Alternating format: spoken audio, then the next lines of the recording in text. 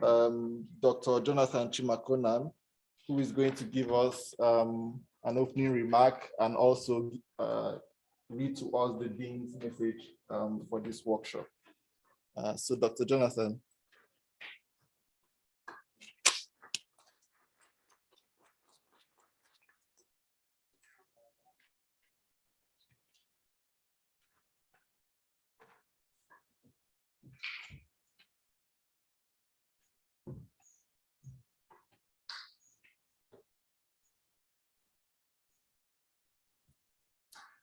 All right, thank you very much. Welcome once again to this workshop. We are happy to have all of you from the universities across the country and even beyond. Part of the intention for putting this together is to enable us to understand more deeply what decoloniality is. And the ramifications that it can have in different places, different fora, like home education and what have you. It's been something that's been present in the media as well as in popular academic discussions, not only in South Africa, but around the world. And it's been so in South Africa since 2015 when students protested Rhodes Must Fall and other protests associated with that since after that. So but one question remains in the minds of people, including those who advocate for decoloniality in the country and elsewhere, and even academics who publish learned papers on the subject. What exactly does it mean to decolonize? What exactly does it mean to decolonize? There are many things you see in literature out there, people pontificating and saying some wonderful things about decoloniality, its values, its importance, why we should decolonize. But one thing remains a factor.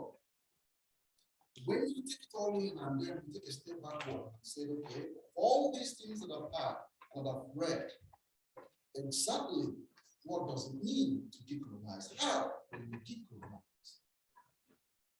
It's a serious question, and it is one that researchers have not ultimately preferred a clear answer to. And a number of researchers in the decoloniality research group have been working on that for some time. We have been presenting papers around the world, and we think we have found an answer to what it means to actually decolonize. And part of that is what we are going to share with you in this workshop. But more specifically, we are going to introduce you to some of the methodologies we consider to be decolonial in structure and shape. So you are fortunate to be in this workshop, and we are happy to have you. Before we begin, permit me to read an opening message that the Dean of the Faculty sent to me last night, which I shared with you. Well, since this program is recorded, I think it's important that I read it as well. So he wrote, message of welcome and support from the Dean of Faculty. On the occasion of your important workshop on decolonial methodologies and the humanities, my heartiest congratulations to you and the formidable assembly of speakers. My warm welcome to each of you. I am very sorry for being unable to join you at this conference and conversation.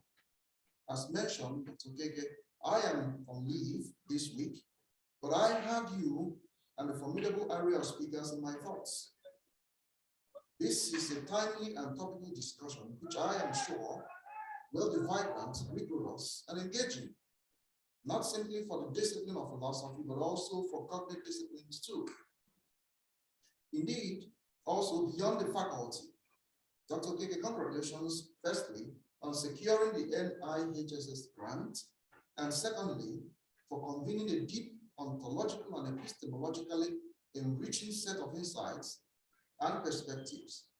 Your program and topics are intellectually inspiring and innovative.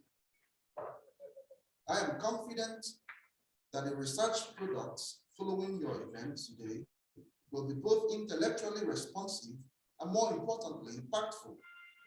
My best wishes to you and the participants for today for great success. My warmest regards, Professor Vasu Reddy, Dean, Faculty of Humanities.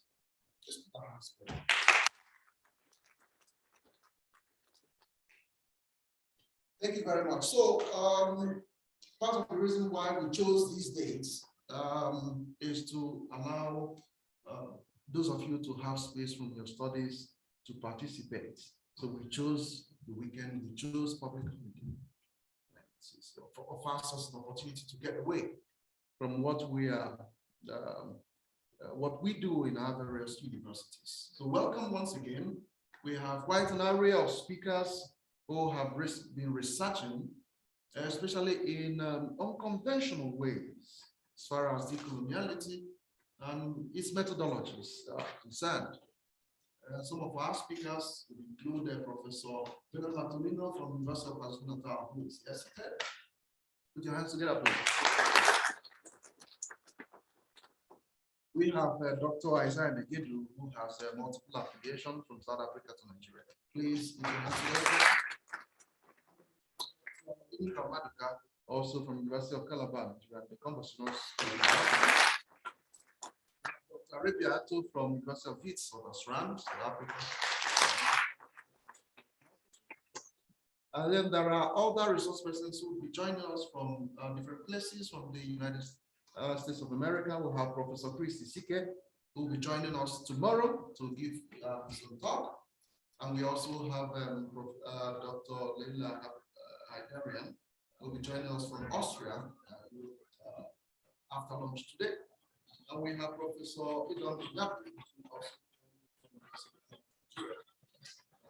Professor Fainos Mangena, who make up the array of young, vibrant, and active researchers through the ideas that we wish to share with you in the course of the next 2 days. Thank you very much and welcome once more. I will begin this conversation with my own lecture. So you can clap now.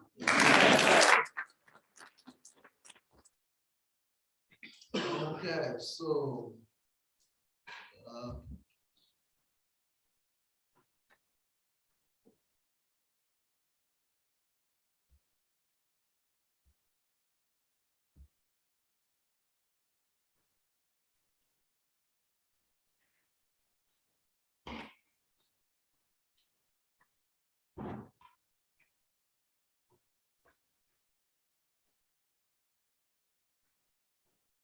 so I think that's fine.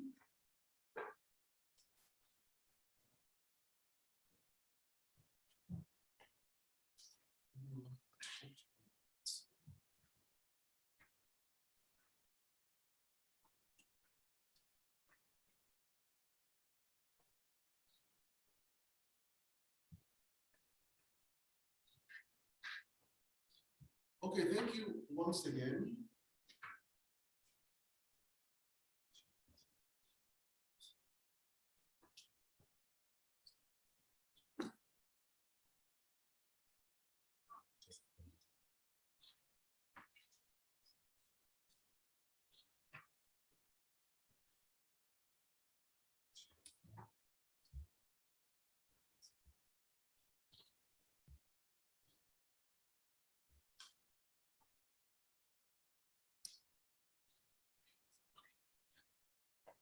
Okay, so thank you.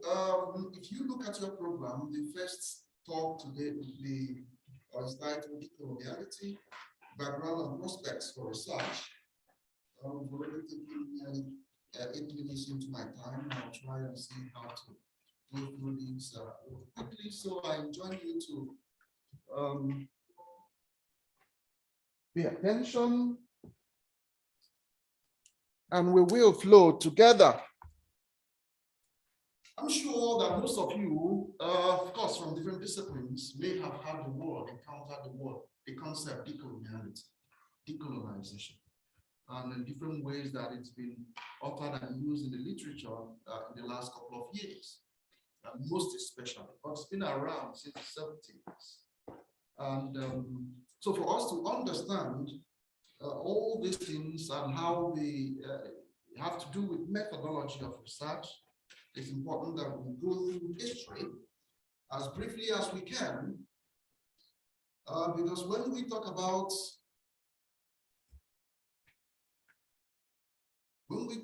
decoloniality, that's another word that comes to mind, coloniality, right? Decoloniality is taken to be a sort of a program mounted to dismantle coloniality, right? But what is coloniality? To give you a fair idea of what that is, coloniality actually is an intellectual program, all right? It's not the same as colonialism. During colonialism, people from powers in Europe were present in different countries. They went to colonize, so to speak.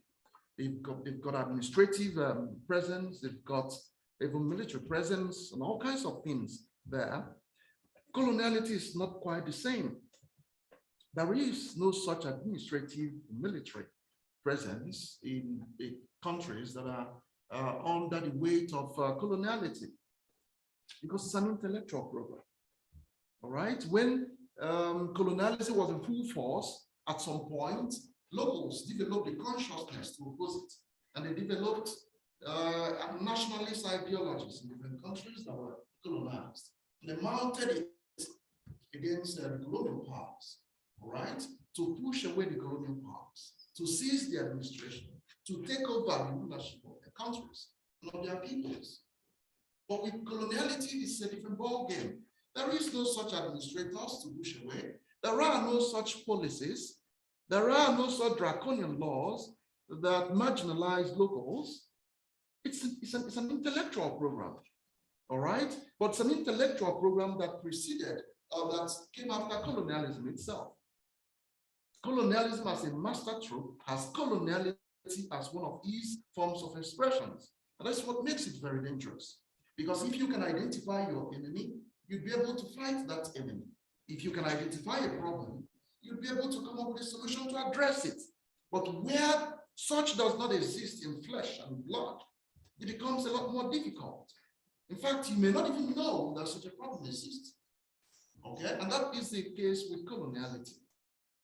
A concept that came into force in the 80s and then was popularized by a Peruvian sociologist called Aribiah Attoe in the late 80s and the early 90s. Okay, but what is the historical background of coloniality? It's important because at the end of the day, you might just realize that one way or the other, you have been a victim of coloniality without knowing it.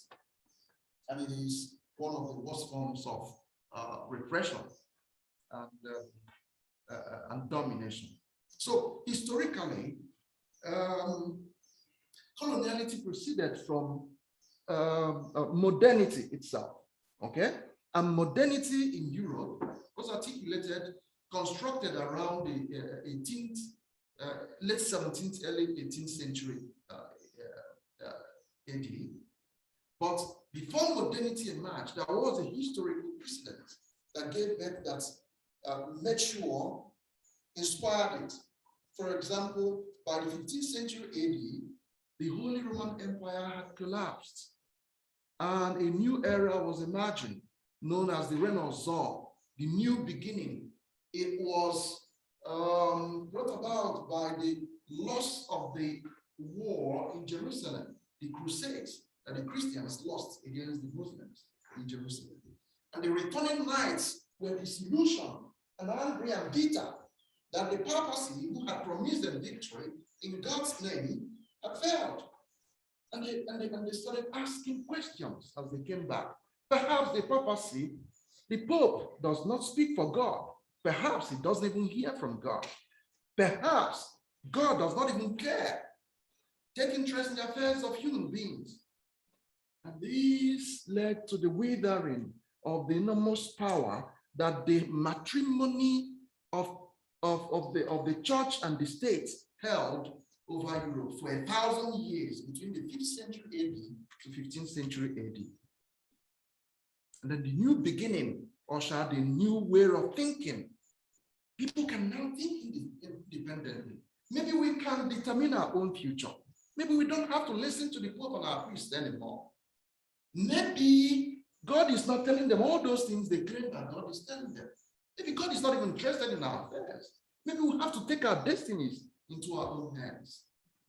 And that brief moment of Renaissance gave birth to the Great Enlightenment, the era where the tool of reason was recentered as the ultimate tool of inquiry. And it displaced faith. And then the method of empirical science was brought in to displace supernaturalism. That was the Great Enlightenment, the age of reason. And a lot of things started happening immediately, following the dark ages of 1,000 years, when the church repressed free inquiry, sent scientists to prison, to the dungeons, to inquisitions, tortured and killed many.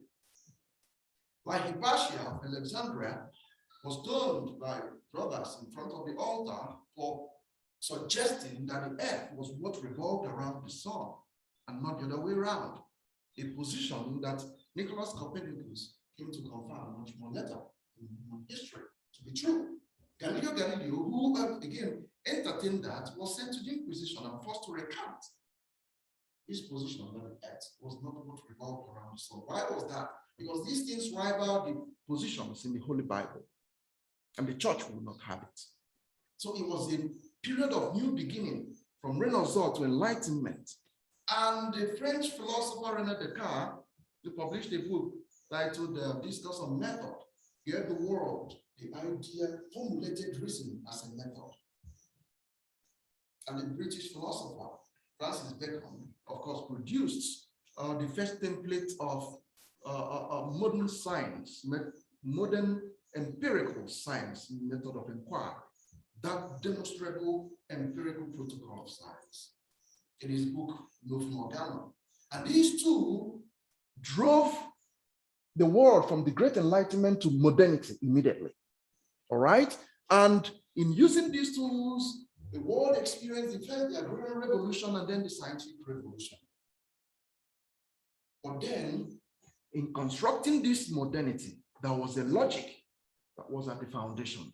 Descartes' method of reasoning was grounded on two-valued classical logic formulated by Aristotle in the 3rd century BC. The same goes for Francis Bacon's method of empirical science.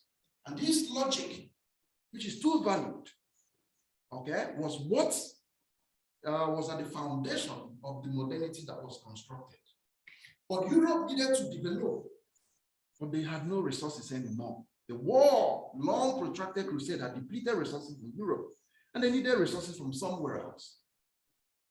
And you can't just go to Africa, or go to America, or go to Australia, or go to New Zealand and take resources, people's resources, and walk away just like that. They're not going to face opposition. And because they had more firepower, they had more arms, they had to take it by force.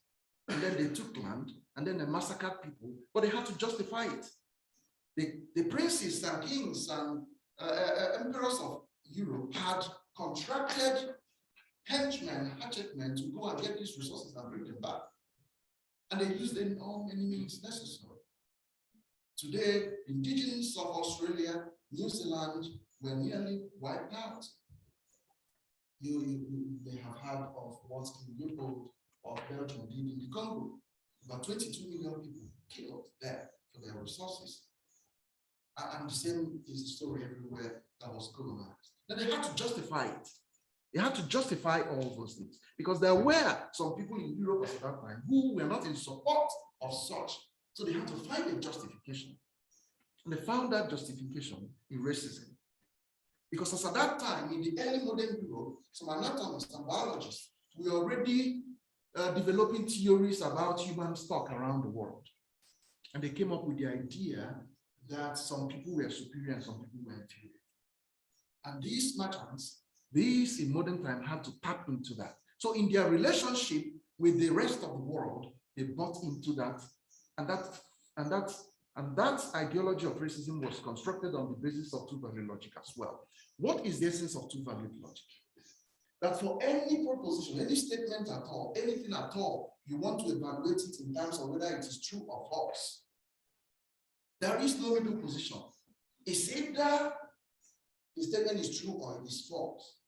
it is either your friend is good or your friend is bad. It's a two-way thing. And one is up and one is residualized. If you're said to be good, it means you're highlighted. If you're said to be bad, you're residualized. That is what it means in terms of truth and falsity dichotomy. That was the logic behind the theory of human stock in the early modern Europe. That was the logic at the foundation of the construction of modernity that led Europe at that time to look at those they encountered in different places as inferior. Truth, false dichotomy. It's divisive, it's polarizing, it's dichotomizing. It's a logic that highlights one side and residualizes the other side. And that was the logic that lies at the foundation of colonialism. First racism, and then you have slavery, and then you have colonialism. When slavery collapsed or ended, they had to devise colonialism. Okay, let's go now. Since you say they are human beings like us that cannot be enslaved, let's go and teach them civilization. Let's go and civilize them. All right? And it's them logic. Because that logic does not allow one to see the other as equal. You are residualized if I am highlighted. It's a two-valued logic. It's a terrible logic. And it is the logic at the foundation of the master tropes of colonialism, like cultural imperialism, like neocolonialism, and ultimately coloniality. When colonialism ended, the master tropes started evolving and emerging. And coloniality was the worst of it. So, that two-value logic, the classical two-value logic, is the logic of coloniality. It is the logic of modernity, the logic of colonialism, the logic of coloniality.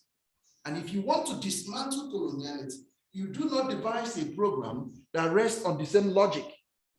It can only scratch on the surface. It won't get to the bottom of things.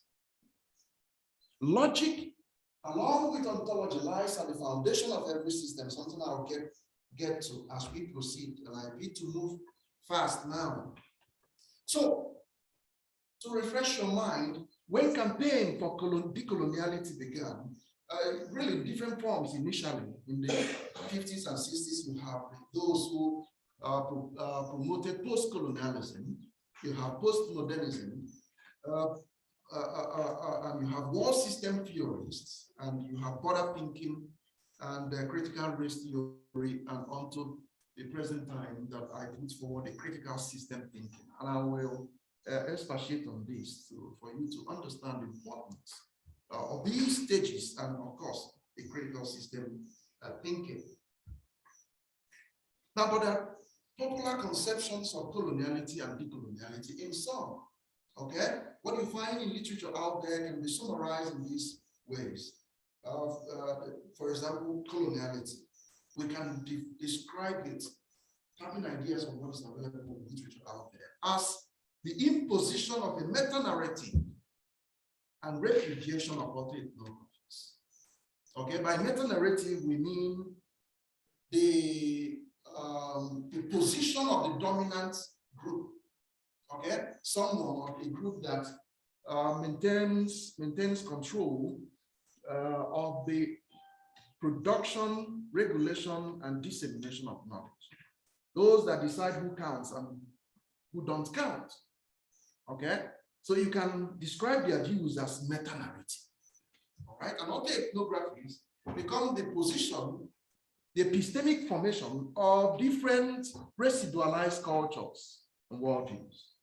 All right, so coloniality will now become an imposition of a meta-narrative and repudiation of autoethnographies, the epistemic formations that different cultural groups have, discard them as barbaric, bush, uncivilized. And then you sell your own cultural apparatuses, you sell your own worldviews, you impose it, okay, to people. So coloniality can be generally, roughly conceived this way. And decoloniality, we consider its opposites or nemesis, repudiation of that meta-narrative, all right? But again, an imposition of autoethnographies, You notice something here. There is an imposition in both. So decolonialists who are scratching the surface of the subject are fighting against coloniality with a view to imposing their own autoethnography. Why is that? Because they are constructing those programs on the foundation of two-value logic. Two-value logic is about marginalization. It's about highlighting one and residualizing the other. It's about promoting one and discarding the other. So if you employ that logic, your program will inevitably take the same structure of the same program you want to discard or dismantle. Okay? So if you succeed, it will become a new coloniality, not a decolonial program. And that is a problem with a lot of ideas that you have there that decolonialists have put forward. But why is that the case? Because the leading scholars and thinkers on the subject of decoloniality from the 70s down to the modern time are largely sociologists, anthropologists, area studies specialists. Very few, it is even now that philosophers are trying to join them. And logic has its domain in philosophy.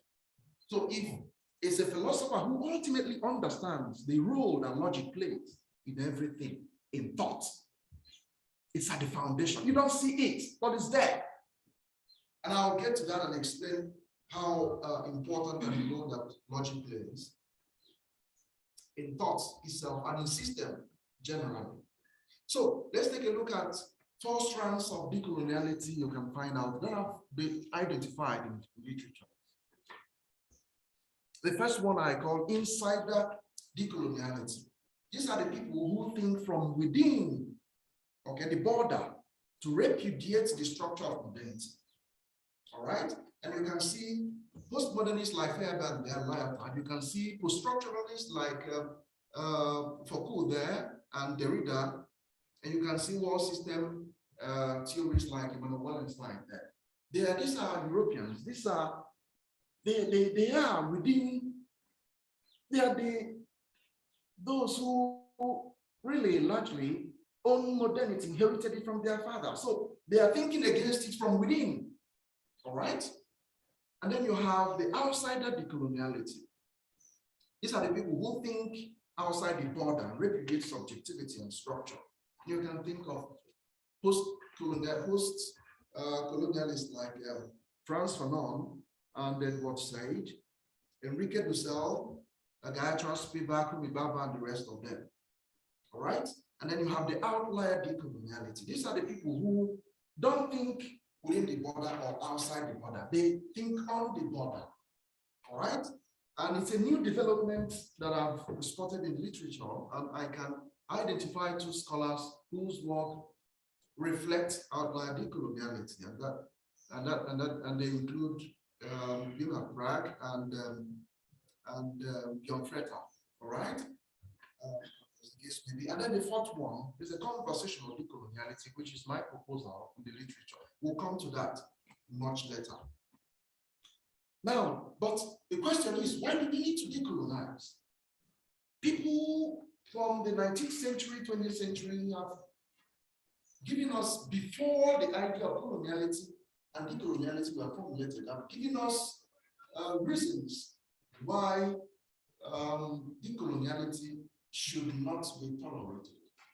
And I'll give you mention a few of them. W.E. Du Bois, the American sociologist, in his book of 1903, Souls of Black Folk, tried to describe the experience of the African in America, who is told that his culture is barbaric and bush, and if he is to be civilized, he has to emulate and imbibe the cultures of the European. All right? And he believes that, and he begins to abandon his culture and begins that striving to emulate the cultures of Europe, to become a European, to shed his skin and become a European. And then he gets somewhere, he's stuck. And Du Bois describes that as a two-ness, double consciousness. On one side is the consciousness of the African, on another one is the consciousness of the European that tries to tear him asunder, tear her asunder, every moment of their resistance. It's a terrible way to live. You're no longer African, you're not an European. You're stuck in the middle. And the Belgian philosopher Placide Tempels used the language, the French word évolue to describe that. And Colin King used another word, the déracinement, to describe that. You're stuck in the middle. You are in a cultural limbo.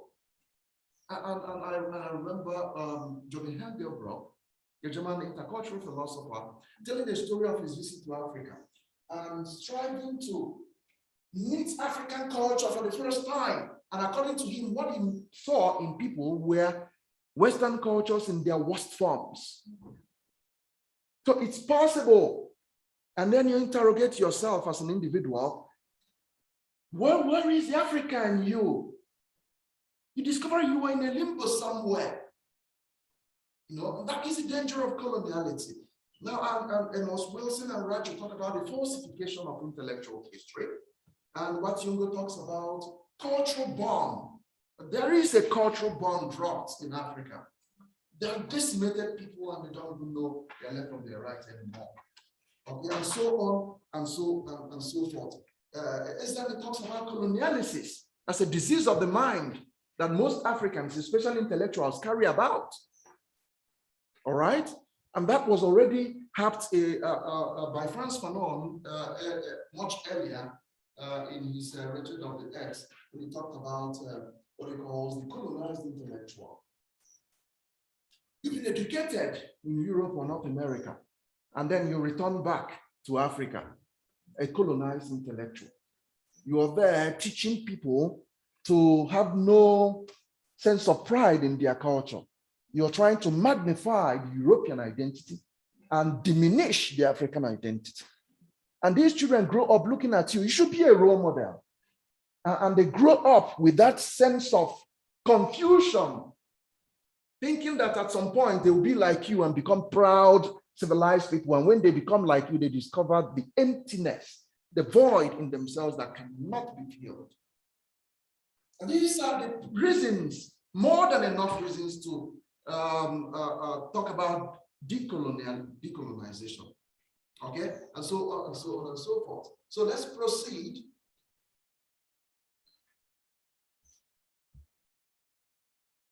So in sum, we can think of decolonizing because coloniality promotes difference because of the two-value logic. It promotes difference as inferior. All right? But difference does not translate to inferiority. It translates to variety. And variety is the seat of identity. You are who you are, and I am who I am. That's beautiful. All right? A situation where I say, okay, I am who I am, and that is what everybody should be like. You're not like me, so you're inferior. That is what coloniality promotes. And then we should decolonize in defense of difference. There's nothing wrong with you being different. It's beautiful, it's fantastic.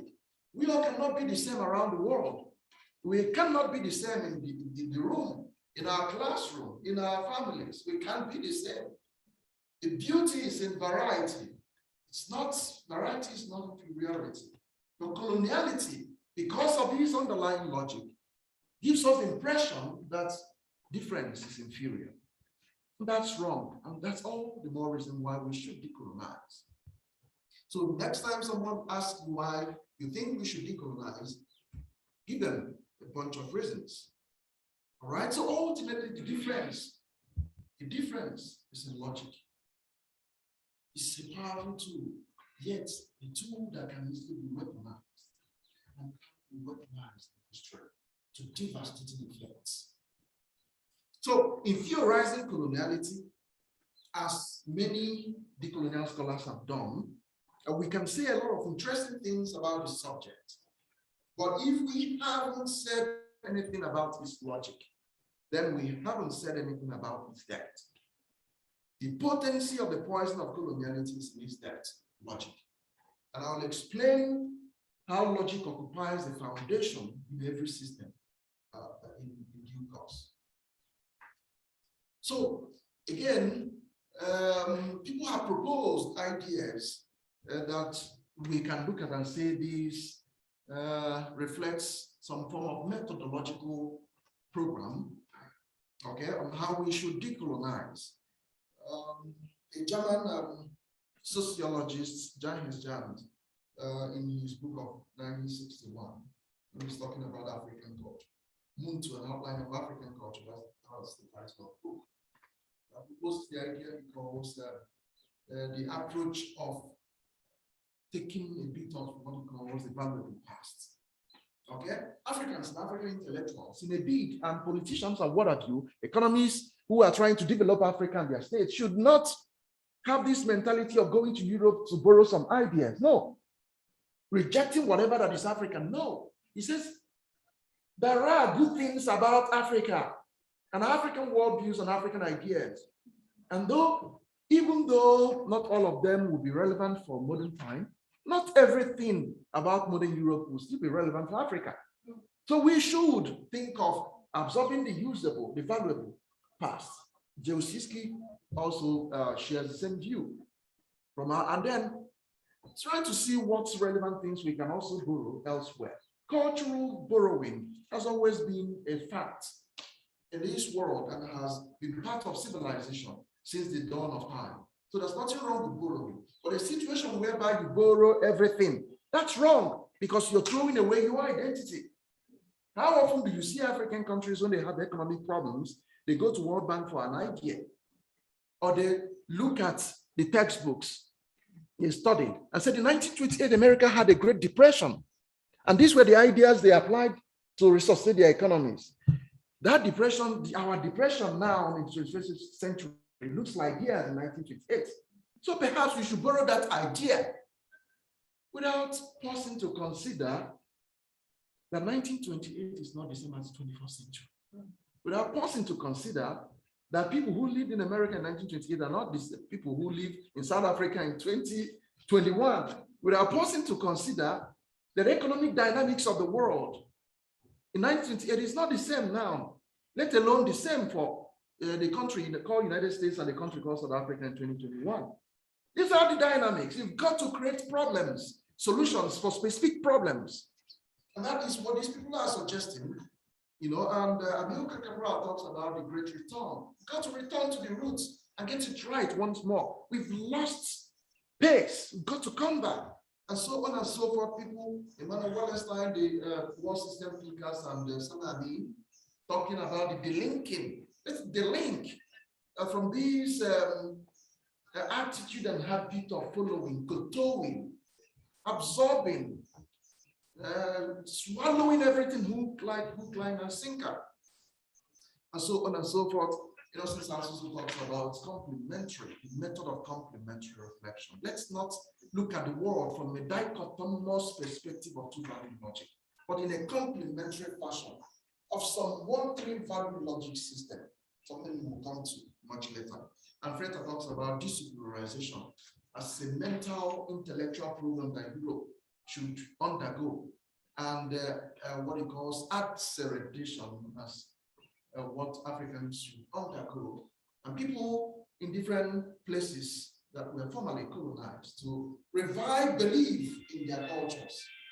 Okay, so ultimately, coloniality is a master trope of modernity, and the logic is its ultimate cause, just as it lies at the foundation of all forms of master tropes of modernity. Nowadays, we talk about many of them, as you can see there. So let's talk about this cause, this logic in question. All the principal tropes have their sources in the logic that undergirds modernity, the logic of difference, the two-valued logic, where difference is interpreted as inferiority. It's a logic that promotes binary opposition, in which there is binary inequality. There are two things opposed to each other, out of which one is superior and one is inferior. That's what that logic highlights. It's a logic that justified racism, promoted slavery, justified colonialism, and continues to lie at the foundation of coloniality, the intellectual program that is decimating all of us, from South Africa to Uganda, from Nigeria to the Congo. to the Philippines, to the South America, and what have you. It is an ultimate weapon. Let's have a small demo to show you how this powerful tool that is invisible can actually become very powerful and can be weaponized. Look at what is at the left side. You see the table at the left side, you see the true, you see false, you see what's below them. Okay? So in gender dynamics, you have man, you have female.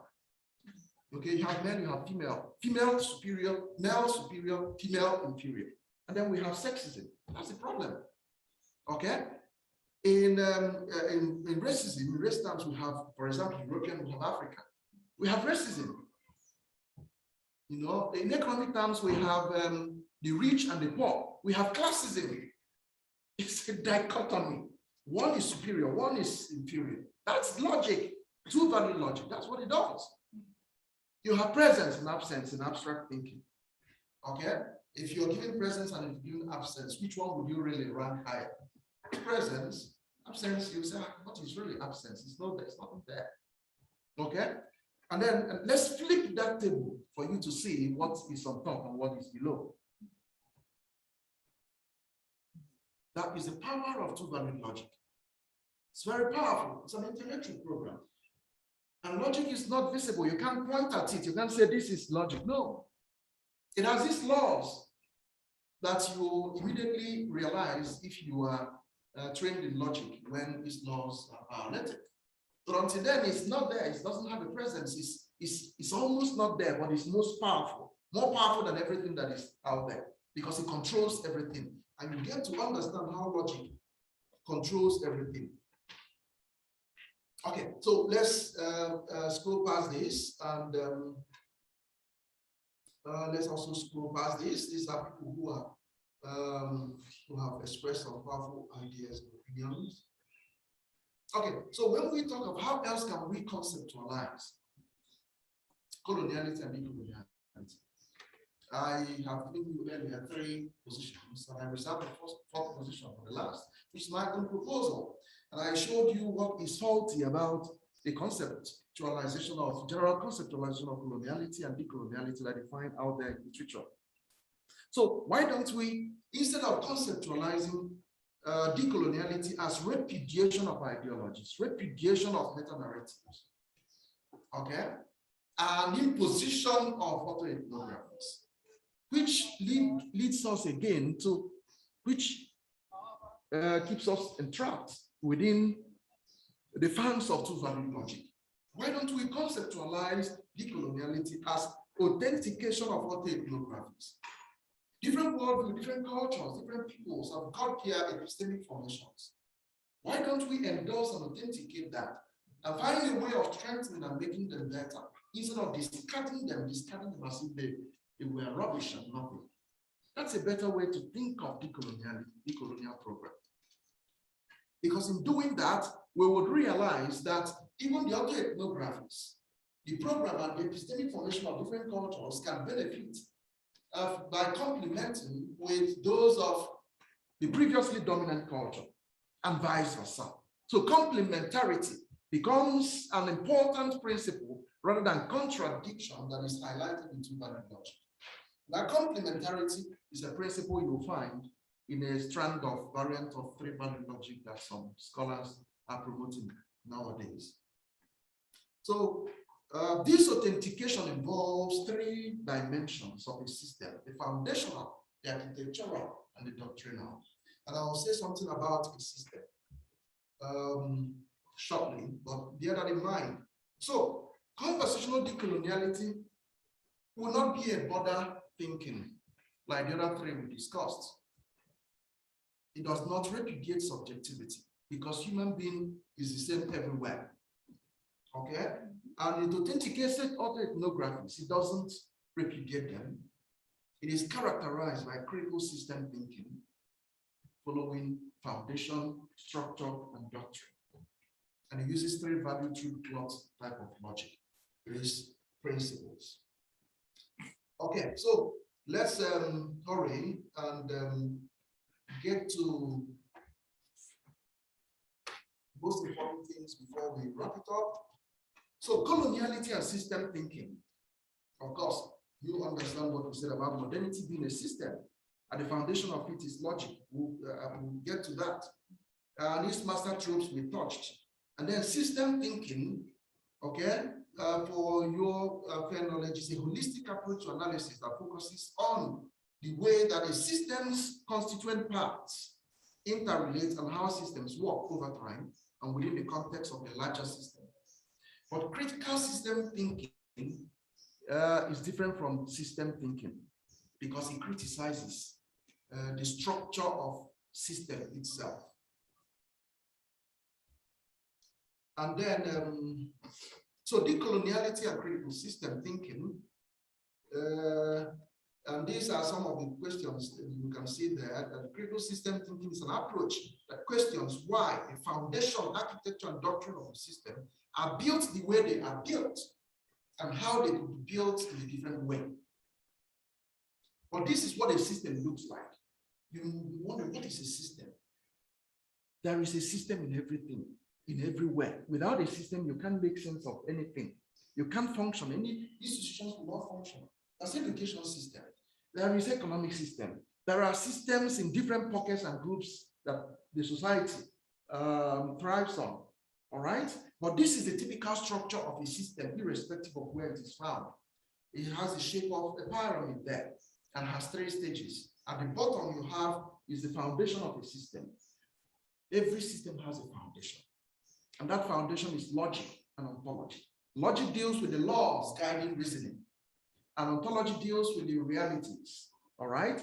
Whose relationships are guided by the laws of logic. Both of them rest at the foundation of a typical system. Or both of them are methodologies. Every system can only have one logic, but a system can have multiple methods. And what are methods? These are different ways of applying the laws of that logic. Different ways of applying the laws of that logic.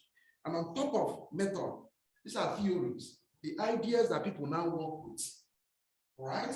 Usually, people don't see the foundation in every system. They don't usually see it. You know, few point at the method. How do we do this? Whenever you ask that question, you're talking of method, all right? But then what about doctrine? Those are the ideas you have decided this is what we are going to do and apply, the theories. And they are ways of organizing ideas along the lines of any specific method that one has chosen for any project at all. This is a typical system. And modernity, coloniality, rests on the foundation of two-valued logic that bifurcates reality that ontology represents into superior and inferior. And these are some of the questions that critical system thinking asks to a system. The first one is a foundational question. The second one is a methodological question. Methodological questions. And the third one are questions dealing with theory. So as we did to wrap it up, let me show you what the foundation, method, and doctrine look like, so that we talk about the purpose of these things for research itself, purpose of decoloniality for research. All right? We want to do research. We have some ideas in mind. We want to extend the frontiers of knowledge and thinking when we want to do research. We want to advance civilization. We want to solve generational and transgenerational problems. We want to develop better techniques. We want to grow and develop the community. These are some of the ideas we have when we want to do research. Okay? Now, what is wrong in taking a step further and looking at perspectives from another place? All right? Decoloniality research is doing that stretching. It's stretching us from that small prison of medical inquiry in all ramifications of life set up by modernity and coloniality. Decoloniality is us challenging us to take a step outside that box and think of other perspectives to extend our frontiers of knowledge to other cultural formations. Contribute to the development, advancement of civilization in different other ways other than what is already known. Okay, solve generational and transgenerational problems that have become perennial by looking at processes from other angles. Okay, develop better techniques.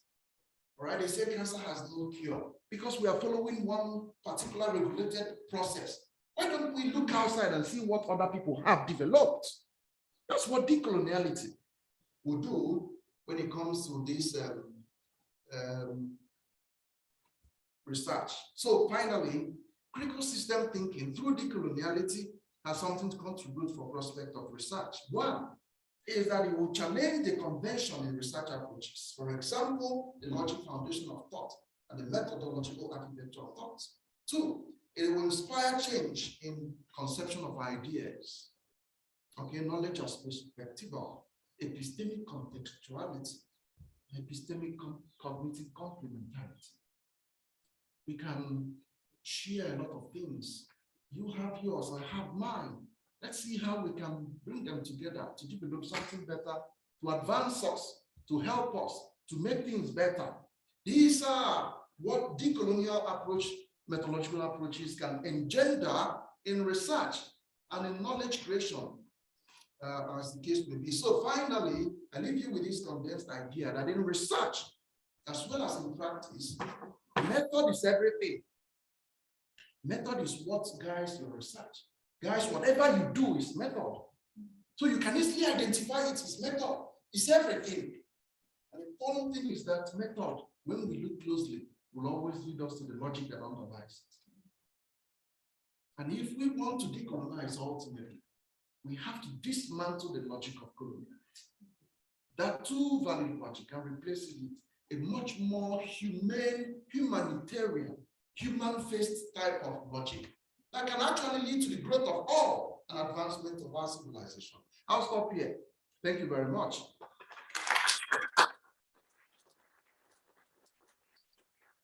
Another round of applause for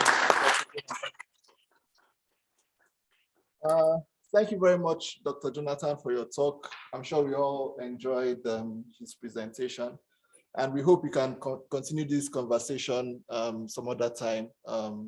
But for now, we would like to take questions from participants, especially.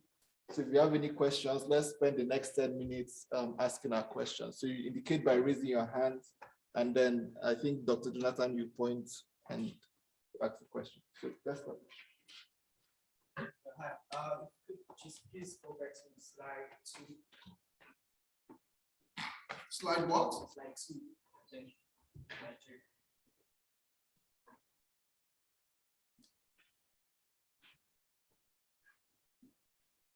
Basically, more than one question. That's okay.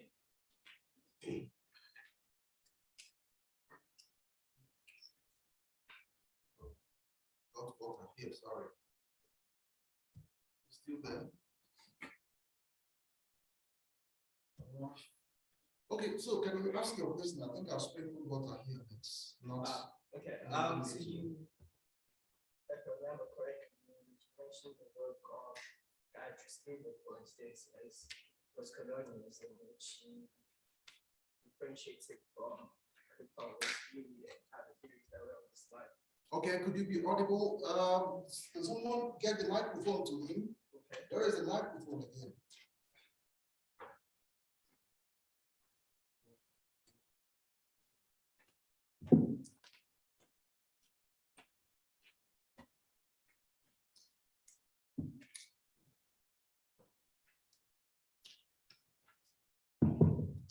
Okay, now. Yes, go on.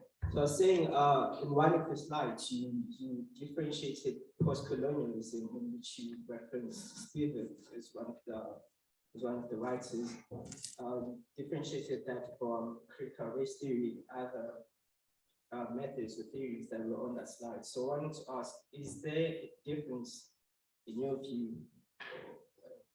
Is there a difference between postcolonialism and decoloniality? And if there is, what is the difference? Thank you very much. Yes, there is or are differences between the two. First, post-colonialism is a reaction to colonialism. All right, it's basically an attempt to project a new worldview that can unseat the harms that colonialism has done. in different centers called places where colonialism took place. Decoloniality is a response to coloniality, all right?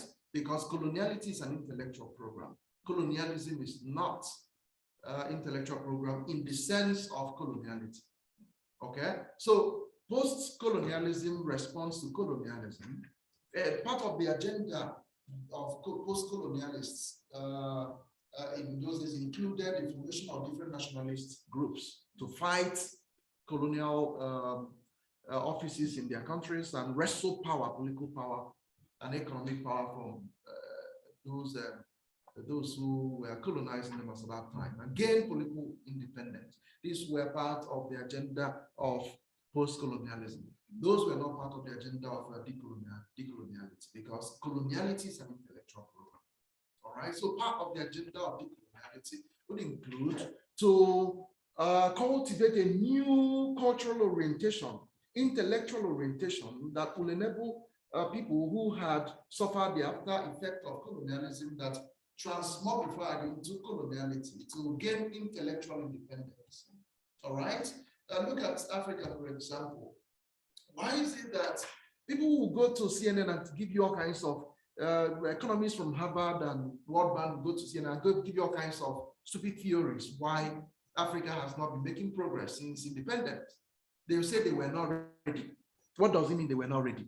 That they did not patiently wait to be properly civilized before taking. That's what it means. Okay, but that's not true. All right. Part of the reason why different countries in Africa and elsewhere after colonialism, we are not progressing as they should. There's the external factor and then the internal factor, and ultimately the intellectual factor.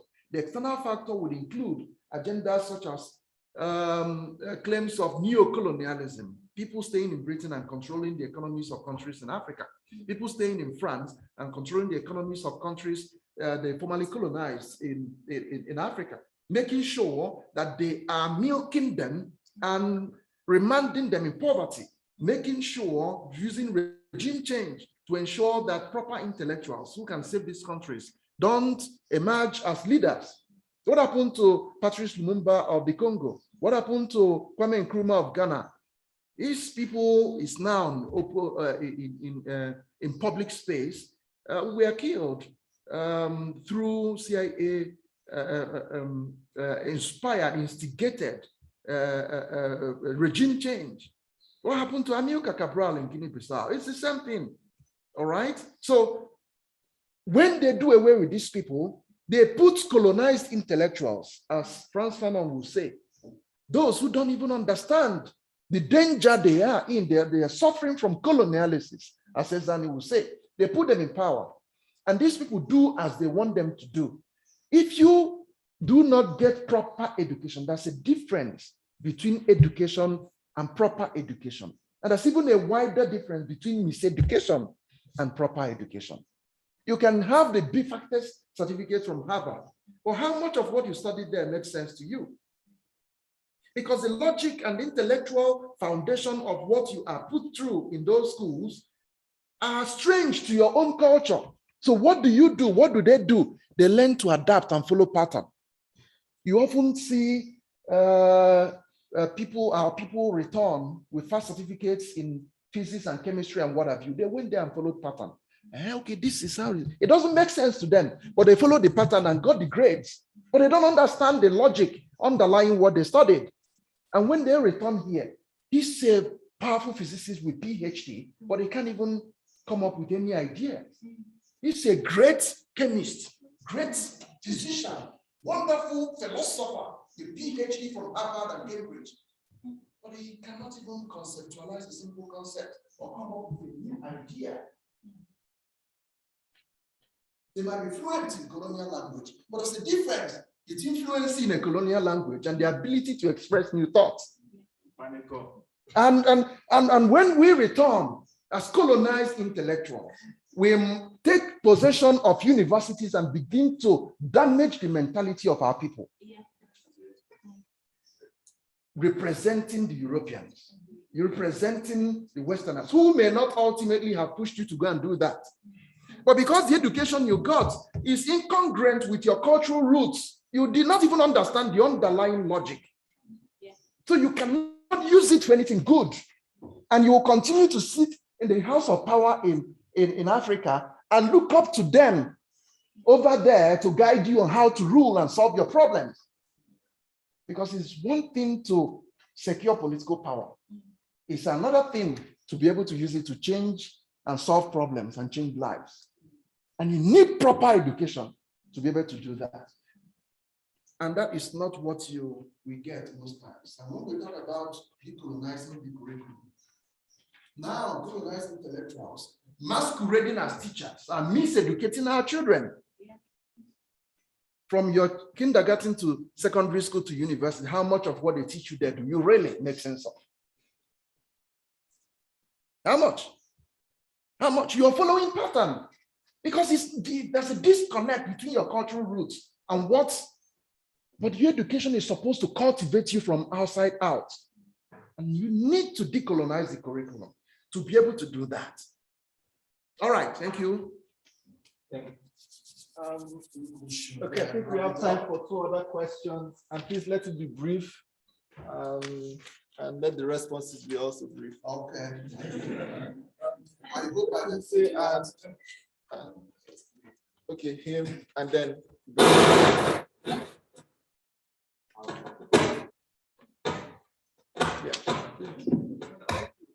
Dr. Jonathan, my take from your presentation is that now we have 2 options. It's important to use the microphone so that it will be able to project to those who are joining us. All right.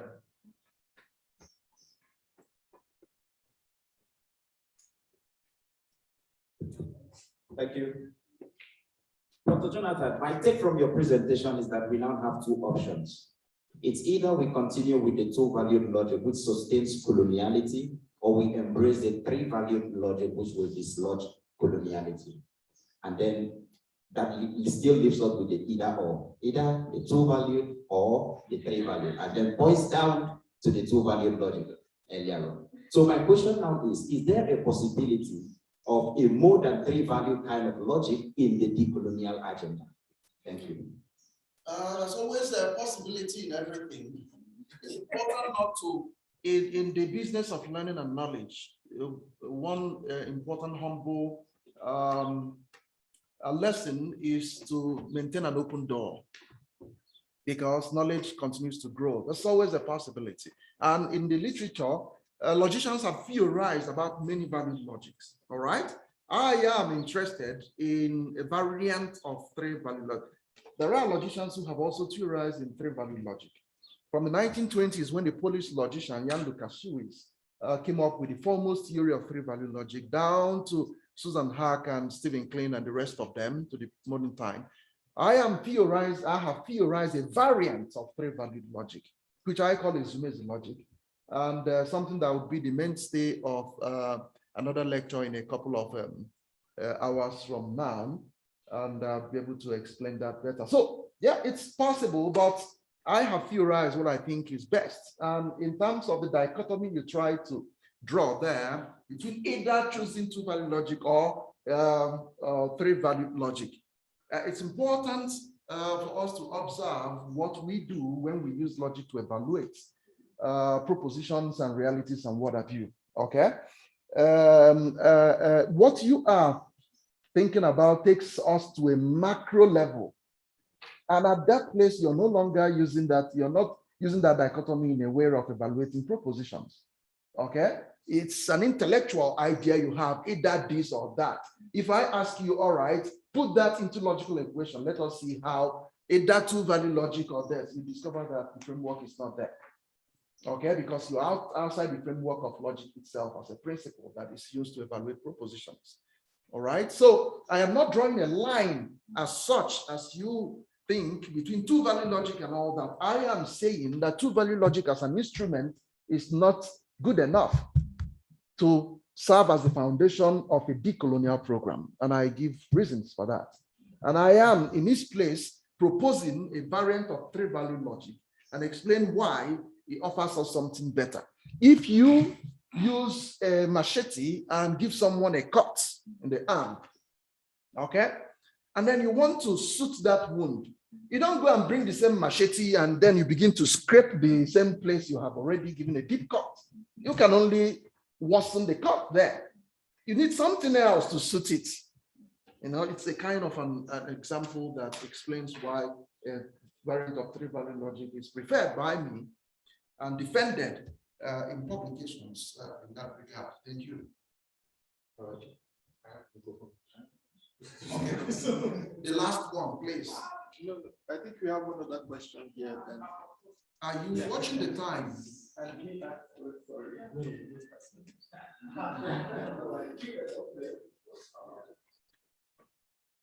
Yeah, thank you, Dr. Jonathan, for the presentation. Thank you. Honestly, I have benefited so much from the approach to the community that we put forward.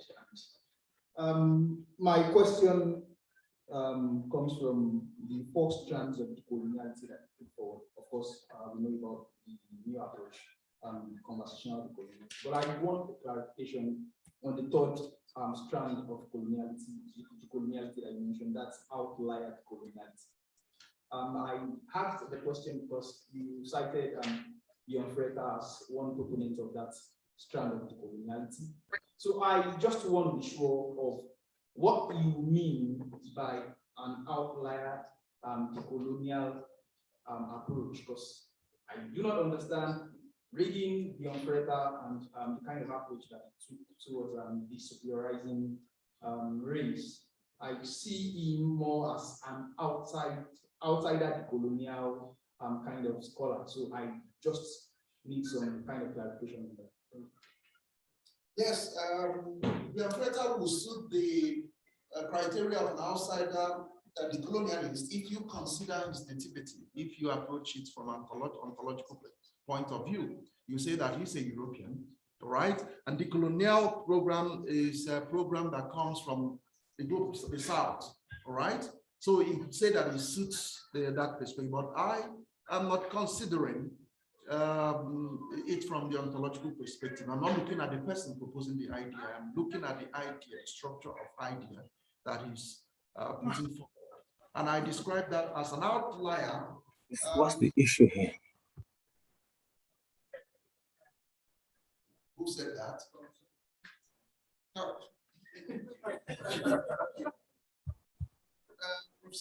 Please, we are, it's not your time yet. Be patient. Okay, so as an outlier decoloniality, remember how I use border to categorize these strands of decoloniality. As an outlier, I take his proposal of desuperiorization and adseridation as something that is not coming from either side of the border. All right, it is something that is rather neutral.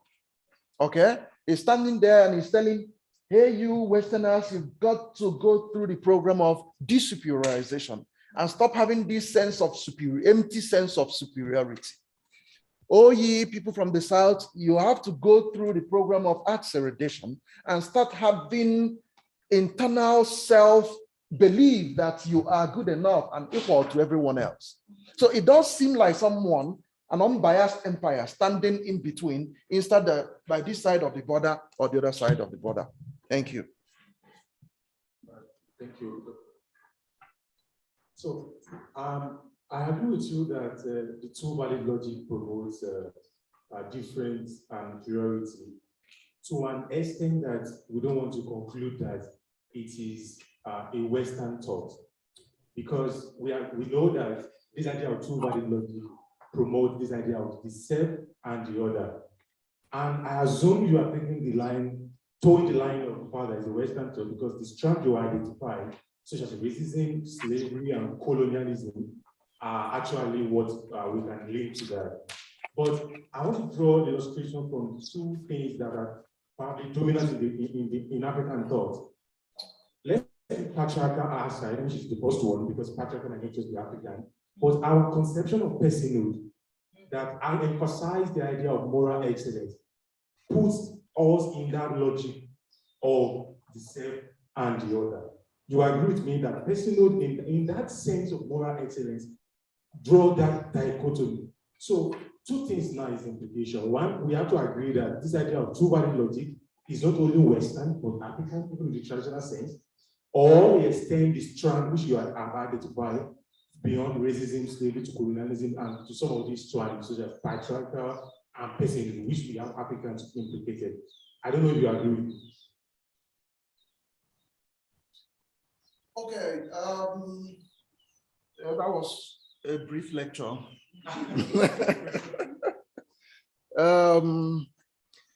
There are a number of things that you have to understand when you talk about concepts like patriarchy and the way it is presented in literature and the way it actually is in reality.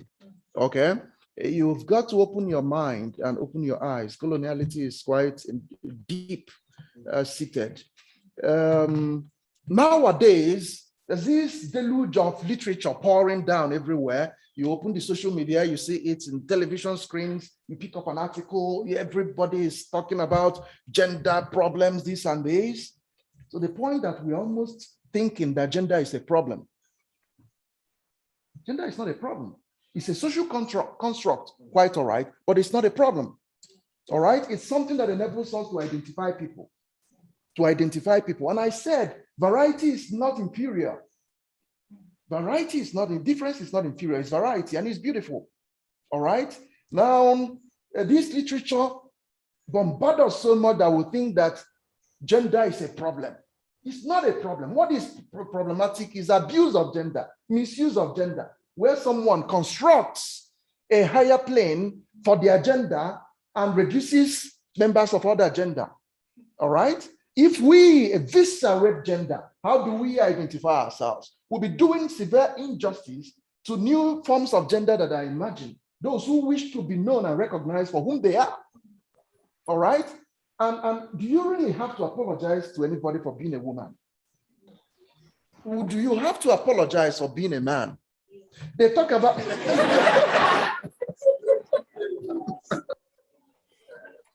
Okay, that's a comic relief. They talk about masculinity as a problem. And what about femininity? Is it a problem? Why is that? There's a lopsidedness in our conceptions because these things are all misrepresented and distorted and poured down to us. It is not everything you read that you believe. It is not even everything you are taught that you should believe. You should not believe anything. It's the age of reason. Subject it to critical question. Use your reason. The most powerful tool we have is here. That's why the cranium protecting it is hard, because that's the most important thing, the most powerful tool. You don't have to give up your ability to think to other people. You don't have to give up your ability to think to your teacher. And you are an adult. You don't have to give up that ability to your parents. You don't have to give up that ability to your preacher. All right? So it's not everything they say to you, say, oh, that's fine. Things are usually fine by their packaging. It's when you open, you now look at the content and you know whether this thing is really worth eating and what have you. Subject these things to question. What is a problem is a bad form of masculinity that tries to marginalize femininity and other forms of gender. What is a problem? It's a bad form of femininity that tries to marginalize masculinity and other forms of gender. These are the problems. Okay, patriarchy in Africa. Some cultures are patriarchal, some cultures are matriarchal. It is how cultures are set up around the world. And that's what works for these other cultures. If I come from a patriarchal culture and I get to people who practice matriarchy and I criticize them, how wise am I? Now, those people, if they believe me, it is because they've lost confidence in what they have. The problem is when in a patriarchal system, those who identify as males now use it as a weapon against other forms of gender. And it's important that we have division of labor in the family. Okay? And you talk of the African idea of personhood and all that, which has now been articulated in different ways. One of the someone has contributed immensely to that debate is here, Bernard Martolino himself, and he has his own ideas different from some of the popular ideas out there, and has really mounted tough criticisms to some of the most important and powerful proponents of personhood. Okay, let us all be careful to understand when we are dealing with a westernized African forms of knowledge. Okay, and all that. Thank you. I think we should stop it here so that we can take other presentations and save us some time. Thank you very much. Hello, Dr. Chimakonam. Yeah, Professor Inyabri, it's not your time yet. Okay, I just want to be sure I'm being heard. Okay, you are being heard. Now say good morning to our participants. I can't see my video. I don't know if there's something wrong with my video or it's from your end. No, you can't see. You can't see. You see your friend. Okay. Whatever that is, I'm sure we can resolve it. Okay. But can you see the slides that I'm sharing? Let me see. I can't see the slides.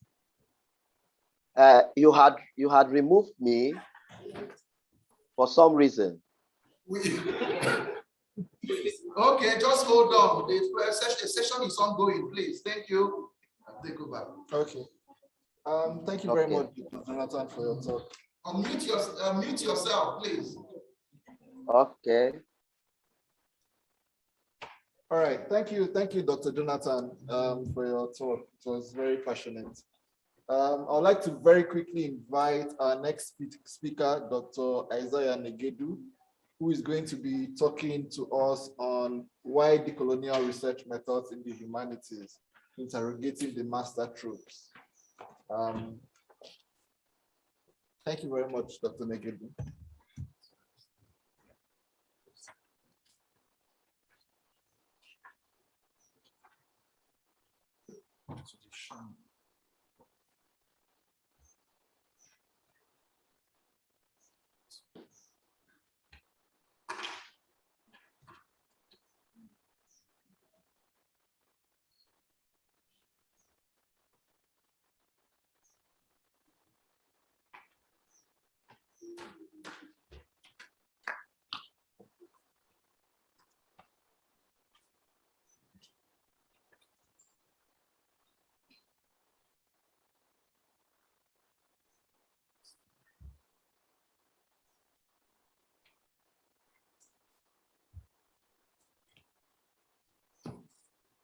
All right.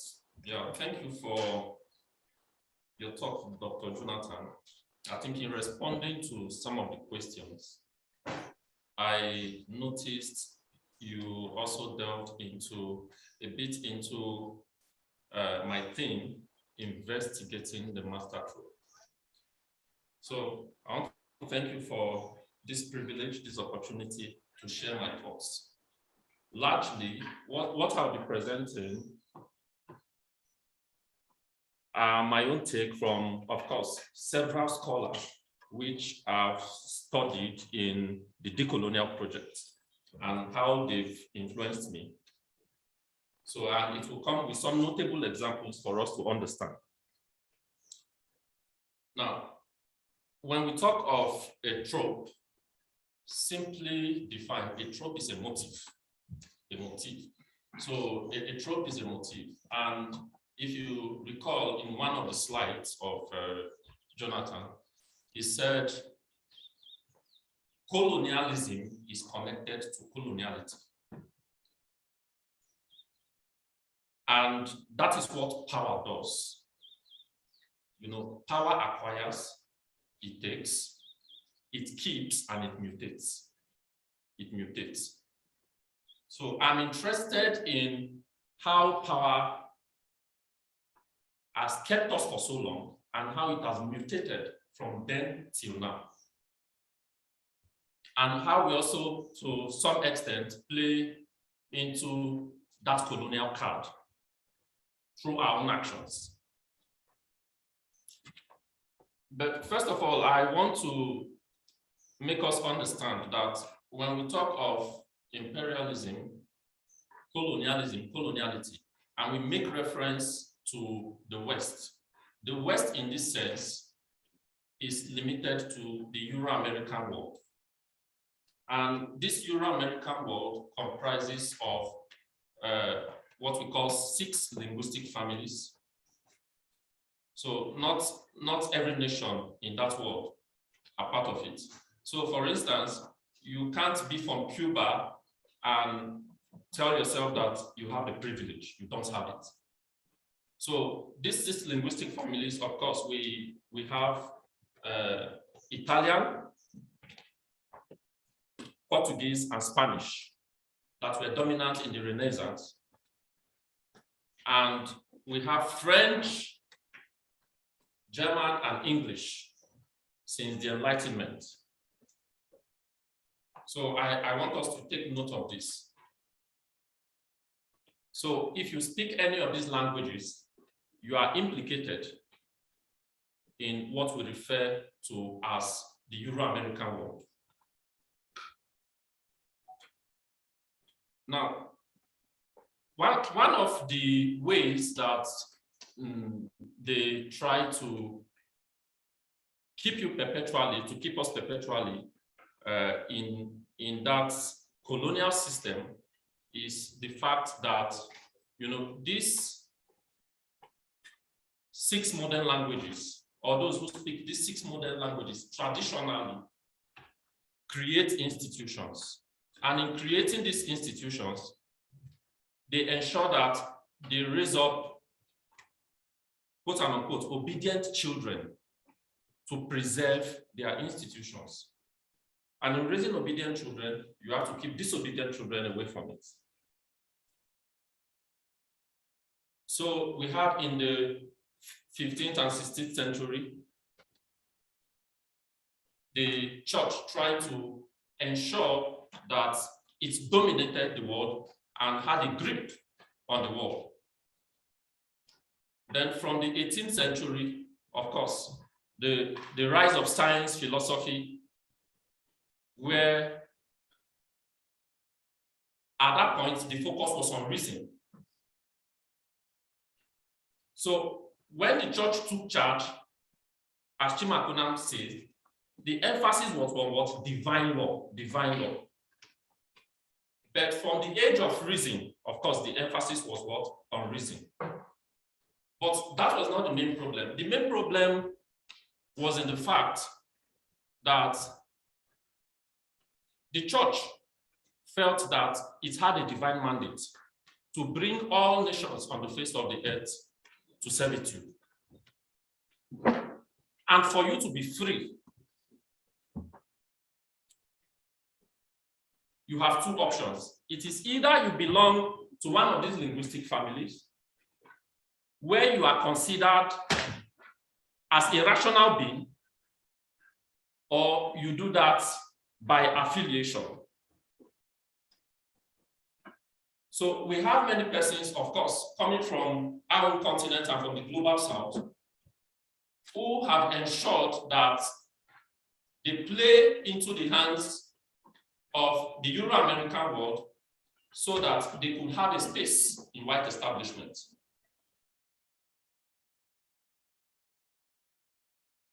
Jonathan made reference to the racist theories from the period of Enlightenment, Renaissance Enlightenment.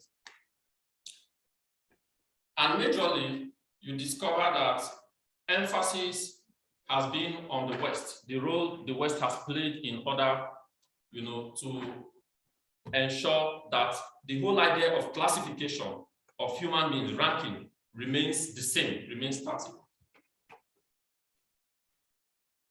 But from our own end, we actually had people who also ensured that they developed and supported these propositions of the inferiority of the blacks over the whites.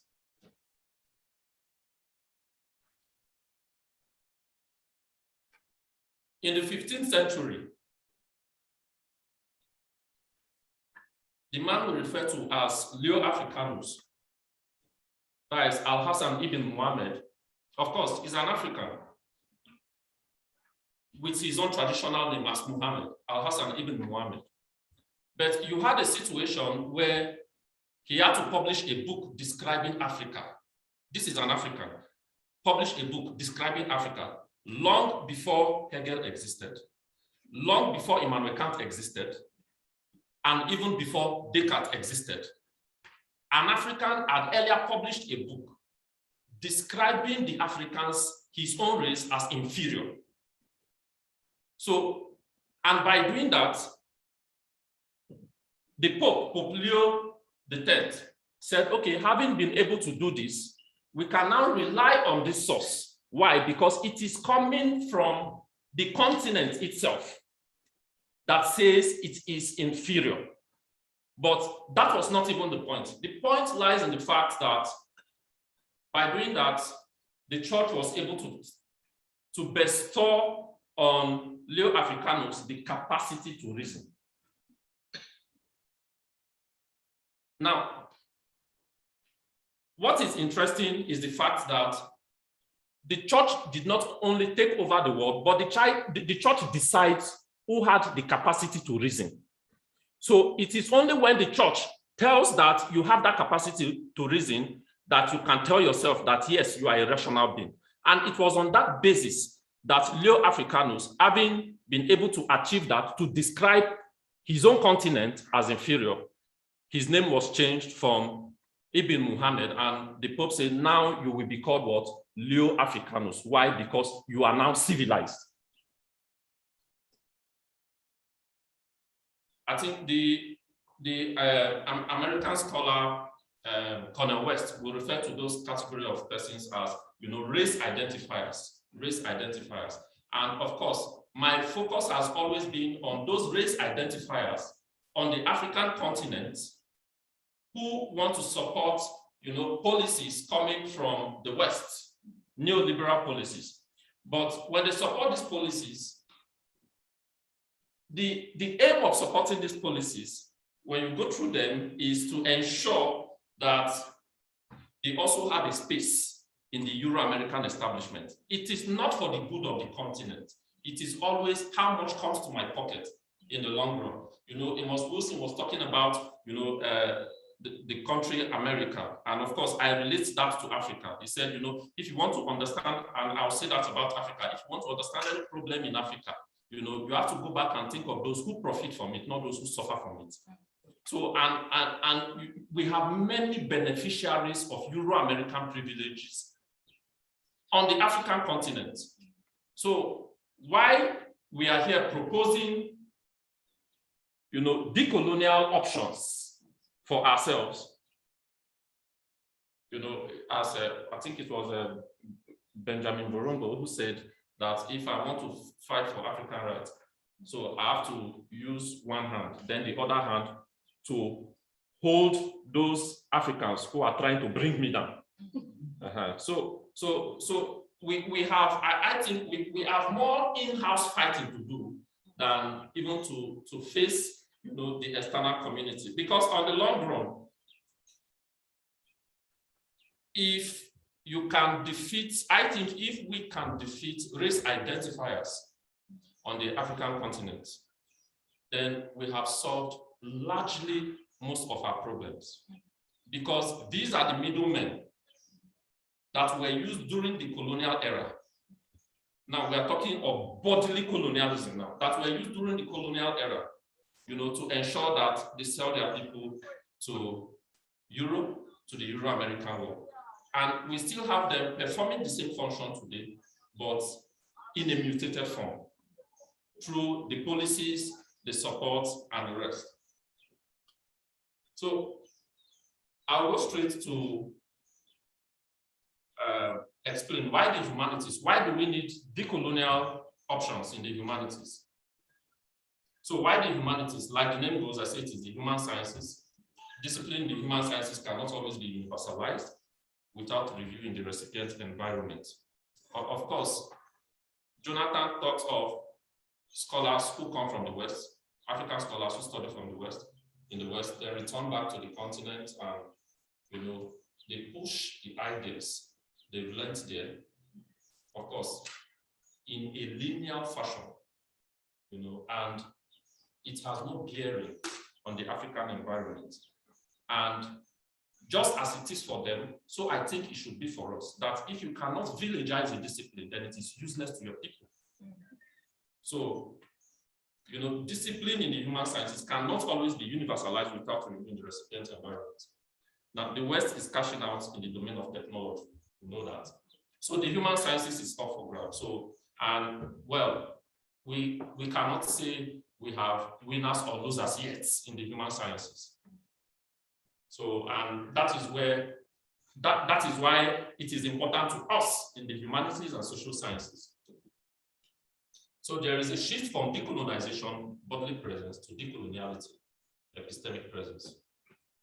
So it is in the human sciences that you can better interrogate ideas emanating from epistemological narratives. So why philosophy? Now, the relevance of philosophy to me in decolonial options, someone asked a question on the difference between decoloniality and post-coloniality. Is there any difference?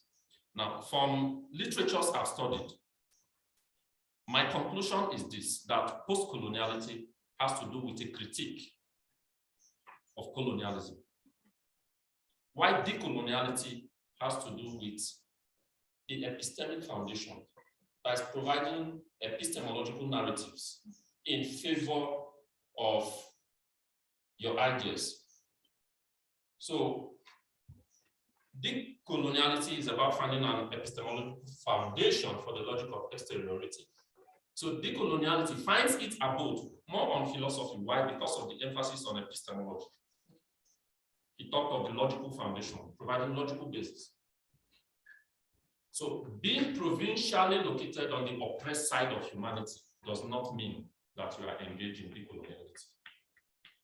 That you are oppressed does not mean that you are engaged in decoloniality. So decoloniality necessarily entails post-coloniality, because it was that critique that led to search for decolonial options.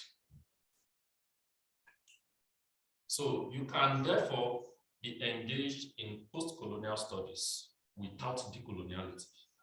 The fact that you are doing one doesn't mean you are engaged in the other. But if you are engaged in decolonial options, decolonial studies, you must necessarily find yourself doing post-colonial studies too. The subject of knowledge. So by my right side, by the left side of my slide, there is a caption there. Europe is a knowing subject and Africa is a knowing realm. Africa does not have the capacity to define. In fact, it has the capacity only for objectification to the extent that it can be studied. So you cannot know, you can only be an object of knowledge. So that is the foundation, that is the basis. So, and we discovered, we made reference to this, the 15th and 16th century, where the church, you know, ensured that for you to reason, for you to have the capacity to reason, you know, you must have a soul. That was the teaching then. And you cannot have a soul unless you are a Christian. So you must have a soul. And you cannot have a soul except you are a Christian. So since Christianity was the basis of having a soul and having the capacity to reason, there was need to bring into servitude people from the global south largely who are not Christians. Because by being able to convert them, then we can give them that capacity to reason. But eventually, when you are given the capacity to reason, it is also subject to the dictates of the master, because he's the one that gives that capacity. And by that, you are only being included in knowledge acquisition. So let's include them. And that is actually the narrative, we have today. When we connect colonialism with coloniality, you look at different theories of development that propose to be liberating the African continent. You ask yourself, how come we move from one program to another and we are still not moving forward? So you have the NEPAD that was supposed to expire in 2015, and what was the objective? To ensure that poverty is reduced. Then from post-2015, you have the Sustainable Development Goals. But when you look at Africa, a continent where their economy has been dollarized, you will discover that we are getting poorer. Because when you go to pre-2015 and you look at what NEPAD actually said they were going to achieve, dollar to naira coming from Nigeria at that point, and it applies to all other countries in Africa. I've checked that for South Africa too. It's the same. In Nigeria, for instance, dollar to naira as of then was just within 117 naira to a dollar. So if you were earning 200,000 naira pre-2015, you were earning about $1,700. But today, if you are earning 300,000 naira today, let's assume there has been an increment of your income by 50%, and you are earning 300,000 naira today. What you are actually earning when converted to dollar is about $700. So it's not even up to half of what you were earning before. So now we have the Sustainable Development Goals, and it claims to sustain what it had begun. So, and the question is, what did you sustain? Because it has actually been in the reverse.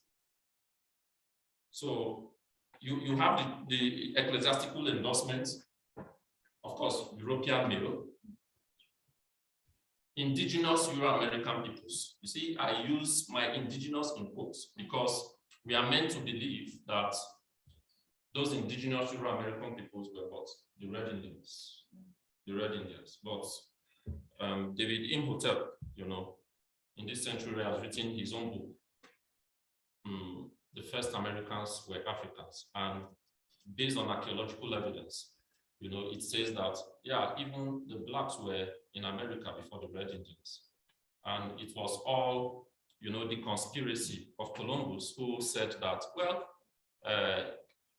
he found himself in America, and for him, he had discovered the country called America. But actually, when he entered America, he actually thought it was in India. So that was the base. So those he met there, he called them Red Indians. So that's why I use my indigenous in quotes, for you to know, oh yeah, we still have context. You can't tell us now from what we have that these people were actually Red Indians, because it has been proven that blacks were there before those Indians. So then we have race identifying universalists. These were the ones I mentioned, where, of course, people like Leo Africanus fall under. The object of knowledge: impure race, European female, colored people, high melanated, black people. So you see, I said before that, Africa is a knowing object, is a knowing realm. Africa does not have the capacity to define, it can only be defined. So, and that is why the object of knowledge, you see all these persons, all this group of persons falling under. And when there is a link there I provided, the problem of colonial science. If you go to the link, you see, a whole lot of take about the fact that what scholars in the West have been doing is that you come to Africa in order to get data, then go back to Europe or America to carry out your analysis. Why? Because Africa is an object of investigation, and it still happens till today. Then we have our own research institutions within the continent. You have communities who support these ideas in the guise of, yeah, these people are coming to do a research and to see how to develop the place. In the final analysis, the indigenous people do not benefit from the research that was a product of the data gathered from them. So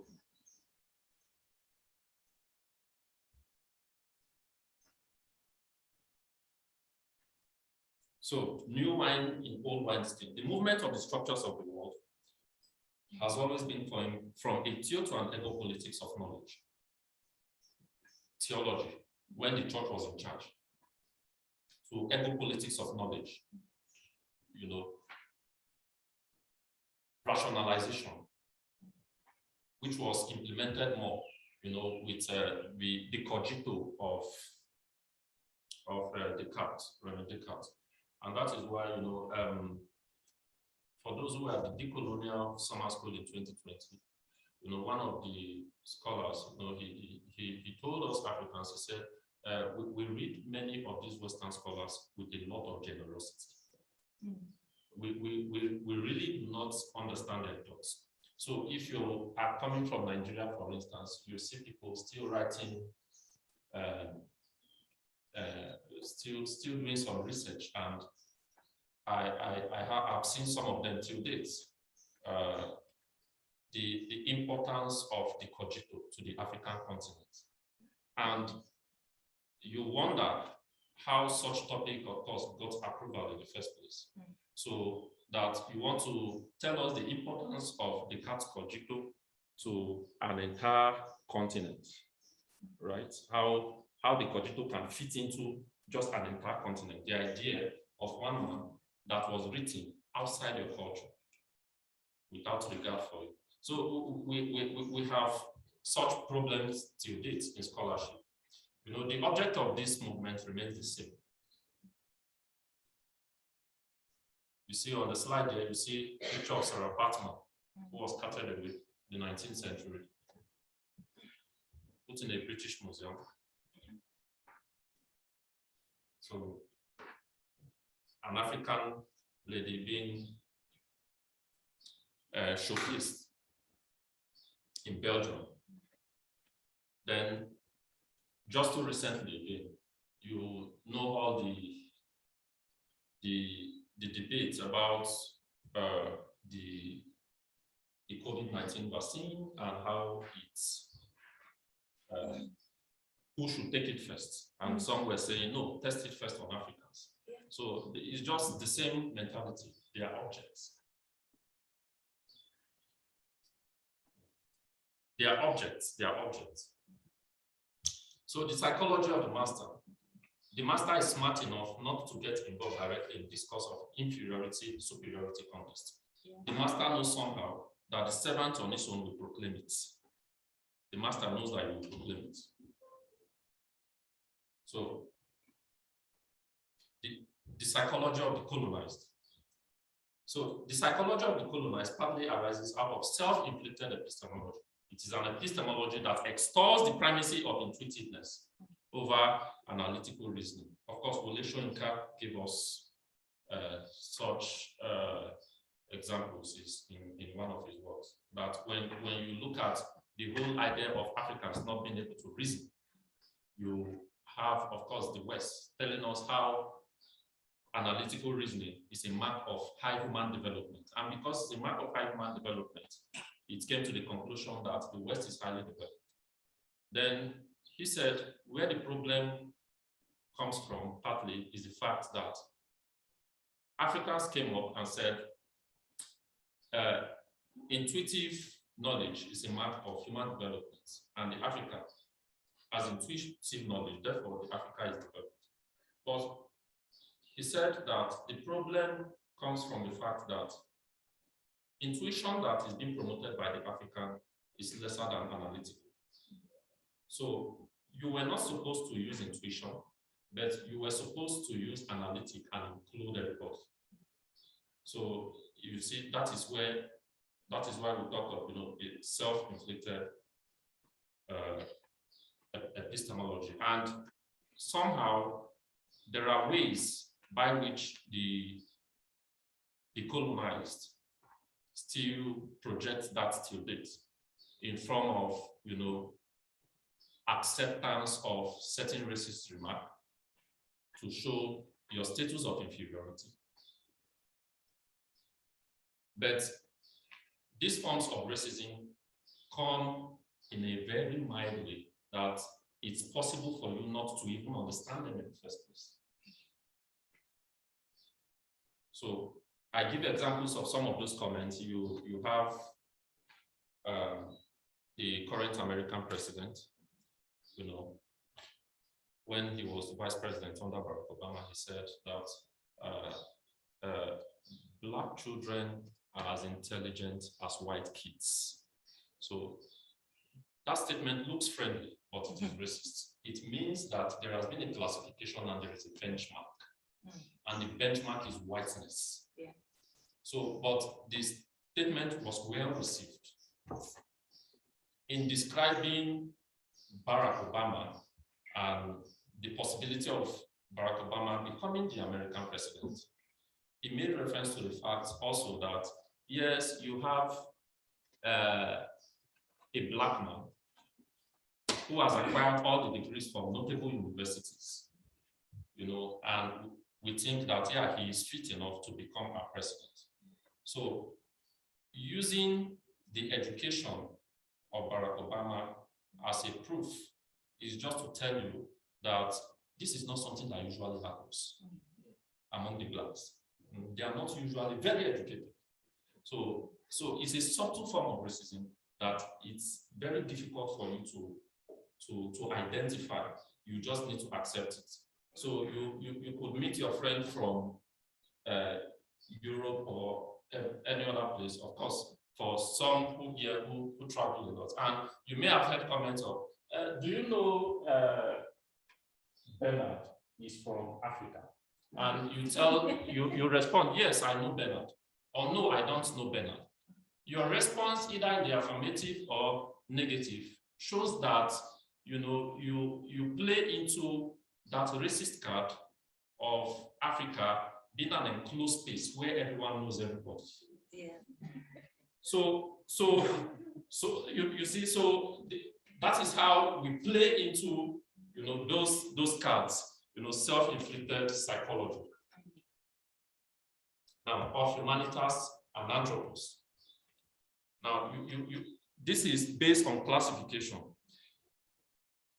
The Euro-American world refer to themselves as the humanitas, while the rest of the global south are the anthropos. Now, the humanitas are the ones that have the capacity to define. They have the intellect. Yes, as anthropos, you can have that, but you can only have that when you are being tutored by the Western scholars. When you are being tutored by the Western scholars. But this is where the power trick lies. The power trick lies in the fact that it is the humanitas that classifies. And he places himself among those that are being classified. So he's the one that classifies, and he places himself among those that are being classified. So, of course, he has to put himself at the top of the ladder, because he is both a classifier and also classified. So he has to be at the top of the ladder. And till today, such ranking systems still affect us. Of course, there are different sites I've put there. When you go to the YouTube site, on GPS, you see Malcolm Gladwell telling us not just in, this is not a research in the 21st century, in 2021, telling us how the ranking system of American universities work.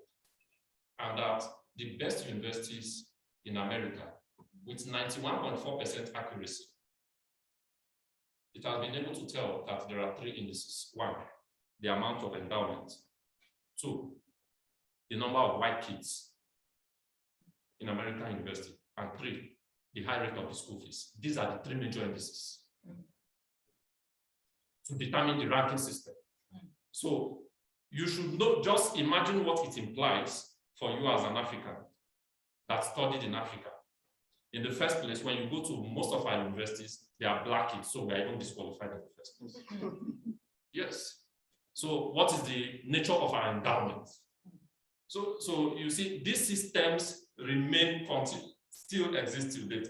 And you have it's good if you have the time, read Angela Saini's work, Superior. She explains how it works till date.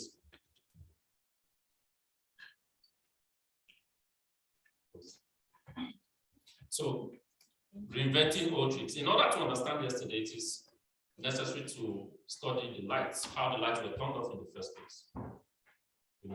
The tendency to confuse the tokens of power with genuine power. So, you see, if you are observant, especially those who follow the entertainment industry very well, you discover that people, you see some of our entertainers, whether they are gospel artists, as we call them, or in other fields. Now, when they want to, when someone produces an album where he or she wants to showcase success, most times what you see, you see on videos, they showcase big cars, big houses, just to explain to you how success can be achieved. But you find very few of them, for instance, putting on academic garments and giving you a scroll. Yeah. These are what we call the tokens of success. They're actually not success. Psychologists will tell, Black American psychologists will tell you the real success, comes from the intellect. So it's when you have been able to develop this that you can, have those tokens. So the surest way to destroy life is to cut off the head. The principle applies to life as it is to leadership. We are 2 types of slaves, the natural and unnatural slave. Chimakonam made reference to some. Natural heads were quickly identified and eliminated in Africa. Unnatural heads were made leaders. And these unnatural heads that were made leaders were expected to ensure that they take their messages back to the colonial masters. So they were given some privileges. And these privileges were to assist them in order to, to speak up against their own rules. Of course, religion played a very significant role in terms of, racism and the rest. Then you had missionary education. The missionary education were meant strictly for instruction, and you were advised as a missionary during the colonial times, do not allow these people to develop imaginative capacity. They were only allowed to develop imaginative capacity to the extent that it is for the benefit of the colonial masters. And that is why when Chimakonam made reference, I think that's where I'll wrap up, between, he was talking about linear thinking, that when people come from the West to teach you, all they just need you to have is to have stable knowledge that will advance stable growth. And that is a linear way of thinking. So, and here, of course, having, decolonial options, you say you must be thinking exponentially, not in a linear fashion. And for you to think exponentially in research, it means there must be a deviation. You must break the box. Not just to think outside the box, but you must break that box. So, the whole idea of benevolent imperialist, we still have to today. Our African leaders still running to Europe. You have different associations that have been established. Look at France-African Summit, Forum on China-African Cooperation, US-African Leaders Summit, Russia-Africa. Now, look at the link. These were what we had previously, the German Society for the Exploration of Africa. Their aim is all the same. As in 1872, 1876, to date. So the thing is, when the African leaders run to the continent, to the Euro-American world, in the first place, before they get elected, most African leaders, I know before you get elected, you have to go to Chatham House to receive validation, or you run to Washington. Yeah. So when you run to Chatham House, of course, the back home, the voters are negligible. I mean, they are not important at all because they know that once they receive validation from these people, the deal is done. Yeah. So if you are elected, you must support those neoliberal policies to do that. So summarily of what should be done, there is need to defund ignorance. And that is where, for instance, I was hoping that some persons will not be here when I'll say that. There is need to defund ignorance for us. And how do we defund ignorance? By ensuring that we have access even to research. You see, many of us, for instance, don't have access to our African scholars. I recall in 2018, when I came to KwaZulu-Natal, I went to the bookshop and I wanted to get a book on personhood. And, you know, 2 colleagues of mine in Nigeria, please get us that book. And I went to the bookshop. But shockingly, in the University of KwaZulu-Natal, that will pride itself as University for African Studies, when I entered the bookshop, there was no single book on African philosophy, not even one. So, of course, I had to reach out to Bernard and say, this is the problem. And I need that book on personhood. Of course, which of course I got a complimentary copy. And has been of help to my students back in Nigeria. So we don't have access to these books. Why? You know, John Jackson said something that when we publish these books and we give the copyrights to the Euro-American world, they have the capacity to stop production when the author is no longer alive. And he gave examples of some of those texts then that we will never know because they have gone into extinction.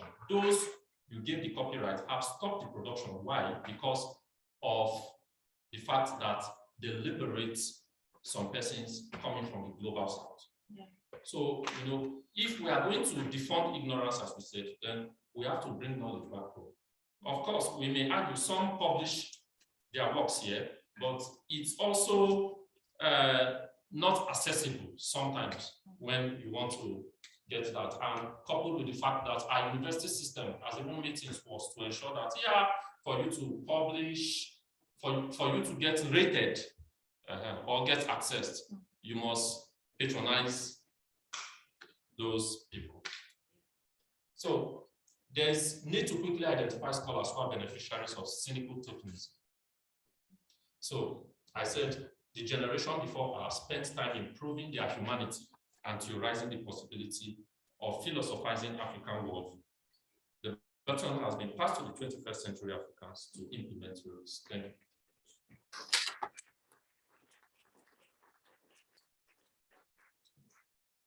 Thank you very much, Dr. Negedu, for your talk.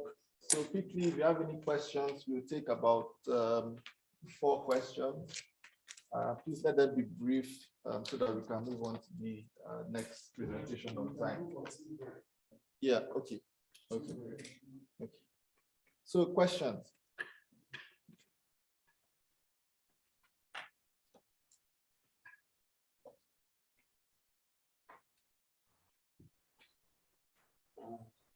Hi, Dr. Chima. Hello, Dr. Chima. Who is that? Is that Professor Mangena? Yes, it's Prof Mangena. I want to react to the presentation. Okay, no, it's not your time yet. Your time is at 11:15. Oh, I see. Okay. Yeah, thank you. Okay. Yes, Dr. Negedu, thank you for the presentation. I only want one question, it's a question of health.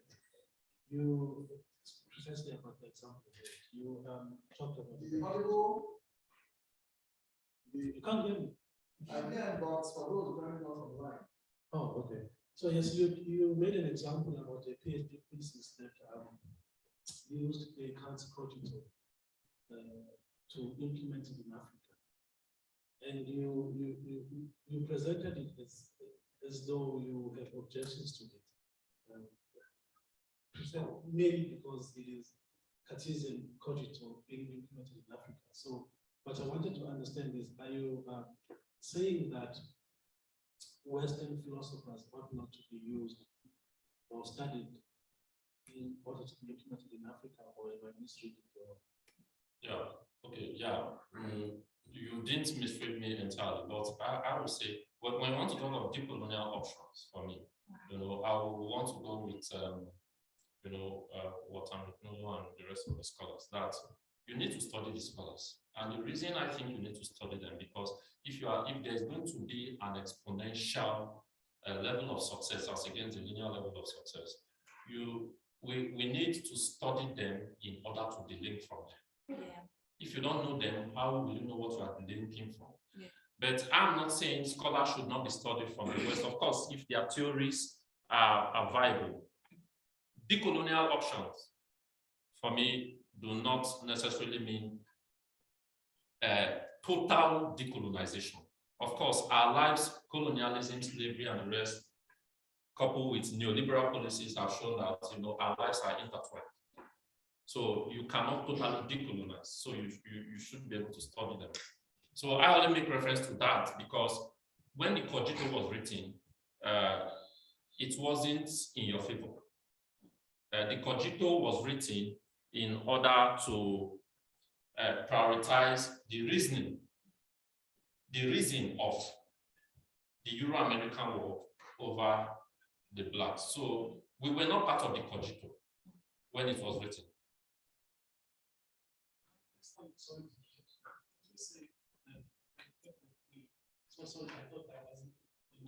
Yeah. Apologies, I didn't. Yes. But if you say we're excluded the cogito, yeah, perhaps surely the count wasn't being advocated. But the fact that he was putting wisdom as the center of personhood, then by that virtue alone we included, because we also included wisdom. The reason Descartes was talking about was European reason, not global reason. European reason. Yes, I see. But my point is, he was wrong, because he thought there's something called European reason, which obviously reason, because reason is a universal thing. And that's what I'm asking. This is, I understand that he was talking about reason. In his head, he was thinking about European men.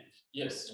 But a few years later, we knew that women and Africans and every other person does have the concept of reason. Yes. So in his attempt to reject or exclude everyone, he was obviously mistaken, but it was also an inclusion in somewhere that he didn't intend it to be. He wasn't mistaken. In a sense, what I'm saying is he was wrong, obviously. Yes, yes, I understand. The cultural reason is oh, so you are saying we can accept the thought and delink the author of the thought. You are saying we can accept the thought but separate the thought from the person who has the idea. And talk about how relevant the thought is to us. No, what I'm saying is it is the truth that reason is the sense of person. Yes, yes. And I'm saying Descartes centering reason as the essence of personhood was correct. Yes. I'm saying in his attempt to exclude Africans, by virtue of him putting reason in the sense of personhood, he was unwittingly including Africans. That's what I was saying. Okay. I get your point.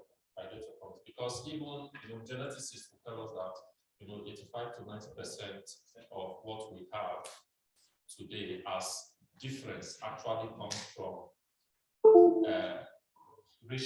internal racial groupings, not external. And that is why we are told that if, for instance, the entire universe will be wiped out and the Peruvians, for instance, will still just be the ones on the in the world, there will still be preservation of 85% of the human species. So you see, yes, by that it was also included. Yeah, thank you, Dr. Isaiah, for that presentation. I have a quick question. It centers around the psychology of the colonized. Yes. You presented. I'm quite interested in that line of statements that you said. You said the psychology of the colonized is that it extols the primacy of intuitiveness over analytical reasoning.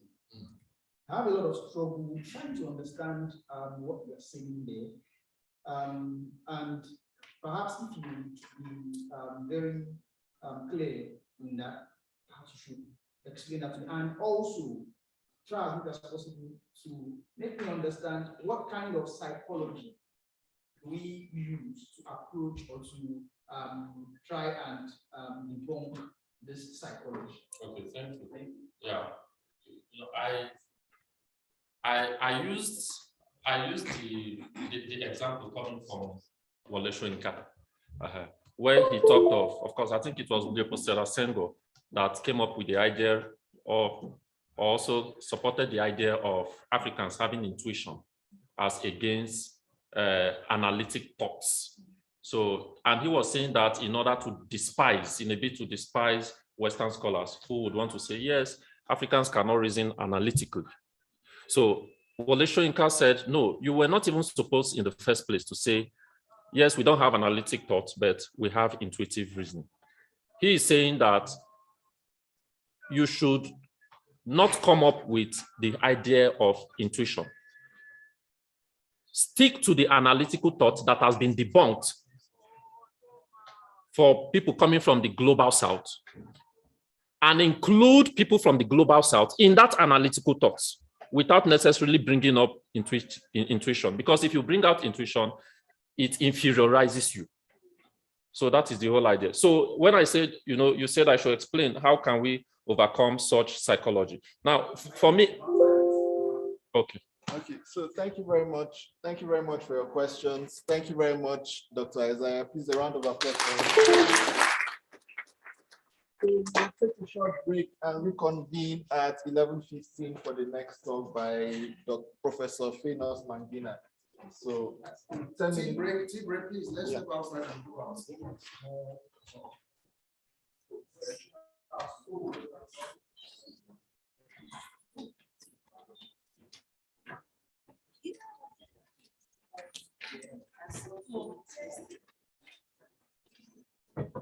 Even if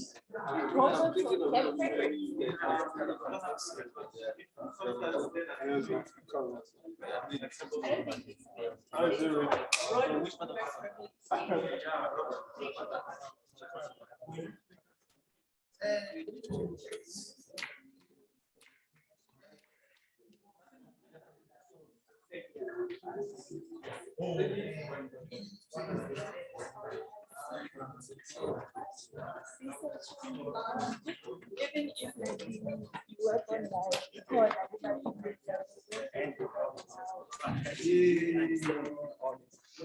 That's right.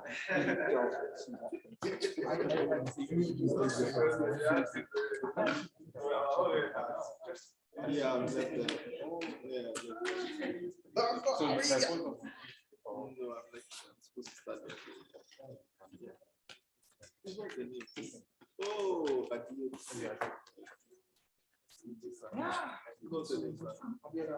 Okay. See the face behind Libya that I see on paper. It's good to meet you. Yeah.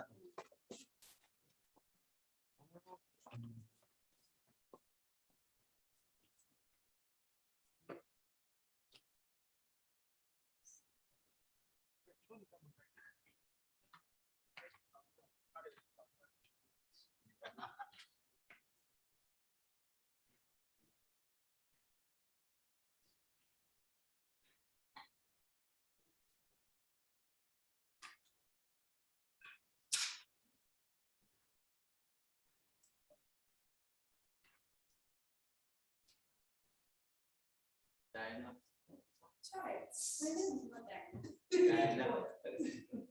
My name is Diana. Arabia, you know what's small chops? Oh, you don't eat plenty from your wife's pan.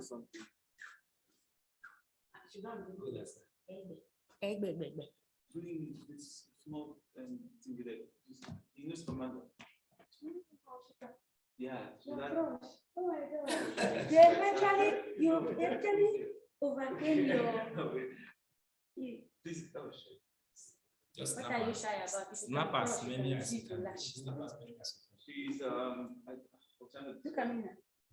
but then I don't know who you send me. Come show me, make she better what they look, otherwise I will best for you.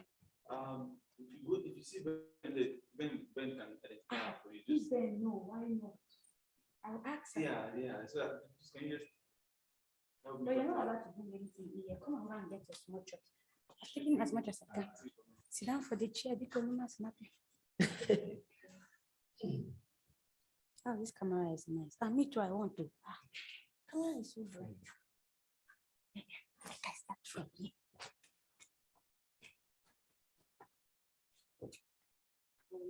We have to qualify that by Prof saying. Before we got then, who did they know? I understand it. Yes. Okay.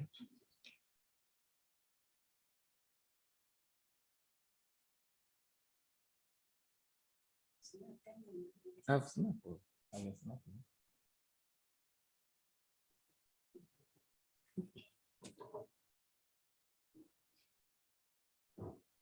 Is it nice? It's okay.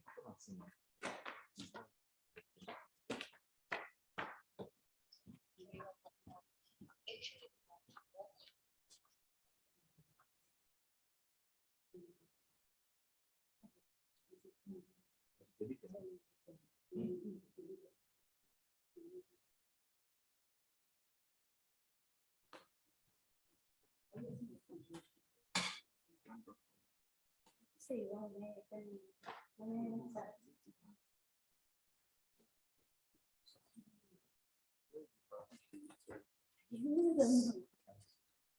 What was that?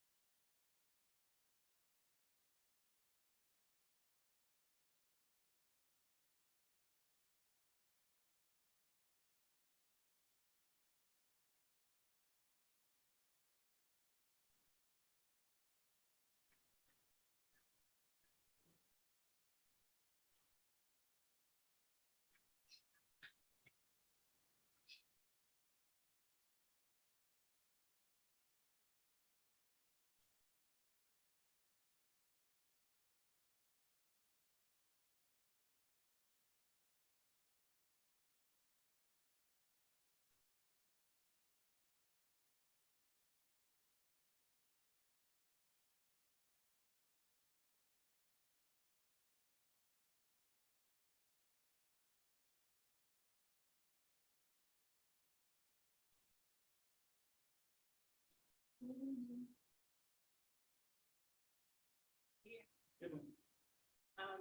don't know, maybe you might not be allowed to drink here, but I'll just bring it. You're the only nurse who's studying working on I wish I wasn't.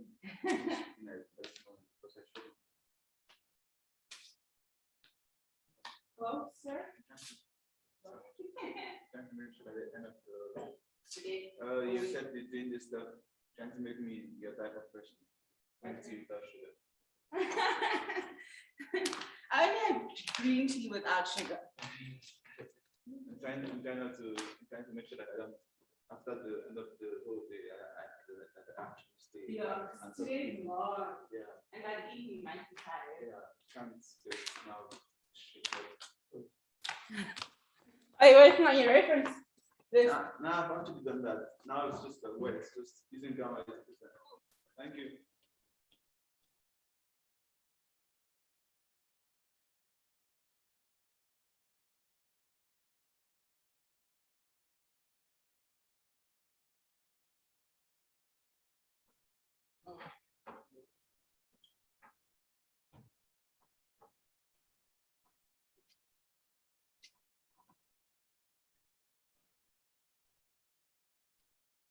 Gideon.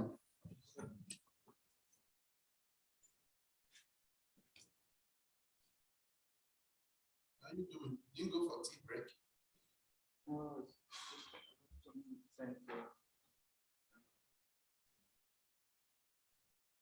How is it going, Arabia? Fine. I'll send the emails. Okay. Sometimes posts on Nigeria, you don't log in through Nigeria. That's true. Actually, I can't. That's true.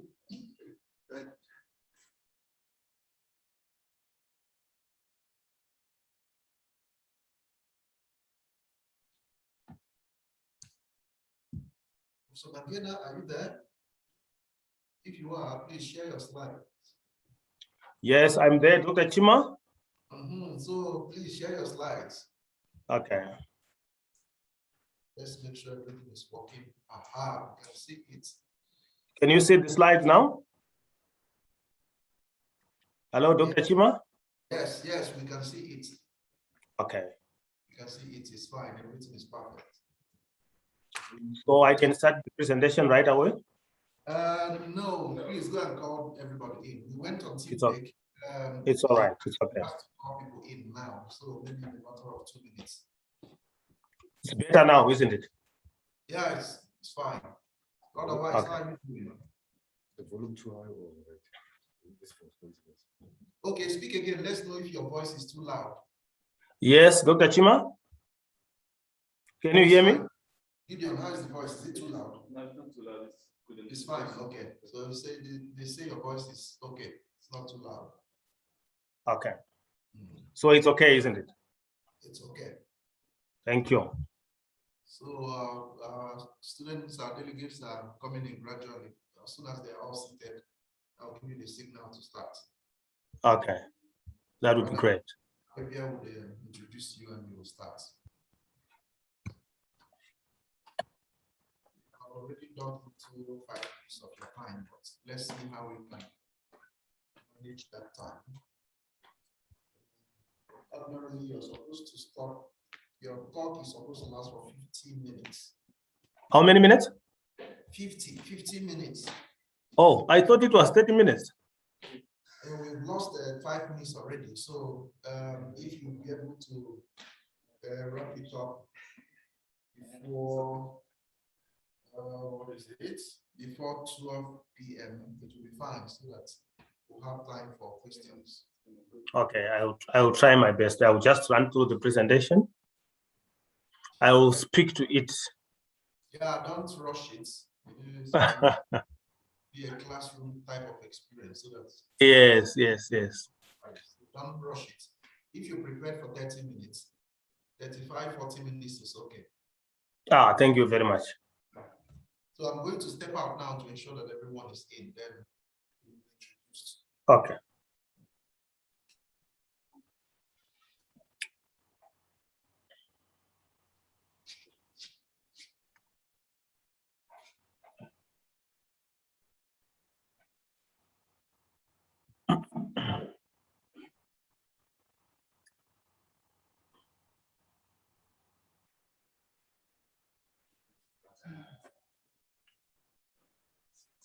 Since you sent my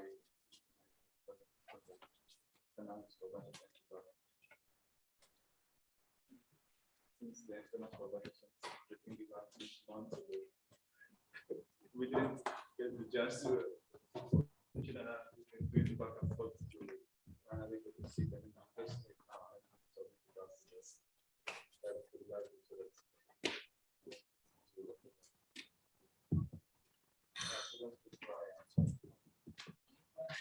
so that's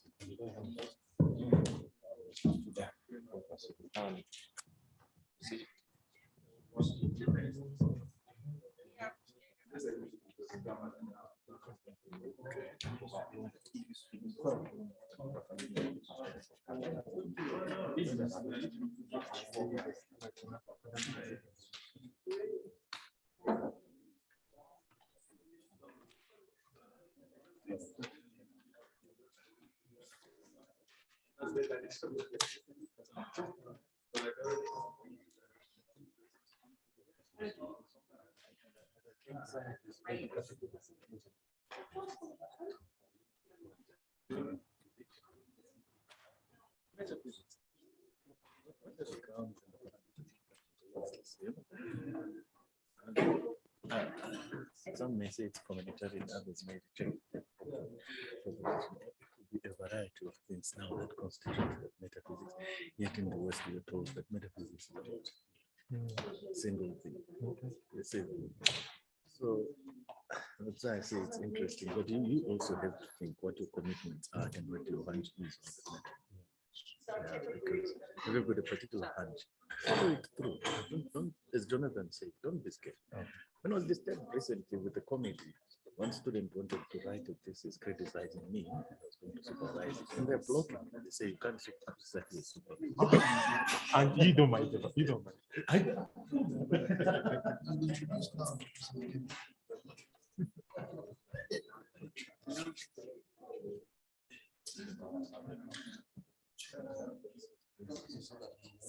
Oh, you can.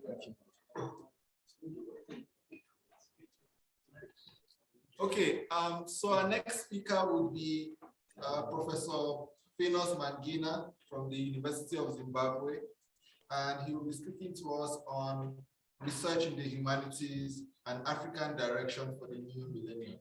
So a round of applause for Professor. Right, thank you very much, Director of Ceremonies. Can you hear me, colleagues? Can you hear me? Yes, we can hear you. Yes, thank you very much. Yes, that's the title there, Research in the Humanities and African Direction for the New Millennium.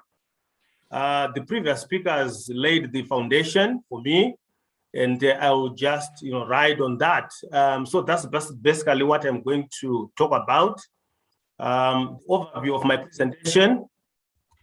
Sorry.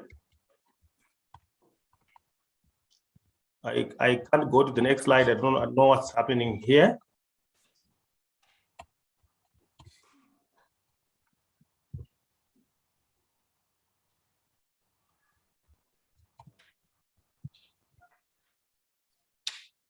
Jonathan, I'm having a problem. Oh, okay, fine. I think the problem has been resolved.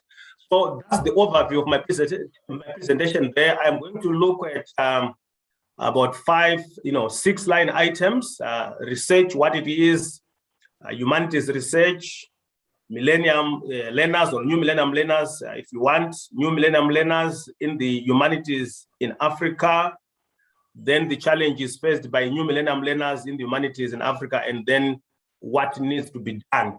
So that's precisely what I will talk about in this presentation. Now, in terms of the definitions, it is important that we define terms. What do we mean by research?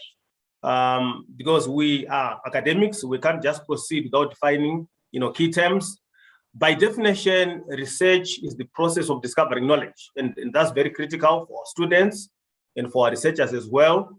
And this knowledge must lead to new understanding, rather a new understanding of what was not known or what was previously unknown. That's very critical.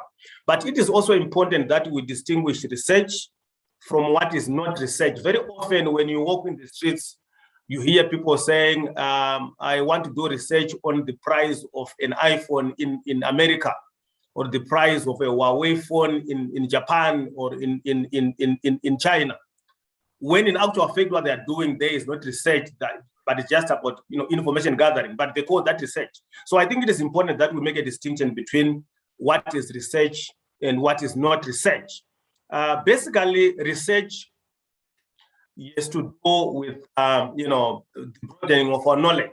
We want to broaden our knowledge in the physical, in the biological, in the social, and human wealth. That's basically the import of research. We want to broaden knowledge. We want to acquire knowledge. We want to broaden it so that we understand the world better. We don't understand the world better by knowing how much a Huawei phone costs in Japan. So I think that point is to be made very clear. And the next thing that we want to look at is, why is research important? What is the purpose of doing research? Why should we carry out research? Sorry, something is happening here.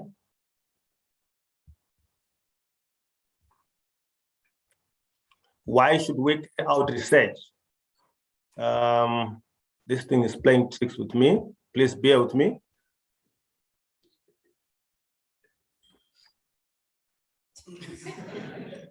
Bear with me.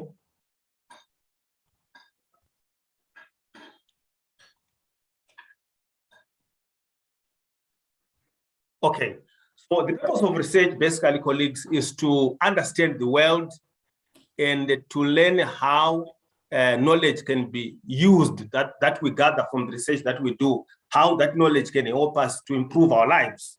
And so research, basically, it's about problem solving. If you do research and the research that you do does not solve any problem, then discard it.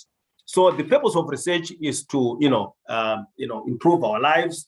It is to solve problems that we face in everyday life. That's what research is all about. Then humanities research.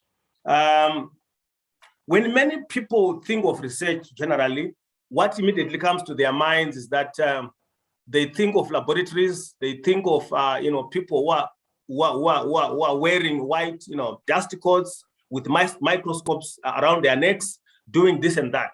But to be honest with you, colleagues, research is much more than that. Very often, and mistakenly so, research is always considered to lead to the production of tangible, deliverables, if you want, or material deliverables. But research is much more than that. And so while this is true in the technical, natural sciences, research in the humanities has many different dimensions and outcomes. And that for us, especially in this workshop, is very critical. It has got very different dimensions and very different outcomes, which are very critical to us. And the products of humanities research are predominantly intellectual and intangible, and the outcome being social change. And that for me is very, very critical. So research should not be defined in the narrow sense where we focus on the material goods, where we focus on the tangible deliverables alone. We should also focus on the intangibles. We should also focus on the outcomes that are brought about, for example, social change. And that for me is very, very critical. So humanities research should lead by necessity to the generation of new knowledge. When we analyze the text, when we carry out field work, we want to generate new knowledge. We want to seek or pursue the truth, so that we improve our situation, we improve our condition. In philosophy in general, research must separate appearance from reality, and it is reality that we are looking for. We're not necessarily looking at appearance, as it were, but we are looking at what things are real and how they should help us to understand the world that we live in. So that's very important. And African scholarship in general, I understand we are not only having students of philosophy here, but we are also having students from other disciplines within the humanities. So we need to broaden our perspective. And we are saying African scholarship in general and African philosophy in particular need to be redirected so that it focuses on the African condition. I was listening to the presentation by Dr. Negedu and partly by the convener. And the focus really was decolonizing the discourse, in Africa. And so when we look at the humanities, it is important that we redirect our focus so that we try to look at the African condition, especially as it was compounded, by colonialism and neocolonialism. So it can't just be research for the sake of research. It has to be research that transforms. It has to be research that helps us to understand ourselves before we allow other people to understand us. So I think it's critical that we look at it, from that perspective. And research in Africa must give a true picture of the African situation. We are sick and tired of research that is meant to misinform, research that is meant to misdirect, research that is meant to distort. I mean, our research must really try to give a true picture of who we are as Africans and where we are going. I think for me, that is very critical. So as we look at that, as we define research, as we define humanities research, it is also important to understand that we are in the fourth industrial revolution. We are in a time or situation where technology is ruling the roost. Technology is leading the way. So it is important that we put our research within the context of that fourth industrial revolution. And that's why it is important for us to focus on the new millennium learners, because the new millennium learners are the learners born in the fourth industrial revolution, where technology is very important, where technology is the enabler, of research. So who are these new, millennium learners, or the so-called millennials? These are the generations raised in the information age, like I said, or they define everything in terms of technology. So technology is at the center of their lives. Those born from the 80s going onwards, I think they are the techno-savvy generation. They are the millennials. And it is important for us as scholars, as academics, as researchers, to understand that when we deal, or when we, hello? Okay, when we try to understand these people, we must understand them within the context of this, kind of scenario. So generations that came before these millennials were not, savvy, as it were, and it was during the era of the paper, the printed paper. But now we are in the era of the digital, appreciation of information. So it is important that we understand the new millennials within this perspective, so that we try to focus on what is important as far as humanities research is concerned. So with the millennials, it's important to understand and appreciate that access to information is now through digitalization, the computer, the smartphone, the cable networks. These are the in things, in this era. And these things were not there during the time when the old generation was actually, doing research. So it is important that we understand, the nature and character of the new millennium learners, so that we know what we are supposed to do to help them appreciate what humanities research is all about. Now, the new millennium learners within the context of the humanities, and our focus really is on Africa for obvious reasons. We're not going to be focusing on Europe or America because we're in Africa. So our focus is on Africa, and we want to try and understand what these new millennials want. How do they define themselves? How do they situate themselves within the context of the humanities research? So before we can say anything about what they need, about what we need to do as scholars, as researchers, it is important to begin by understanding who these learners are and what they want. Right, so I'm going to give a whole list of what these new millennials want. They want to use technology, that's number one, to make the world a better place to live in. That's the most important thing. They want to use technology to make the world a better place, to live in. They also want to know what is happening across the world in the split of a second. That's the new millennials.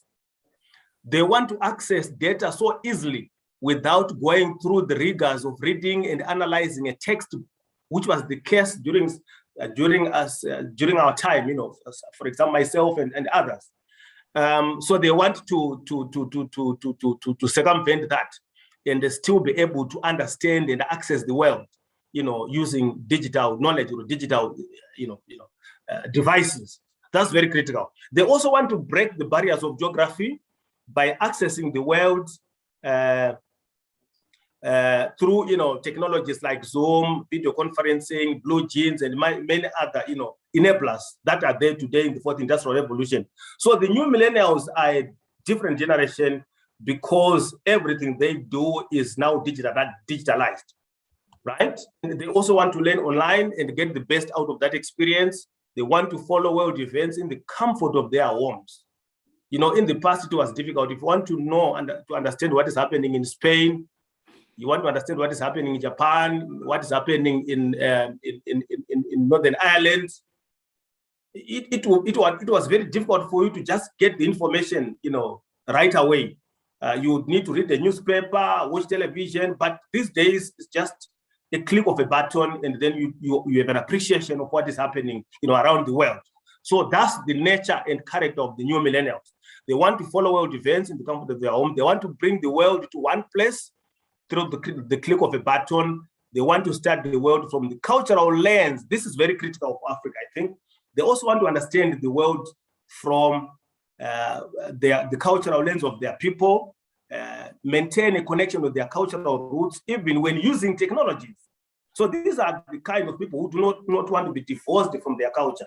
In as much as they have an appreciation of the new technology, the affordances of new technology, if you want, or the affordances of the fourth industrial revolution, they still want to remain rooted in their culture, and that's, for me, is very critical. They also want to have an appreciation of artificial intelligence, but within the context of their culture. They want ways that will respect, acknowledge, and represent their epistemologies as a people. And that is very critical. And the new millennium learners also want to be adventurous. They want a paperless world or a paperless space. They want privacy. They want to be engaged than instructed. They want to be appreciated and listened to. They want to challenge the world, the old world order, if you want. So basically, I would say this is how we can define the new millennials. So when we talk about researching the humanities with this kind of background, that will then help us, to try and understand what we need to do as Africa to ensure that we have an African learner, we have a humanities learner who is in Africa, who has an appreciation of where they come from, and at the same time, they have an appreciation of the enablers or the affordances of technology. And that is very important. But there are also challenges that come with, these new millennium learners in the humanity. They face a lot of challenges that are to do with the fact that, most of these, especially those in the rural areas of Africa, they cannot afford these technologies. They cannot access the gadgets that can help them or assist them to have an appreciation of the world. Africa, as we look at it now, I think I was listening to Negedu presenting the problem of colonialism, the problem of Christianity, and the previous presentation by Jonathan O Chimakonam. Africa is still the object. We are still poor, and most of our people cannot afford, these gadgets, and that is a challenge for me. And when they do, suppose that they do afford some of these, gadgets, the prospects for critical thinking are curtailed because they don't have the training, that is required for you to have an appreciation of these gadgets. They don't have the training. The researchers who are supposed to be leading the way also need training in order to engage on the accessibility of data or online data that is critical in the fourth industrial revolution. So training is very critical. It is very important. And yet most of the institutions in Africa, especially academic institutions, academics, the researchers themselves who are supposed to be leading the way, they also need the training before the learner is trained. So that for me is a challenge that needs to be addressed. And some available sources of data are not credible when as we try to get information from the internet. You find that we still have challenges of people in Africa who still think that the Wikipedia is a credible source of knowledge. Yeah, so it goes back to the issue of training, the issue of trying to understand what we need to do to understand, the problems that are presented or posed by technology, especially in the area of research or in the academy. So I think that it is important that we are able to identify and distinguish between what is credible and what is not credible on the internet. And that for me is still a problem in Africa. And that problem really affects our learners, especially those in the humanities, in as much as it also affects those in the sciences and the natural sciences. So the easy accessibility of data online, it means that data can be messaged, it can be fabricated, if no steps are taken to avoid this. Now, information is available just by the click of a button. But what is important is that information important? How do we know that this information is genuine? This information is important for us. It requires a lot of critical skills in order to be able to distinguish what is genuine and what is not genuine. And I want to say that most of our students, most of our learners are still to learn that skill. And that for me is a challenge. Our professors, African professors, our mentors, like I said earlier, they also require regular training to be kept abreast with the fast-changing digital world. And such training programs are not usually availed often due to lack of resources. We can talk about very few countries in Africa, South Africa being one of them, Egypt, and many few others, where these academic institutions have the resources that can help them to have an appreciation of the digital world. The rest of the countries, the rest of the institutions in the African continent are struggling. They don't have the resources. So there are so many problems that we have that really affects, research in the humanities. So the use of digital technologies, especially their promotion of privacy and autonomy, yes, also resulted, colleagues, in the death of the African value system. These days it's all about myself. It's no longer about someone else. When I have got my own, my phone, my smartphone, and I'm using it, I don't care about who is doing what and where. And so the values of community and togetherness, I think they have suffered as a result. So I think it is important that we, as African researchers, and mentors, we try to help our learners. We have an appreciation to understand that in as much as we may want to have access to our technologies, access to our gadgets, it is also important that we remain Africans. We remain a people. There are many other problems that come with these technologies, cyber wars of this world. The regulatory frameworks in Africa, I think, are lacking. And as a result, we have all these problems.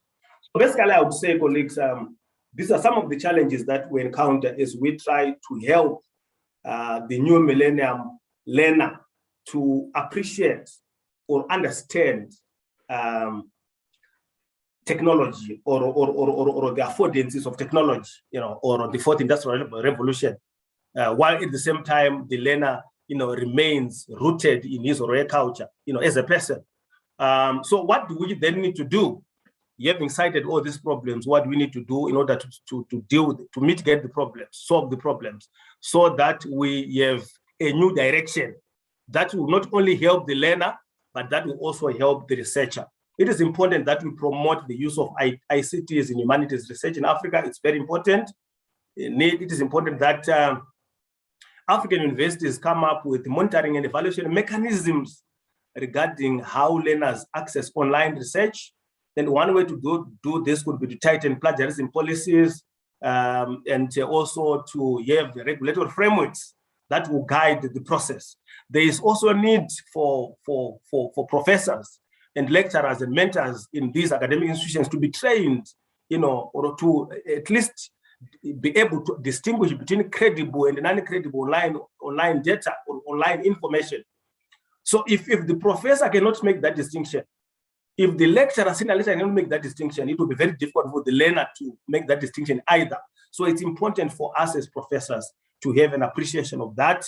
There's also a need to amplify training, on the old generation of academics who are failing to migrate from the hard copy, to the soft copy syndrome.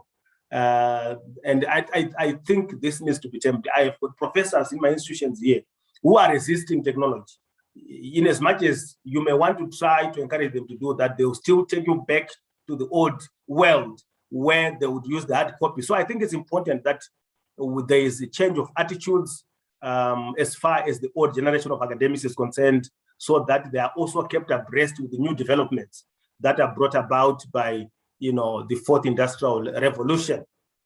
There is also need to capitalize on the readiness and the willingness of new millennium learners to use digital technologies, promote humanities research in Africa. So the fact that these learners are willing, let's capitalize on that. Let's use that as an advantage to us. It has often been argued that the digital age does not support the interests of the humanities, but this is further from the truth. In fact, elsewhere I've argued that the humanities are at the center, you know, of everything. Let me give you the metaphor as I try to explain the centrality of the humanities, the metaphor of the driver and the car. The driver's role is to control the vehicle, to direct the vehicle. But not only that, and also to make sure that you take the vehicle where you want to go. It is not the mandate of the vehicle to tell the driver what to do. So this is how I look at the humanities. The humanities define what is required, what is needed. And the science and technology provides that. So for me, science is like the vehicle that provides the means. But like Negedu said in this previous presentation, it is the humanities that have the capacity to define and classify. But I go beyond that to say they don't only define and classify, but they also control, they direct and regulate what science should do, what technology should do. So it is not true that the humanities are not relevant in the digital era or in the scientific, you know, era. So the humanities, like I said, they do the definition, they lead the way as far as what needs to be done, you know, is concerned. So it is important, therefore, to note that the interaction of technology with human beings, you know, or vice versa, is very critical, and the humanities is very central to that interaction. And so we cannot allow a situation where the humanities continue to be underestimated when they are the ones that control, that direct and regulate. You know, they regulate, for example, through the disciplines of law and ethics, right? So that is very critical for us, you know, as learners who are, you know, doing research in the humanities. It is also critical that as humanities learners, they use technology, they shouldn't lose their identity. I think I've said a lot about this. Let me continue to belabor the point. New technology should not displace the African researcher. If anything, it should help him to be more rooted in his or her culture. And I think that for me is very critical. So as we try to make sure that happens, it is important that more and more resources should be channeled towards the humanities or research in the humanities, so that we have an African learner, an African scholar who is abreast with technology, but at the same time as they remain Africans. And that is very, very, very important. So as I wind up, I think it is important to note that humanities research in Africa should also seek, I think I'm going back to Negedu and Chimakonam, should seek to decolonize learning through the production, regulation, and the dissemination of knowledge that produce and present authentic African epistemic perspectives. So that deconstruction project, that decoloniality project is very critical. And it can only happen if we, the researchers, the learners, remain rooted in our culture. As far as we can harness these technologies, we remain rooted in our culture. If we can do that, we will then be able to achieve that. So while there's need to embrace technology brought about by this revolution, this cannot be done at the expense of eroding the African value systems. Let's be mindful of that. Technology is good, but it is good if it allows us to remain as who we are, to remain as Africans. If it doesn't take away our identity and our belonging, then it's fine. But if technology is going to displace us, then that becomes a problem. So as African learners and practitioners, we must take advantage of this and make sure that we use it to our advantage. So basically, I would say, colleagues, this is my presentation. I think I've come to the end of the presentation, and I'll wait to hear from the Director of Ceremonies what should come next. Thank you.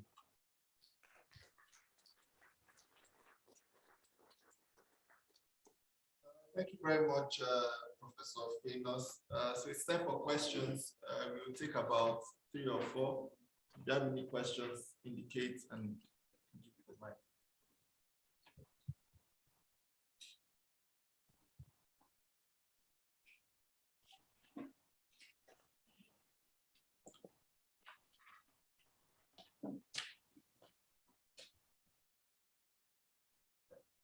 Thank you very much. The question I have, besides, although there are many questions that invoked in my mind while we were presenting, I don't know whether I can hear.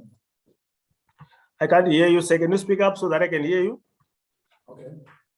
The question, I've got one question, even though that many in my mind, the image while we were presenting. You used a very interesting example of your colleagues failing to embrace screen or things that are soft copy than hard copy. Yes. In your view, it's just that they are rebellious to technology. But at the same time, we found that there is a growing concern towards how soft copy has affected the way people obtain information and gain certain knowledge. Yes.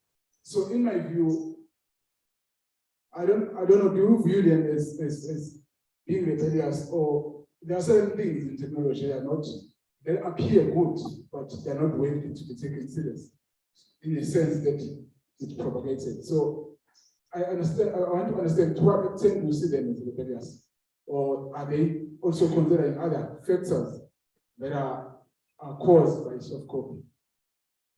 I don't know whether I'm making sense. Yeah, you are making a lot of sense, my brother.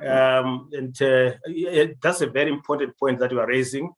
But as you know, if there's anything that is very difficult in life, it is change.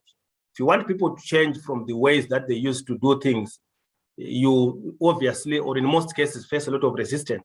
So for me, the old generation scholars were used to the textbook, they were used to the hard copy.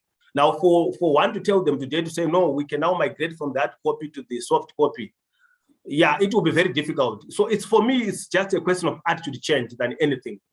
And I think it's important that we continue to try to help these people, these old generation scholars, to understand that the world is not static, the world is moving. So it is important that we embrace change.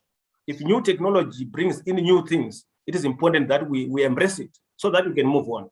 So for me, it's not, I wouldn't want to say they are being rebellious, no.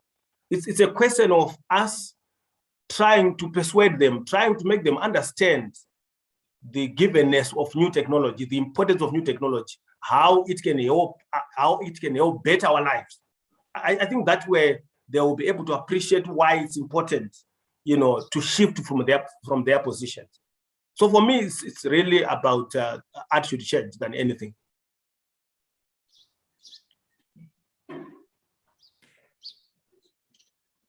Hello? We're going to the next question now, Prof. Yeah, thank you very much for the presentation.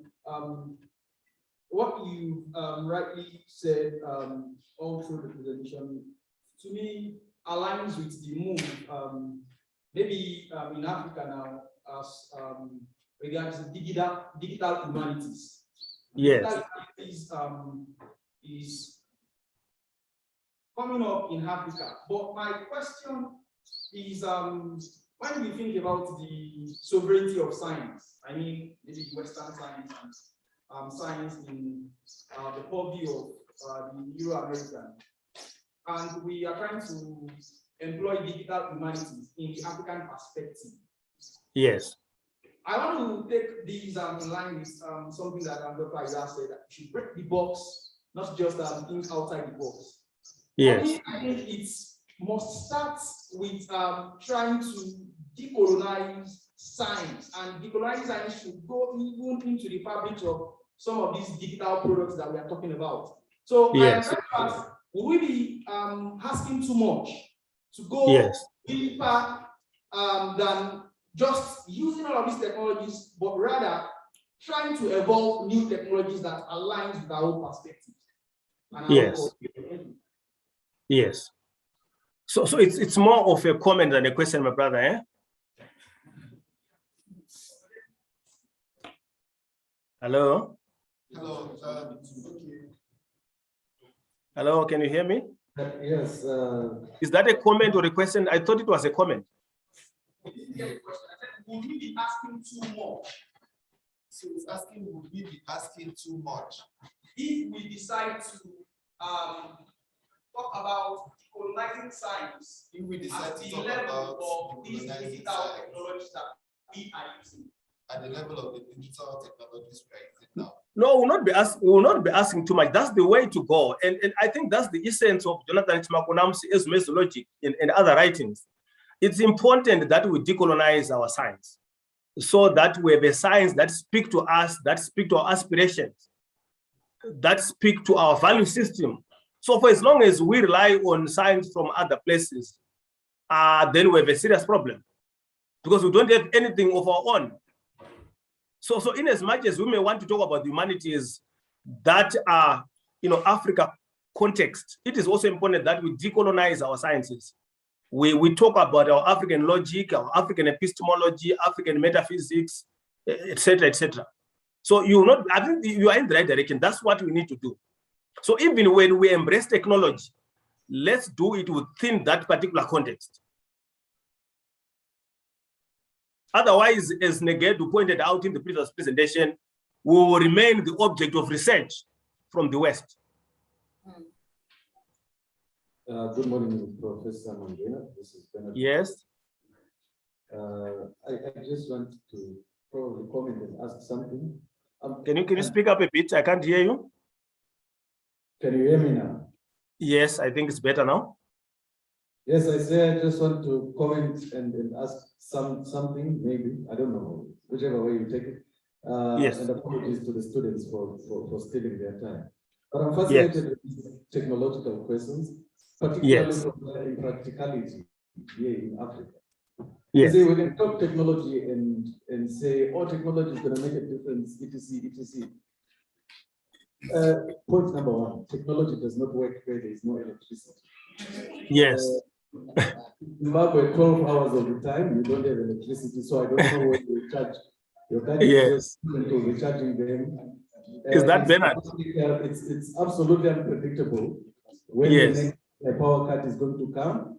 When Yes. COVID came and the students were sent back home, they were given laptops and data packages, and the students wrote me telling me that there is no network in Uganda or wherever they were. So learning could not take place. Learning could only take place when they were back on campus.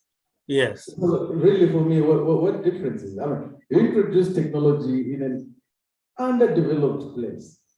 A place like what Chimakonam was saying earlier on is good only at mimicking some parts of the West. And you say to us, let's do technology. The practicality of it, because of our developmental stage, is just not on as far as I'm concerned. We do not even have sufficient radio coverage all over our countries. Just radio. Huh? Let's not even talk about television. And then you give a student a laptop and whatever, a dongle, and the student says, I traveled 20 kilometers to charge these things. When I was coming back, they ran out. I'm now sitting by the Pro, which has got some kind of coverage, and 15 minutes later, the student just disappears from class. I mean, you're a hopeful man, my brother. I know you. Yes, I hear what you are saying, and I think what you are saying is exactly what I was saying under the challenges that we face, as Africans. I think I did point to that. But my question, my point, my brother, is: do we then remain seated or static because of these challenges? Can we then say, because I can't afford a laptop, I can't afford electricity, then I should not go to school? I don't know. I'm looking at it from a different perspective to say, yes, we have these challenges as Africa and as African institutions, but we need to do something to ensure that we get out of these challenges. That's my point. I'm not saying that let's not worry about the student who is in Mzaraban, who does not have a laptop or who does not have a smartphone. But I'm saying, if it happens that all these, you have no laptops and smartphones, are we then going to sit down and say we can't do anything because we don't have anything? So my argument basically is to say, let's try our best under the difficult situation, under the difficult circumstances, to try and appreciate the importance of technology in our own context. That's my point. But I know, I really appreciate what we are saying, but that should not actually stop us from going ahead, forging ahead. Because if we do that, then we will remain static and static forever. So I don't know how we look at that. But I really appreciate and understand what you are saying. And most of the things that you pointed out are things that are happening in Africa, not only in Zimbabwe, but in most parts of Africa. But we can't remain static and say, because we have these problems, so let's just sit down, let's just be static. I think we need to do something about it. That's my point. Thank you very much, Prof. The next question. Okay, thank you. So the first question that came to my mind was, who are these new millennials that you were talking about? Is it the Europeans or what? Because at the same time, we were talking about decolonization, and now we're saying what these new millennials, which are Europeans want, are challenges in Africa. Why are they challenges? Why do we even have to go there? How are they challenges to us? Why are we even moving to the artificial intelligence where there's unemployment in Africa itself? So now we want robots to take over. That's not what we want.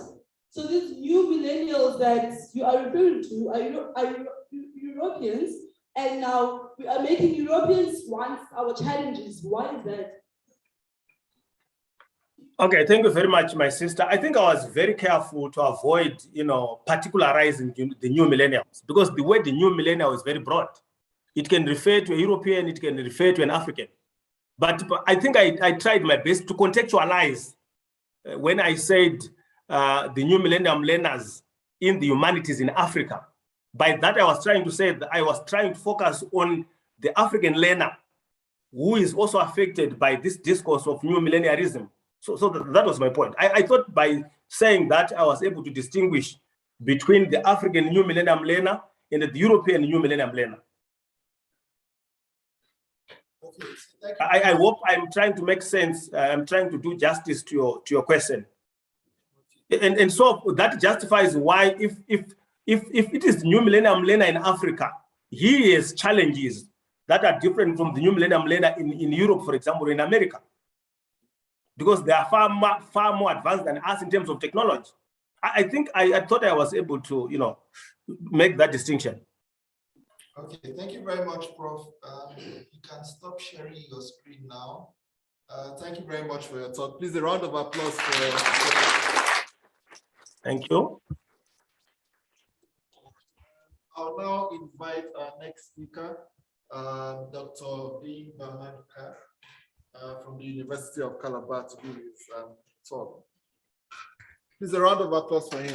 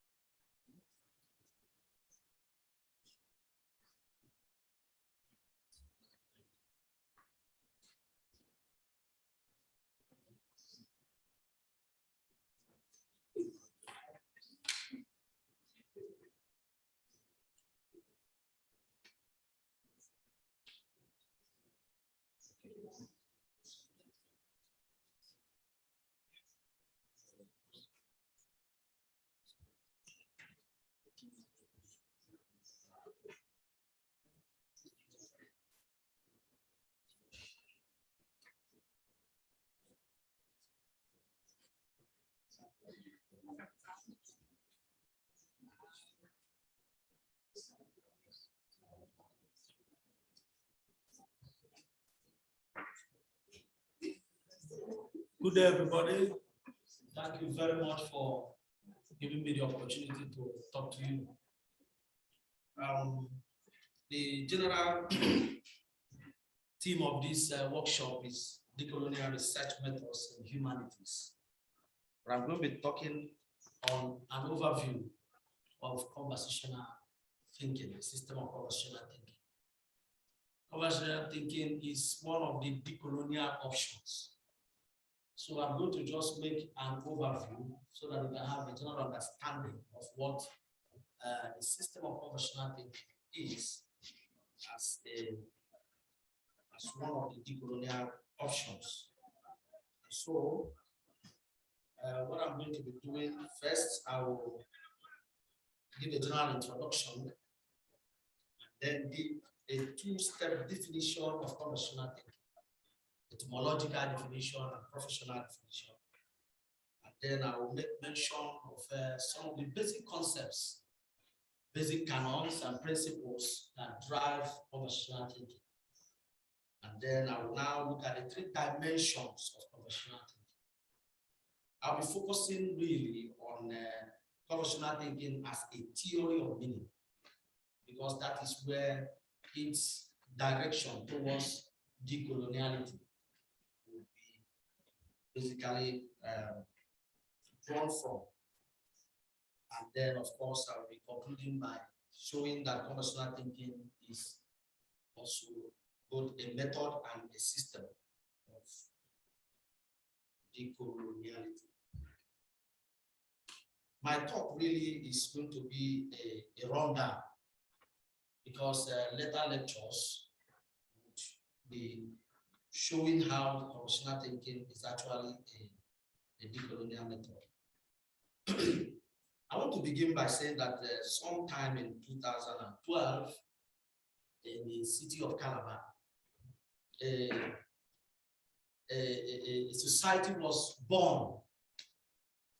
And then this society, known as Conversational Society of Philosophy, was founded by Dr. Chimakonam here as a professional academic body of like-minded scholars who bent on trying to see how academics and research can be approached from a different perspective. And this society was inspired by the works of people like Pantaleon Urebu and C.S. Pomo and Innocent Asusu's work. This body have given birth to what is today known as conversational thinking. And that is why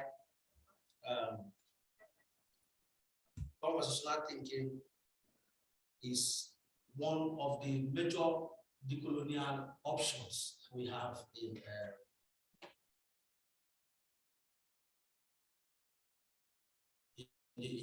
literature.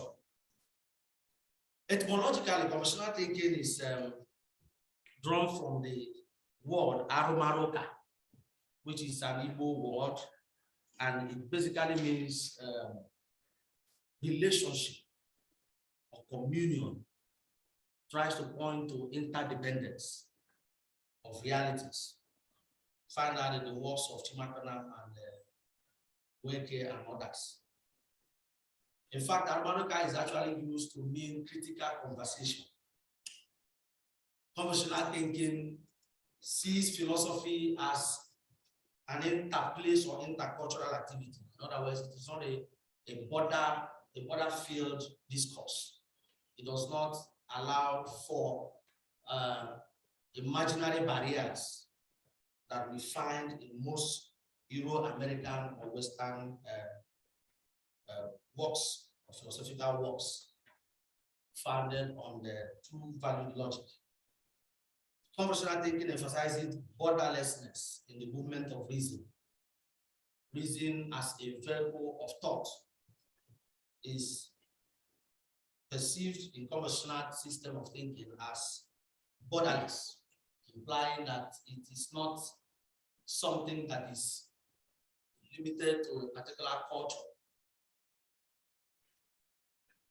Conversational thinking also recognizes that different traditions constitute philosophy, and these traditions, though they are inspired by different cultures, can creatively engage itself in order to ensure the wide production of knowledge, new concepts, and thoughts. Conversational thinking encourages mutual interaction between and among different traditions. In fact, conversational thinking is a system and a method that attempts to ensure that the dichotomy between opposites are, if not deleted, but meant to be complementary. Conversational thinking is also a form of intellectual engagement between and among proponents, one side, called one side and one group, in an animalistic interaction on specific thoughts in which critical and rigorous questioning and answer are employed to creatively unveil new concepts and open new vistas for thought. So you discover that in conversational thinking, what we are basically saying is that there is an interaction between scholars, between epistemic agents, in order to give birth to knowledge, and none is expected to be superior to the other. If you remember the first lecture in the morning, by Dr. Chimakonam, remember we were talking about the fact that over time, Western thoughts had treated the dichotomy of inferior and superior agents of knowledge. But conversational thinking attempts to bridge this gap. It is a willful and creative epistemic relationship where these interacting agents, epistemic agents, once and one, critically examine each other's position in a manner that is sustained for a very long while. These are some of the basic concepts in conversational thinking. We are discussing conversational thinking. You cannot but talk about these major concepts: one side and one group. One side, like I have said, is an epistemic agent that presents its position, articulates its ideas. And then one group, on the other hand, is also an epistemic agent who questions one side's position and attempts to find fault with his position. And then one side is expected to tighten his position, and then knowledge is being bettered by this interaction. It's a logical interaction that takes place among these epistemic agents. And one is not supposed to take the position of a superior and the other the position of an inferior. It is an equal discussion between complementary binaries. One side and one group can serve like as placeholders in any epistemic discourse, such that their positions can be interchanged along the discourse. The notion of once and one group in conversational thinking unveils the fact that conversational thinking does not allow for dogmatism or rigidness in the production of knowledge or in interaction in epistemic in an epistemic interaction.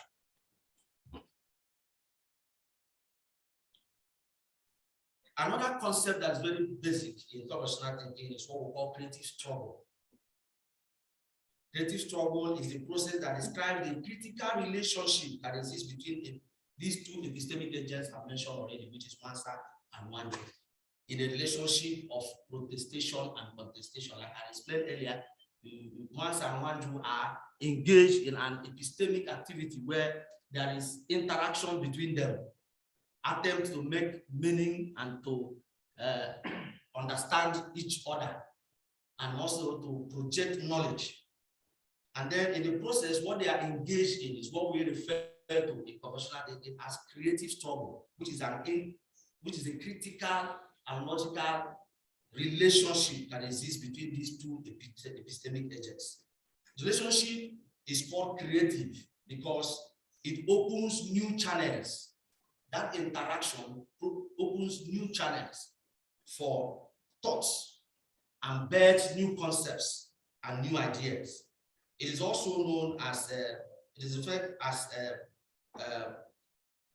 struggle because the two agents pit themselves against each other in order to be able to, break barriers together as complementary agents and not as opposites or as enemies of thought.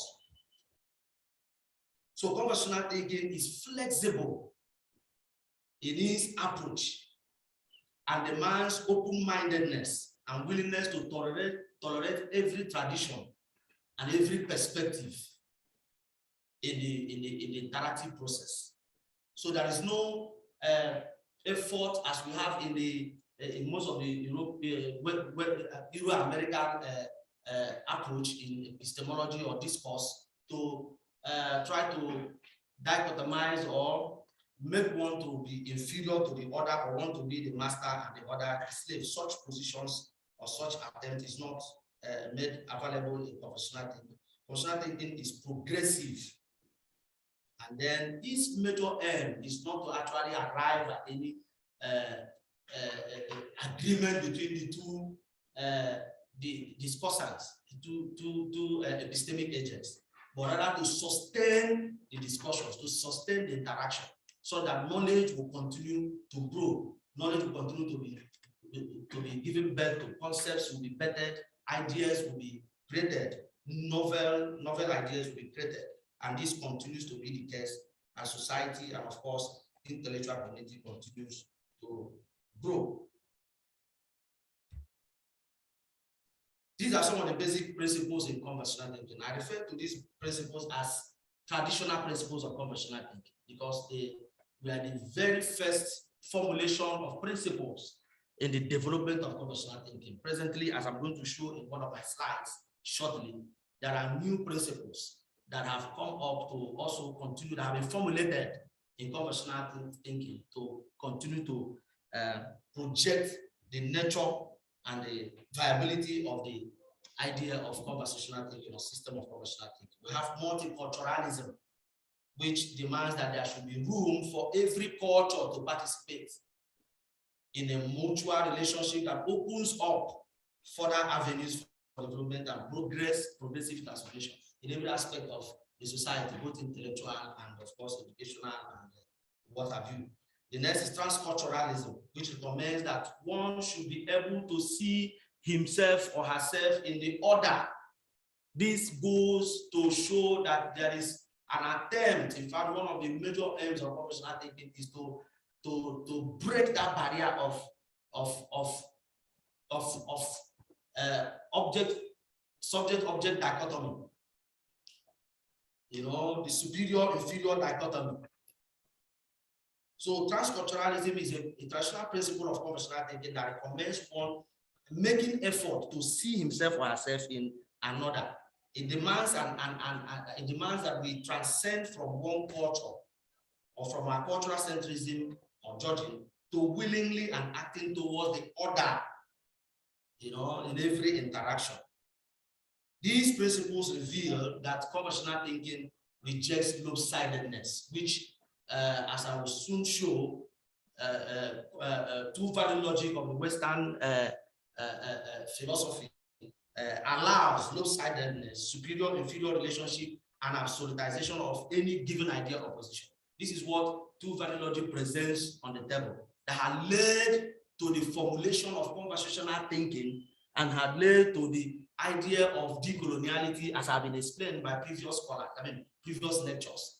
So the conversational thinking by these principles and the rest of the concepts and other notions and corners I'm going to be mentioning is gearing towards breaking this barrier and showing that there is no need for lopsidedness, superior-inferior relationship, or absolutization of any knowledge or position.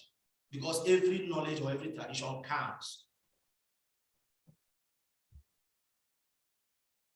We have these basic canons. I'm going to just run through them so that I can get to the main thing. Basic canons of conversational thinking. We have critical conversation, transformative indigenization, moderate decolonization. And this is, for instance, moderate decolonization demands that in the article that we're talking about decoloniality, are we going to be, what are we decolonizing? Is it everything that we should jettison that comes from the West?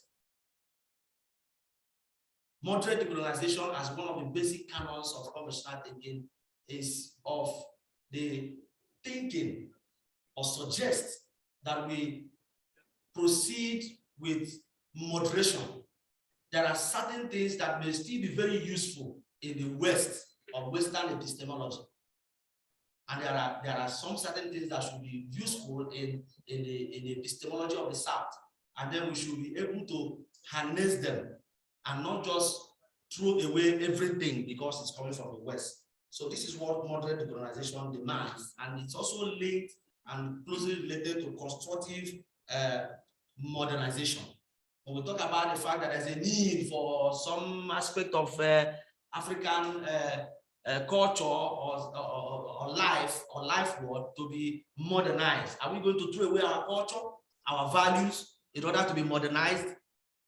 The canon of conversational thinking is suggesting or is demanding that the right way to decolonizing is to be constructive, in the sense that we shouldn't throw away our values, and then we shouldn't also take hope line and say that everything that is coming from the Euro-West.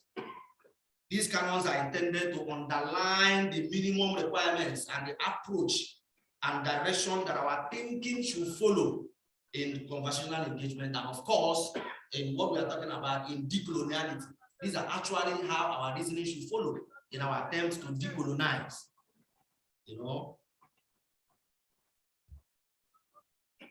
Now, in conversational system of thought, in conversational system, we have three major dimensions of thought.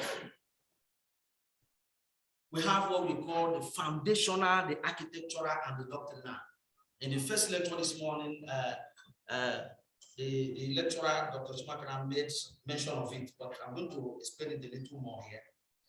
The foundational dimension of conversational thinking has to do with the logical background of the system. The logical background of the system of conversational thinking.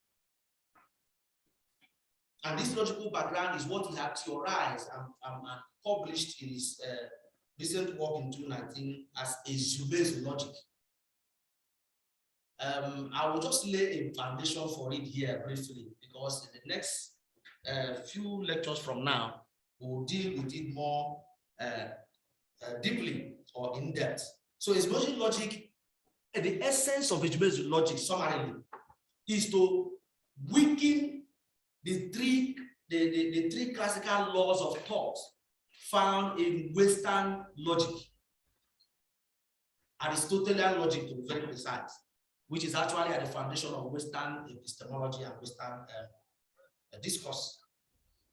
The attempt is to show that when we ride on that logic, the Western two-value logic, we have no option but to imbibe the culture of dichotomizing reality and creating binaries, unequal binaries, which would not represent reality as it is in some cultures like the African culture, of course.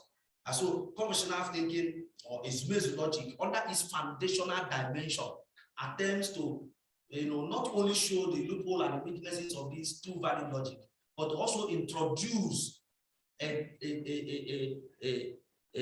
variant of three-value logic in the name of Ezumezu logic, in order to strengthen or overcome the weaknesses of these two-value logic. So one of the things Ezumezu logic does or did or is doing is to relax the three laws of thought in Western logic: law of identity, law of excluded middle and contradiction, in order to augment it with new laws of thought, 3 new laws of thought, making the entire laws of thought 6. So the foundation or foundational dimension is the logical foundation of the system of conversational thinking. And I will dwell more on that in the next few lectures after now. Then the next dimension is the architectural dimension. This architectural dimension points to the methodological dimension of the conversational thinking.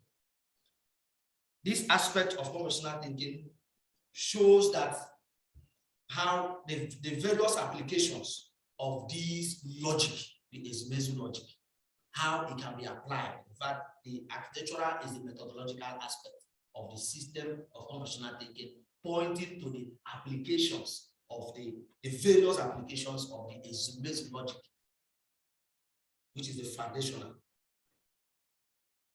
And this is done through what I had explained when I was mentioning some of the few concepts, basic concepts that you cannot avoid coming across in the entire system of conversational thinking. Talking about Wansa Wanjo.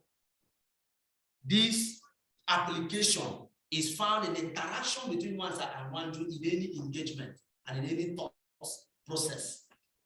That will also be explained later or more deeper later. Then another concept is the concept of Meko. This concept of Meko is referred to the English equivalent is simply relationship. The concept of Meko is very important in the application of the logic of conversational thinking, which is the space logic. In applying it under its architectural dimension or the methodological dimension, we cannot but understand that there is a necessity to understand the relationship that exists between realities. And this relationship is a complementary kind of relationship, not a dichotomized kind of relationship, but complementary. It's not a relationship of opposites. It's a relationship of equal binaries in a complementary fashion, in a complementary manner. Again, another notion that is important to note in the application of the logic of conversational thinking, which is Ezumezu, under the architectural dimension, is the notion of context. Ezumezu logic is to be understood when we look at the context of application. And this is very important because it is the idea of context that will enable you to understand the application or the nature of this of conversational thinking, because in context, you discover that facts may no longer be as you expect it to be if you come from the perspective of two-valued logic. Another notion is also the notion of context, the notion of logical thesis and ontological thesis. I will explain those in the next lecture. Doctrinal. The doctrinal dimension of conversational thinking states that the goal of philosophy should be conversation and not language analysis, as meaning is not embedded in words or proposition, but is a product of conversation, which is itself linguistic and relational. Now, I'm going to dwell more on this in the next slide. The doctrinal aspect of a dimension of conversational thinking points to the fact that there is a need for us to understand that whenever there is an engagement, such as the one we are involved in now, what we are trying to do is to make meaning or to form meaning, and not attempting to pass across or share words. In fact, the point that the doctrinal aspect of conversational thinking it makes or is trying to make is that philosophy is essentially conversation, and conversation is essentially an attempt at making meaning or meaning making. And this is the essence, or this is the reason why conversational thinking can be referred to as a theory of meaning making. Conversational thinking as a theory of meaning making. Now, what is meaning making? So that we can now understand clearly these three dimensions I have mentioned earlier, especially the trainer, and then also make sense of what conversational thinking is actually trying to bring to the board as we explore the options for decoloniality and for a better understanding of the episteme of the South. Meaning making is an attempt through the process of creative struggle. Remember the notion of creative struggle. I mentioned some of these concepts because in discussing conventional thinking, you cannot but come across these concepts that I mentioned earlier. Creative struggle, one do one side, context and method, and all of those concepts I've explained earlier. Meaning making is an attempt through the process of creative struggle to create meaningfulness out of meaninglessness in order to demonstrate the complementarity of seemingly opposed variables. Note that the essence of conversational thinking is to break down that imaginary barrier or border created by two value logic of the Western thought system by creating a relationship of opposites.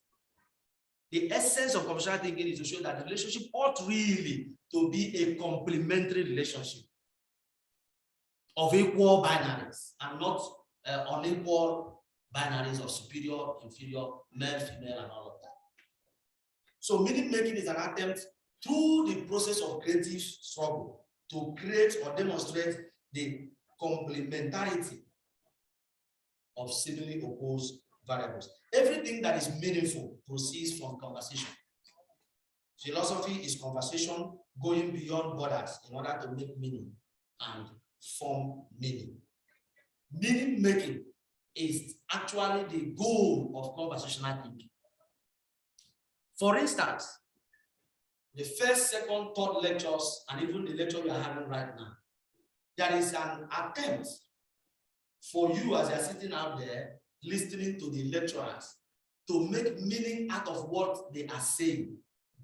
What we are doing, I am not standing here as a superior that the Western two-value logic we want us to see to dish out knowledge to you. But what we are doing is that both of us, or the two, you and I, are engaged in an intellectual or logical interaction where you are making an attempt as you're sitting there to make meaning out of what I'm saying. And I'm going to show to you carefully how conventional thinking goes ahead to do this without creating the border of superior, inferior, and also without creating the gap for unequal binaries. Before now, the European modernity and coloniality assigned itself the position of meaning maker or communicator of meaning, or the position of meaning. In fact, before now, from literatures, you discover that we have had the European and Western thought presenting itself as the communicator of knowledge, communicator of meaning, or maker of meaning. And then the other traditions, which the epistemic South is also one of them, as receivers or interpreter of what has been said, or as comprehender or listener. But this is not the way knowledge is supposed to progress. Conversational thinking as a theory of meaning making attempts to show the wrongness of this approach and to redirect our minds to the right approach in knowledge progression and dissemination. So this European approach I had explained creates a world of unequal binaries where we have speaker, listener, writer, reader, and all of that. And this is driven, as I had explained earlier, by two-valued logic.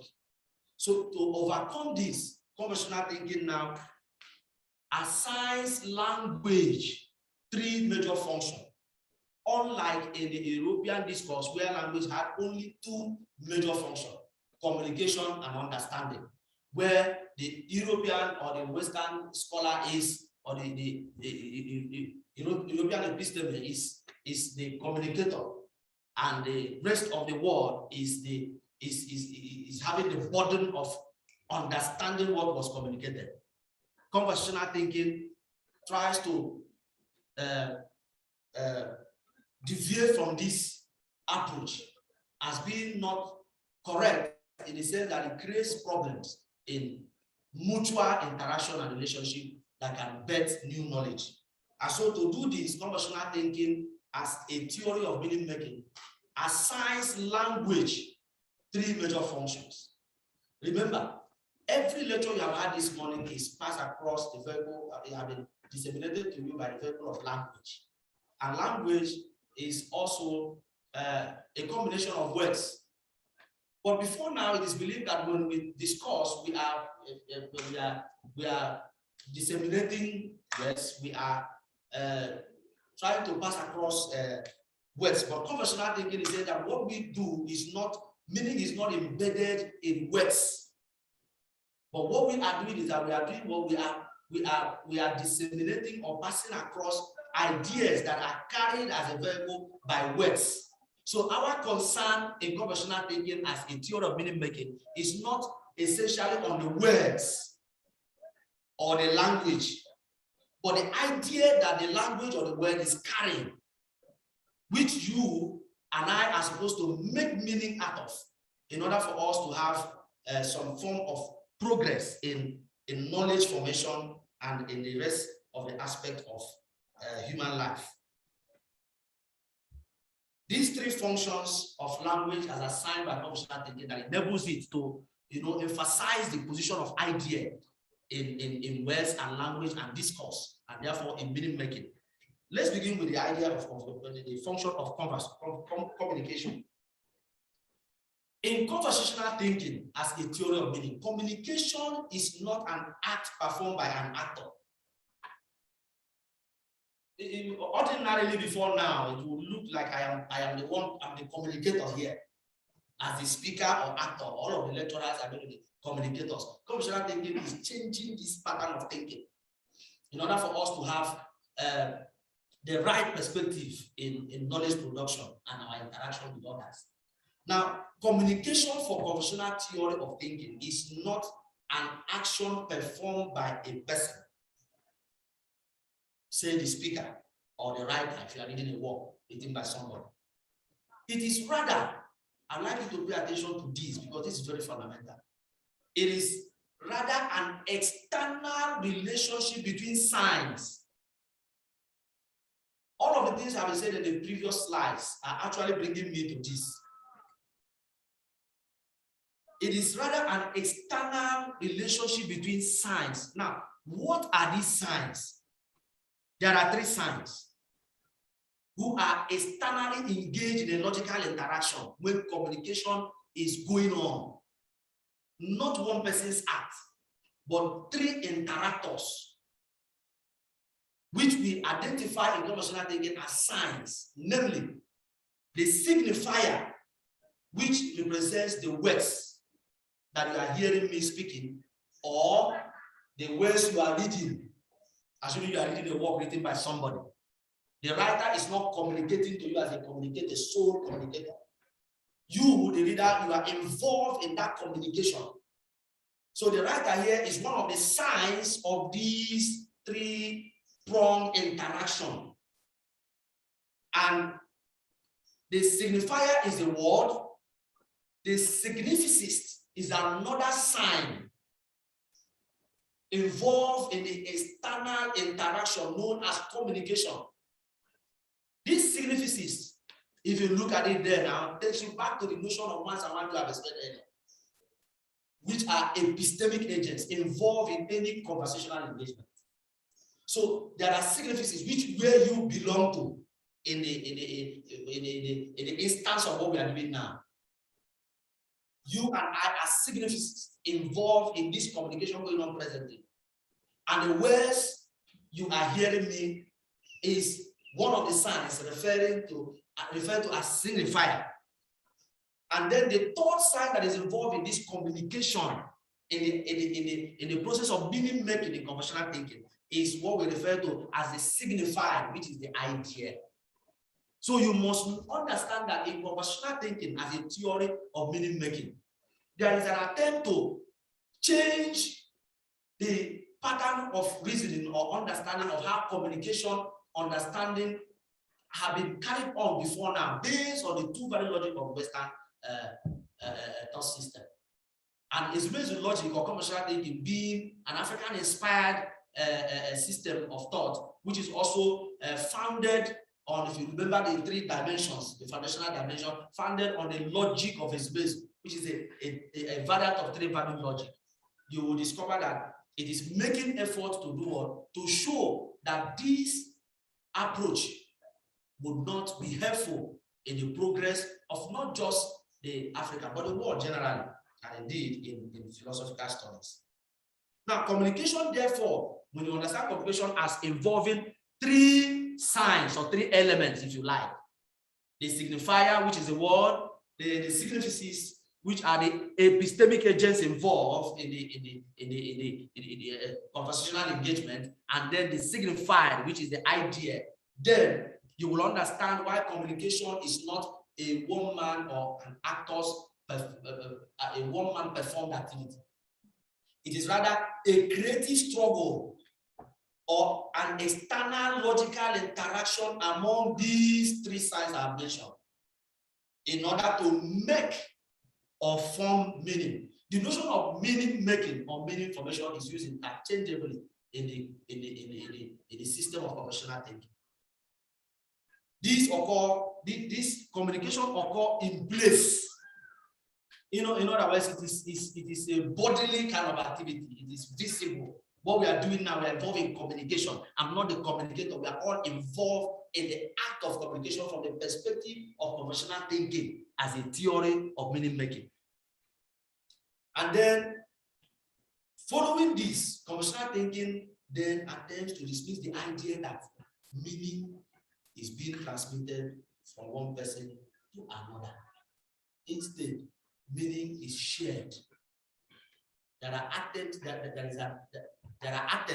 to make meaning out of what is being done. For instance, as we are listening to each other, there is an attempt to choose words that can, approximately reflect the ideas I have in my mind. And as you're sitting there, you are also choosing words that will help you to approximately make meaning out of the words that I am, out of the ideas you are receiving. I'm going to explain a little more further for you to understand how it is not a one-man act in conversational thinking to communicate, but a combination of various agents. Now, understanding. Understanding is another function given to language by conversational thinking. This is also not an act performed by one actor. Again, understanding is not an act performed by one actor. Following two-value logic, it is expected that you and I from the South, global South, are supposed to be what? Attempting to understand whatever that is coming from the global North. But this is not the case in conversational thinking. And then even when you particularize this idea, it's not the case. Understanding is also not an act performed by one actor, either the listener or the reader or one Jew, as the case may be. It is an internal relationship. Remember, communication is an external relationship because it is a bodily activity. It is visible as we are doing that right now. Understanding is an internal logical relationship of creative struggle. Remember the notion of creative struggle again. Between the signified, between three signs or three elements I have explained earlier. Signified. The signified is the idea. The next is the receptor sensus, which is the five senses, if you like, and then the mind. Now, in understanding, three elements are also involved. The idea that is carried by the words you hear, and then your senses and your mind or your brain are involved in the attempts to make meaning or form meaning out of what you have received through your senses or your mind, the ideas you have received from your senses or mind, and this takes place in the space, in your mind, in the space. It's not pleasure. is spatial. And that is the nature of understanding as projected in conversational thinking. Now, it is also important to know that in understanding, it is not words again, as is the case in communication, but the mind view. I have explained that a little earlier. But the mind view of the speaker or writer that we are making attempts, we are trying to make meaning out of or try to understand. And like I said, this occurs in space. So what we are trying to make meaning out of is the words I have picked, which I believe approximate very closely to what I have in mind. And then it's passed across to you as idea, riding on the crest of the words you are hearing. And then you receive this idea in your mind view, with your senses and your mind, trying to make meaning out of the ideas that have been received by you in the process of in order for you to make meaning, which we can refer to having understanding of what was communicated. Conversation, which is the third function of language. This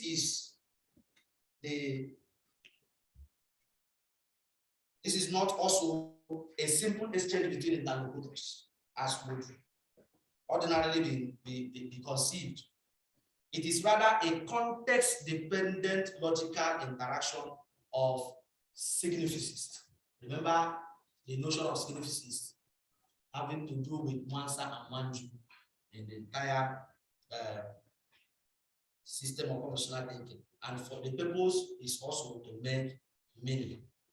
Context is very important here. Remember, I mentioned the notion of context as one of the major concepts that must be taken into consideration in your reading of conversational ideas or the system of conversational thinking. So conversation as a function of language creates room for the complementation of equal binaries or seemingly opposed variables. Conversation is a contextualized logical interaction, because what is true in one context may be false in another context. This is why in conversational thinking, context is said to offset facts, because what might be the case in this particular context might not be the same in another. And so that is the reason why it is important to note that in conversational thinking and in the attempt to make meaning out of one must consider the context of discourse. Meaning is a relationship, as we have explained already. It is a conversation that takes place both within and without. In other words, both in place and in space. The idea of meaningful words or statement, as is the case with logical positives, is a misnomer in conversational thinking. I've explained this earlier, that in conversational thinking does not accept the idea from the logical positives that meaning must be something that corresponds to facts, because facts differs when context is involved. The important thing is to make meaning out of the ideas that are being projected. The idea of meaningful words or statement, as is the case in logical positivism, is a misnomer in conversational thinking. And so it is important to know that instead of theories of meaning, conversational thinking refers or talks about theories of meaning making. Meaning making is a conversational exercise that involves communication. And understanding within specific context and without placing emphasis on words. I've explained this already. This is because words cannot be communicated by, but only ideas can. It is not words that we are communicating, it is ideas. Even though the ideas are communicated, on the crest or driven by the words we are speaking.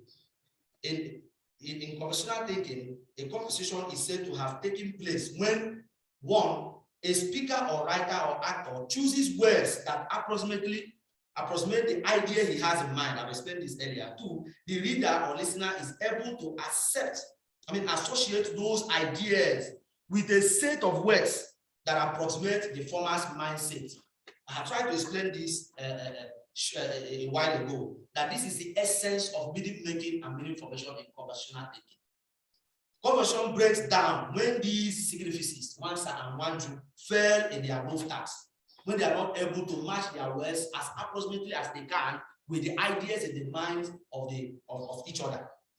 At this point, it is said that there is a tension of incommensurables. I will explain this notion later on shortly. My time is almost up. What it means is that they each choose words that did not match or approximate each other's state of mind.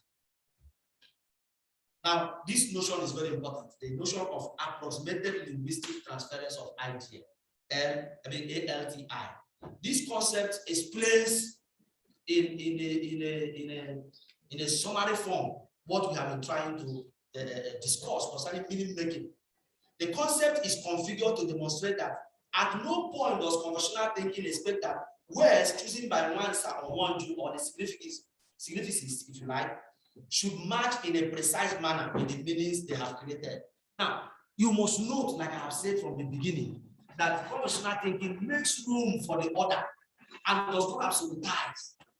You see? So now, why it is a necessity in the process of meaning making for the one side to attempt to choose words that can, match the ideas that are being projected by the person communicating or the one.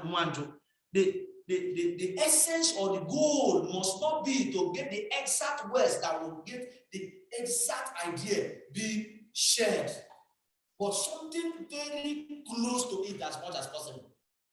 Because there's no possibility of one having to get the exact meaning that one has in mind or the other has in mind. But at least it must be to a very large extent or to a large degree, it must be approximately close to what is in the mind view of the person that is demonstrating this idea.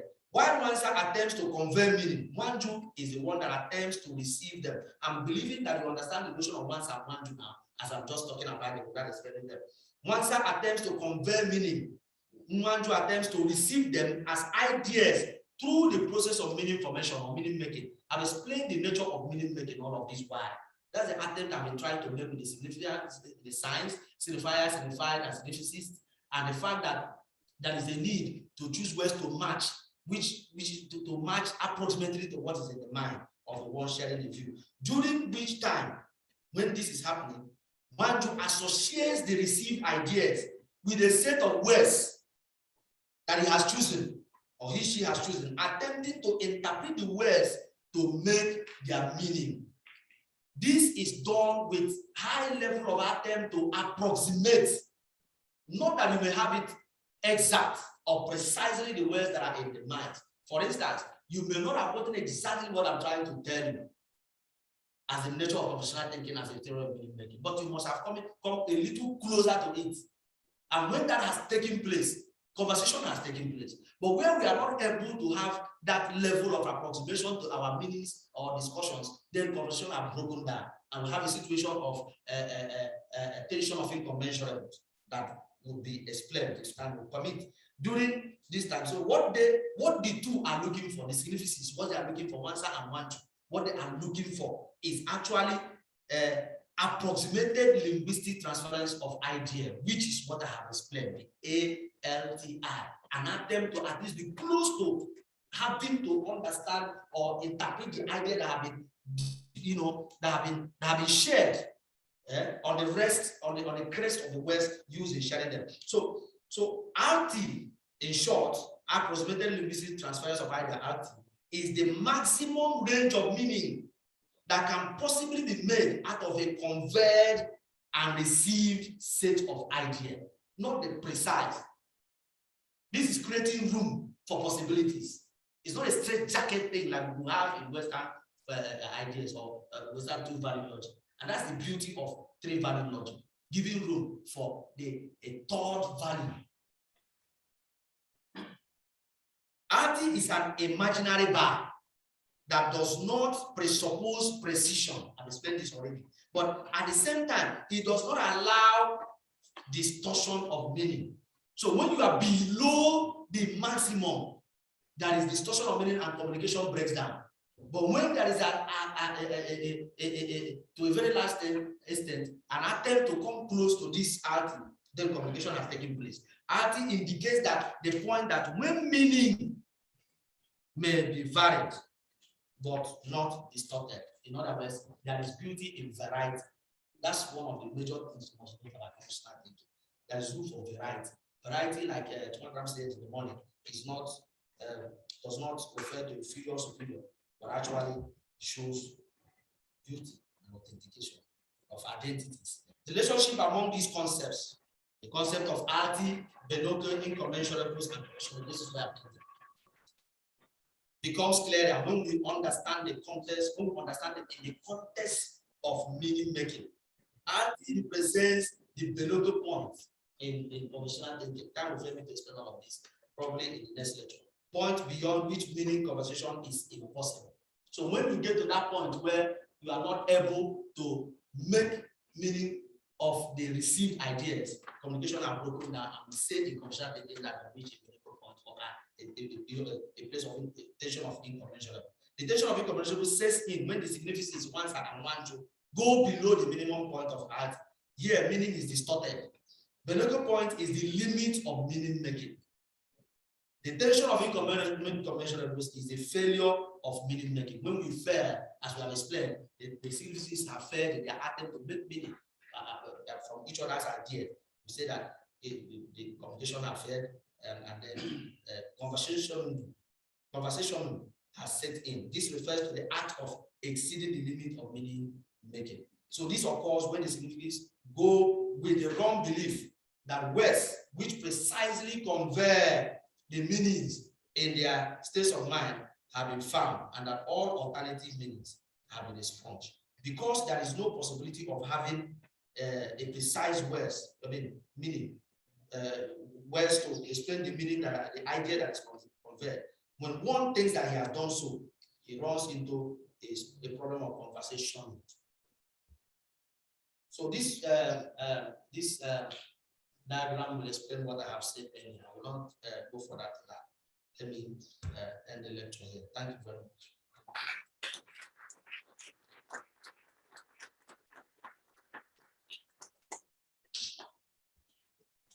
Introduce the next person and then the questions collectively. Next person is Leyla. Sure. Okay.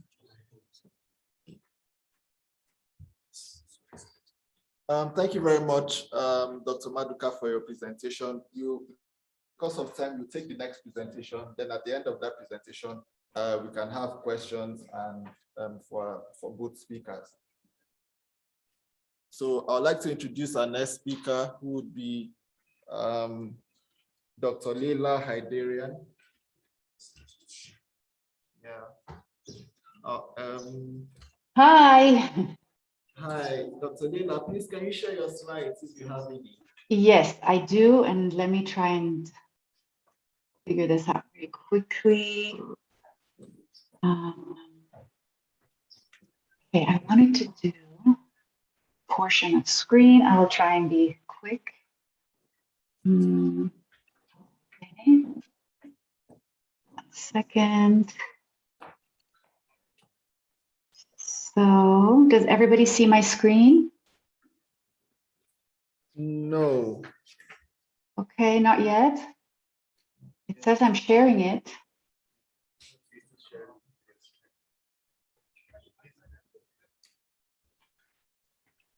How about now?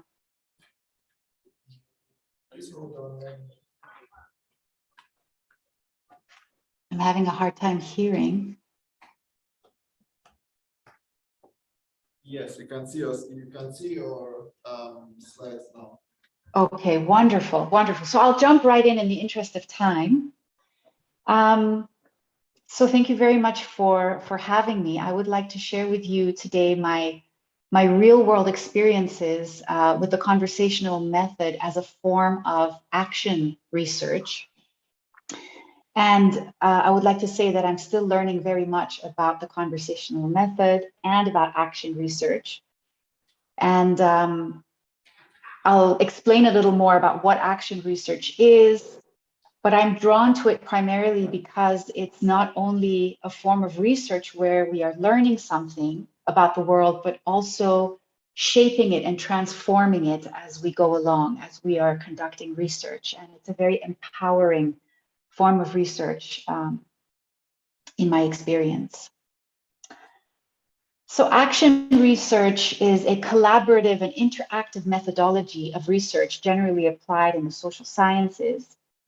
It seeks transformative change through the simultaneous process of taking action and doing research, which are then linked together by critical reflection. So this is a bit of an explanation, but I will also share with you my experiences. In South Africa, for example, I was involved in a series of action research projects where in various settings, we would do research together in communities with communities. So we is very important in action research. For example, we would research together with students and teachers and parents at a school on how to make learning more efficient and effective in a given classroom setting. So it was really about people exploring together what works for them in their own context. And this kind of research can take many forms, of course. There are many different ways to do action research as long as it's collaborative and interactive and active, and as long as those researching reflect together. And after 6 decades of action research development, many variations and approaches have evolved that focus either more on the actions that are taken or more on the research that results from these reflections. And I see the conversational method as one possible form of action research.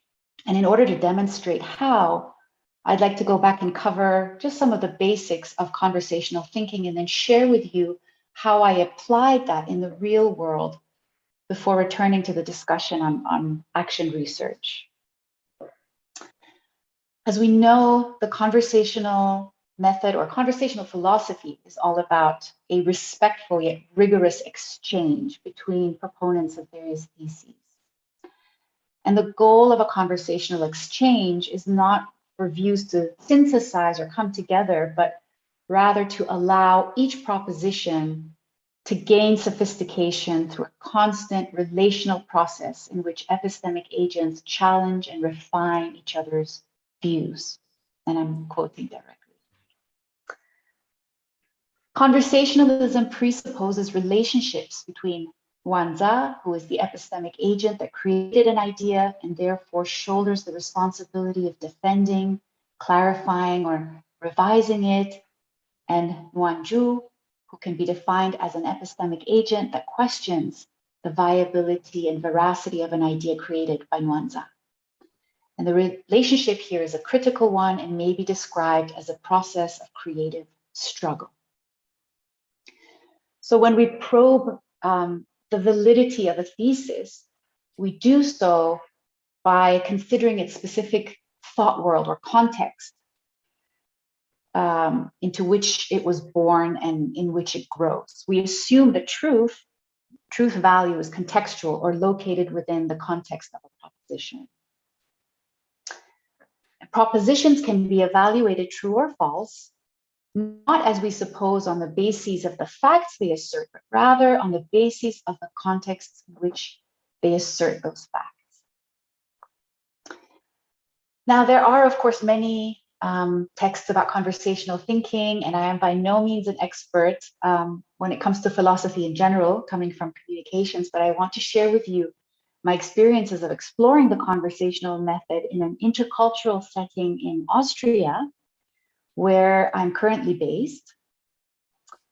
And it was here that I was engaged with young people from mixed backgrounds, so refugees as well as those who had been born and raised in Austria. And these young people essentially wanted to explore what policy they would design in order to address how religious headscarves or hijabs should be handled in Austrian schools and community centers, because this is, a discussion that has been going on for a long time, politically, socially, owing to the fact that so many refugees have been coming in since 2015, and this has posed quite a challenge for the Austrian society as a whole. So this group of young people decided to action a policy on this for their own community center, and to see what that would do for the process of their own thoughts and their own views about this. And so you will see the way that I applied the conversational method included an extra step, perhaps, which was this idea of actioning something, of putting theses into action in order to learn from them and then use that learning to refine theses. So my experience took place over several weeks in the spring of 2019 at a community center in one of the districts here that are very culturally diverse. And this center aims to bring together people from Austrian and refugee backgrounds, various different backgrounds, for cultural exchanges, but also to bring people together. And so there are very many different elements to this, and I won't go into all of them. But my specific engagement that I would like to share with you today was an experiment within this greater community center, and was based on the idea that integration or bringing together people should be something where there is a co-creation of culture rather than one culture assimilating into the other. And to me, this also resembles in intention the relational trajectory of conversationalism as I see it. So I had been introduced to conversational philosophy, and I was curious to understand how its procedural elements might work in the real world. And I invited 4 participants of this program, 2 Austrian, 1 Afghani, and 1 Iraqi young youth, to take part in a series of conversations with me to explore this topic of what policy they would design in order to address how hijabs should be handled in educational settings, such as schools and community centers in general.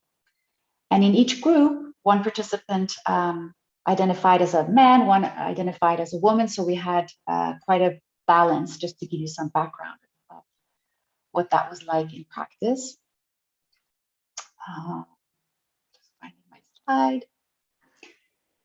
And then based on my own understanding of the conversational method, I then explained and encouraged us to follow a more or less conversational procedure. And this meant that over several days, we worked on thinking about, so conceptualizing and developing very distinct vantage points or theses about the topic. And then following this critical process of epistemically challenging and defending our ideas. And in this process, I was both participant because I was a facilitator, and I was also an observer at the same time. And everyone engaged voluntarily. In my own write-up and study later, I anonymized the account, and I only refer to the people as groups, group 1 and group 2. This is primarily to protect the identity of those who are still vulnerable, and because it's really not relevant to the outcome either. Importantly, none of us really saw ourselves as formal philosophers or scholars of conversationalism. So our understanding and experience with this was really that of lay people. So in our first encounter, when we first met, I asked, what should a policy on hijabs look like in Austrian educational settings? And what initially happened was that each group expressed their thoughts as they came. Conversations were very informal rather than being methodical, and primarily included references to the ways in which each person had grown up, what values they held dear, and how they saw the role of religion in society. But of course, similarities between the views of those who had grown up in Austria on the one hand and those who had grown up in Afghanistan and Iraq on the other soon began to show. And so we formed 2 groups along those lines to create theses. And it was the second time we met that the process of reasoning and articulating a viewpoint became much more systematic and began to take shape into what could be called 2 very distinct and internally coordinated theses in the sense of positions or written down statements that declared what each group believed should be the policy and what they wanted to persuade others of. And so the initial thesis that emerged from the group of individuals who had grown up in Muslim societies outside of Austria became Muslim women and girls are prescribed to and should wear a hijab in Austria because godly law supersedes and should ideally inform all societal laws. And the thesis emerging from those who had grown up in Austria and experienced a Catholic or non-religious upbringing was that Muslim women and girls in Austria should not wear a hijab because Austria is a secular state with a Catholic cultural heritage, and living here requires accepting local norms the way foreigners living in Muslim countries have to. And so what happened naturally became thesis and antithesis, because I would imagine in many settings you can have two theses, and the epistemic agents can play the part of antithesis while refining each one. But in this case, each thesis was in itself a thesis and antithesis. So what followed was a series of more in-depth encounters and really involved, this idea, very uncomfortable idea of testing and challenging each other. It's also a very sensitive issue. Whereby each group sort of questioned the epistemic strength of the arguments of the other, and there was no real intention of finding a resolution. Participants also sort of went back home and engaged their own sources and spoke with other people to try and help, defend and clarify and revise and strengthen their views vis-a-vis the other group. And so we came to a refinement of their thesis, where group one said that Muslim women and girls are prescribed to and should wear a hijab in Austria because freedom of religion is a foundational principle of Austrian law. So now group one was already, thinking ahead and saying, how can we draw in and use sort of the Austrian thinking for our own purposes? And group two said Muslim women and girls in Austria should not wear a hijab because doing so threatens children's negative freedom of religion and state neutrality, which are also foundational principles of Austrian law. So looking more at the legal sense of what the foundation of the Constitution is, perhaps. So these were sort of the more refined versions. And then we set ourselves a challenge to try out this policy, to try out a policy, because now we had two various different things. And we said, well, how can we deliberate and reach a compromise on what to actually practically do in this community center? And then learn from that experience and come back and refine our theses. And this was quite challenging because it required a compromise on both sides. And group one felt that, okay, so they came up with this one, which was women can choose to wear the hijab. Children and youth should not wear it. So this is something that made both groups feel uncomfortable, because group one felt that girls or the parents of Muslim girls should have the choice over whether they wanted their daughters to wear it. And group two felt that not even women should wear the hijab. So everybody was making sacrifices to say, okay, let's try something out and learn from it. But it was, it was actioned wholeheartedly and put to practice inside the community center. And what that meant was that, girls in the community center, people were informed about this experiment, and girls who may have previously appeared with a hijab were kindly reminded to remove it. And everybody was very cooperative. In the case of adults, only one woman who had previously come to the center wearing a hijab came without it. She felt like she didn't want to wear it and was happy not to. And so during this time of exchange, also, there was a lot of conversation going on, again, informal conversations about learning about people's motives and how it affected their everyday life in this community center.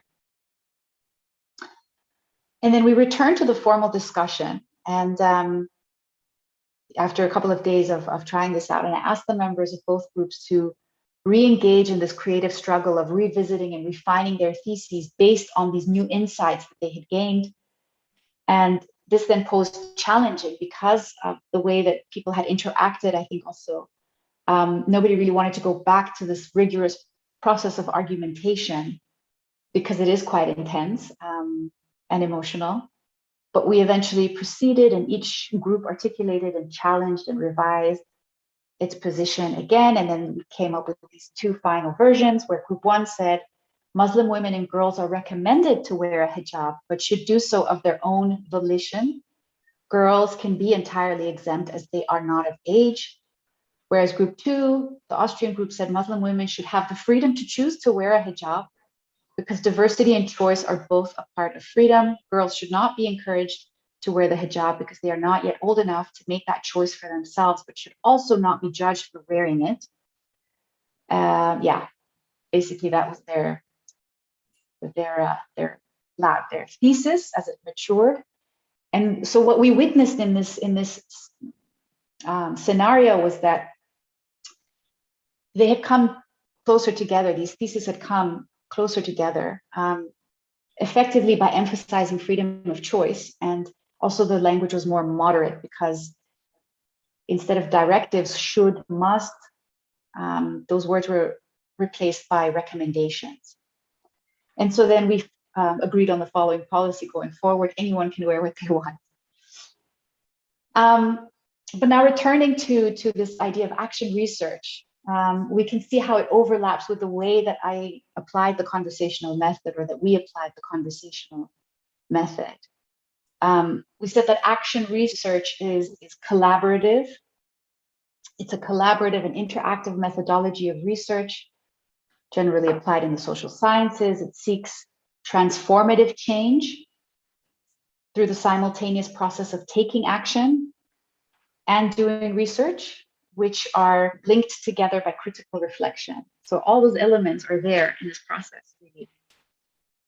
And action research has been described by Levine as research on the conditions and effects of various forms of social action, and research leading to social action that uses a spiral of steps, each of which is composed of a circle of planning, action, and fact-finding about the result of the action, right? So it's this ongoing process, a cycle of constant planning, action, and reflection. And this is really essentially what we had in our conversational encounter.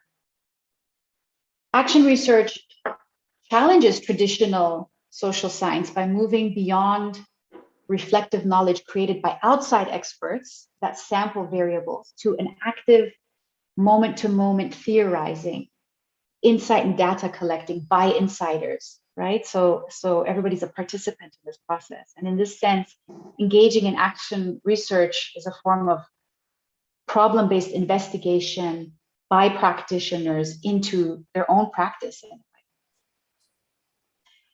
It's an empirical process, and it is decolonial in its posture because of the fact that it is so empowering for those who are co-researching together their own condition and taking action for themselves. Action research is about translating ideas into collective action. It allows research participants and researchers to engage collectively to discover new ways forward, and seeks social and political change or cultural evolution by drawing on applied experiences. So we can clearly see that the conversational method, as we used it, ticks all those boxes and can be used as a form of action research. Action research is conducted with a view to finding a solution for a particular practical problem in a specific setting. That's exactly what we did. It is implemented with the participation of the people for whom the intervention is designed, and with the aim of emancipation for the participants. Of course, we were 4 people, and it was a small setting, but I think there's a lot to be learned here for the greater intercultural exchanges that go on. For example, in Europe, in these settings where you have so many different people coming together. And the question for me is also, what are the implications of considering the conversational method as a form of action research? Well, the conversational method enriches action research by addressing potential power inequalities and by offering a very distinct decolonial approach. because it provides, and I'm quoting, it provides a philosophical technique that prevails on philosophers to engage with others from other traditions, thereby actively counteracting epistemic lopsidedness and creating epistemic justice. And then another question we can ask is, how is the conversational method enriched when it is applied in action research? And I would like to first read this quote. It says, knowledge is gained through action and for action. From this starting point, to question the validity of social knowledge is to question not how to develop a reflective science about action, but how to develop genuinely well-informed action, how to conduct an action science. And for me, this quote emphasizes moving the sciences from the realm of theory to the realm of practice, or marrying those realms, bringing them closer together. And this is for me where the boundaries of the conversational method were perhaps pushed in my experience, because applying the conversational method in this instance suggested to me that those who are engaging in a conversational encounter, when they accompany each other on a path of collective action, when they act together, related to their creative struggle, their understanding and conception of reality, of their thesis, of truth, may begin to converge. In other words, by doing together, people may end up thinking together, their contexts may come together. And I've tried to do this as a diagram where you've got one thesis on one side, one thesis on the other side. And we did this process in the beginning where we refined our theses in theory. But once we took collective action together, we tried to do something together. That process merged contexts in a way, and therefore brought those theses closer together. And so I tried to visually show that. But without going into too much detail, the experience essentially showed that contexts can be seen not only as relational to one another, but also as fluid, sometimes overlapping, sometimes indeed converging. Secondly, while sustaining a continuous clash of differing opinions is desirable and leads to epistemic sophistication, collective action, so taking action, may induce synthesis, may bring about synthesis. And the third implication is that we can consider the possibility, as a result of all this, of some form of the idea of an absolute or objective truth, even if it's just a concept, towards which contextual ones may advance. So you've got contextual truths, and yet there might be something that brings us together when our contexts merge. And so those are some of the implications of doing this form of action research on my ideas of the conversational method. And just to round it up, I'm sure everybody's very hungry. I don't know if you've had lunch, but to round it up, was one of my research participants said, by trying out the conversational method and then doing something about it together, we developed the capacity to have meaningful conversations. We built trust. We now dare to share unfinished thoughts and try to speak truth amongst each other. My truth, your truth, and sometimes our truth. And this, is very hopeful and powerful, because a lot of people feel like they cannot be sharing their truth in certain settings that are not safe spaces. So this was definitely a safe space that we created. And practically for macrocultural exchanges between, for example, Austrians or Europeans generally and their immigrant populations, this can mean that groups of people can learn to live out a rich and more dynamic tapestry of identities and values, while nonetheless approaching one another under some kind of overarching and shared sense of humanity, that one doesn't have to exclude the other. And to me, these are some of the insights that I've gained so far while using the conversational method as a form of action research and learning about both while doing so. Thank you very much. I have my last slide, which is my references. And I apologize that they're so tiny. I will make them larger for when I send this back. Thank you very much, Dr. Leyla. So we'll take, I think, 3 questions for each speaker. We'll start with questions for Dr. Leyla. So if you have questions for her, just indicate by raising your hand. Sure.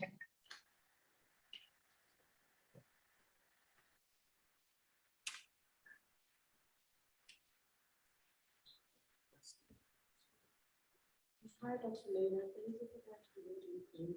Oh, sorry. I was saying thank you for the engaging presentation. I guess I find it more interesting because I'm an ethnographer than others in the room. But I'm more interested in, so you mentioned the methodology that you used as being decolonial and as being empowering. And I was just really intrigued by what kind of ethical dilemmas you came across, because I don't know if I missed them, but I didn't hear much of that, other than sort of like the positives of such a methodology. But what kind of ethical issues might one encounter in doing that kind of research? That's a really great question. I think my very first, well, I was actually quite, I don't want to say fearful, but nervous doing this. But I found people who were very interested. So I think that the very first sort of step for this, you know, the ethical sort of considerations of engaging in something like that is really presenting this idea to people and then seeing who is interested and who wants to participate. So not, you know, taking this as something that is that has to be done. Because in this center, for example, there are so many different programs that are available to people. And very quickly, something can become an imposition or a cultural imposition. You know, when people come to Austria, for example, they have to learn the language, or they're expected to learn the language if they want to stay there. And for something like this, where it's really me exploring how can we draw closer, it was very important for me to do this with people on a very voluntary basis, to say, who's willing to try this with me, who's willing to go there. So that is, I think, the very first ethical sort of hurdle to really find people who were more than willing to participate. Of course, that already excludes people who might not respond so well to this kind of exchange, right? So, and how far is this applicable? It's applicable to those who want to participate, who want to learn, to stretch, to put themselves in a bit of an uncomfortable situation. In terms of documenting this research, which is another ethical, perhaps, dilemma, for me, it was important to anonymize the accounts, to just sort of add that extra layer of, you know, being very cautious and careful, and not to give any kind of specifics that would give away people's identities, even though people were consensually participating and did not expressly mind being part of it. Don't know if there was any other part of this question, but I don't want to take up too much time either. These are just two of the sort of ethical issues that I would highlight right now. Thank you. Next question, please. My question is directed to Dr. Maduka. No. To Leyla first. Yeah. Any other questions?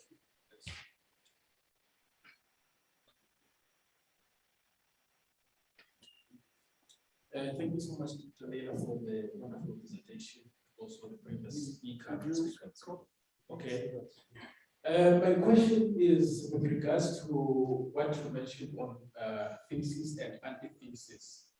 I'm feeling that with the context where Steve Biko in Right What I Like talks about the thesis in the apartheid regime as being white racism, and then black consciousness being the antithesis. Can you get me? So my question is that how is conversational thinking possible between people who have been defined as people who cannot think, and also you mentioned that one of the principles of conversational thinking is culture. So I'm also thinking about complementarity here. How is complementarity possible between unequals, the inferior and the superior, and people who were defined as people with no culture, with no capacity to think? So I'm thinking about the practicality and possibility of conversational thinking in such a context, as a context is also important when we talk about conversational thinking. So basically, how is complementarity possible between people who are defined as not thinking and with no culture? How does it figure in such a context? I mean, this is, I think, the basic, fundamental, necessary building block for me in terms of an, conversational encounter to be able to work. And that's, I don't think you can simply, take that as a methodology and say, let's apply it in a situation where there is no willingness to view the people you are engaging with as your equals, and to respect them philosophically, culturally. And so I think that's like the basic prerequisite. And of course, this is something then that has to do with, and it came through for me in the action part of this, is when people are constantly engaging, it's not just the procedure of engaging, but also the sort of side effects of engaging with each other, listening, talking, being with each other, spending time with each other, that builds that prerequisite, that foundation of respect, of mutual understanding, upon which then this kind of encounter, I believe, can happen in practice. Other than that, I think it's doomed to fail the way everything is failing right now. Even partisan politics, or specifically partisan politics, in my mind, which has really just become a mudslinging,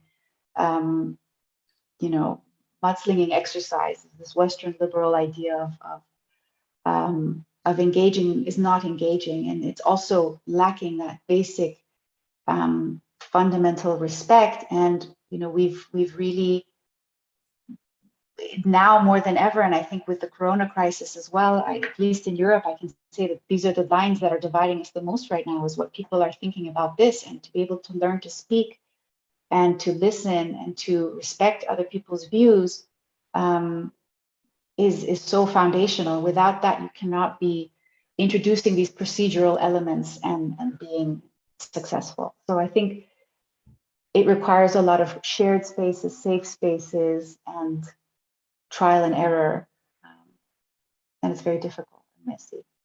Yeah, thank you, Dr. Leyla. I'll please ask the questioner to be brief, and also Dr. Leyla, your responses to also be brief because of time. Thank you. Okay, I hope you can hear me clearly.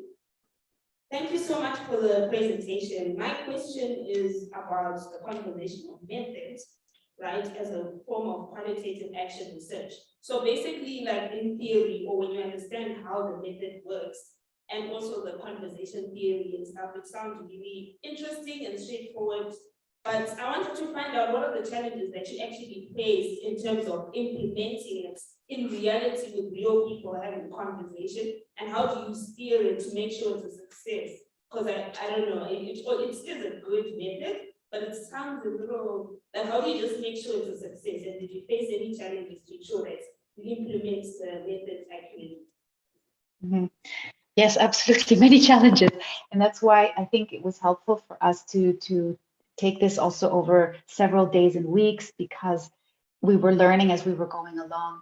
And I think, you know, the very first day, it was just people sharing thoughts. And I kept thinking to myself, how can we become more methodical? Is it because we're not philosophers? Is it because we are not, you know, practiced and versed in this art of creating a thesis and you know, argumenting in an eloquent manner? It was really very basic, but through this idea of having a bit of a facilitator, which was my role, and encouraging people to think in a more strategic way, we were able to then, over a few days, refine our thinking and be more systematic as well. And also, again, this is something also that becomes very uncomfortable, is when you're speaking about things that people are passionate about, that they care deeply about, you know, to be able to, I mean, I had a very simple method, which I'm going to mention now. I don't know how scientific this is, but we had at one point when it got very heated or very emotional, I had a candle on the table and I said, instead of looking at each other directly in our eyes, let's look at the candle. And this candle represents our conversation, and it allowed people to speak more freely and to bring emotions down. And so this was just a very practical way of managing these things. But in my opinion, it was very, very messy. And it was only with time and practice that we were able to get it to take shape and to work. Thank you very much, Dr. Leyla. I think that's all the questions for you. We'll now move to questions for Dr. Maduka. So if you have any questions, I think, yeah. Be brief, and Dr. Maduka, please, that's your responsibility.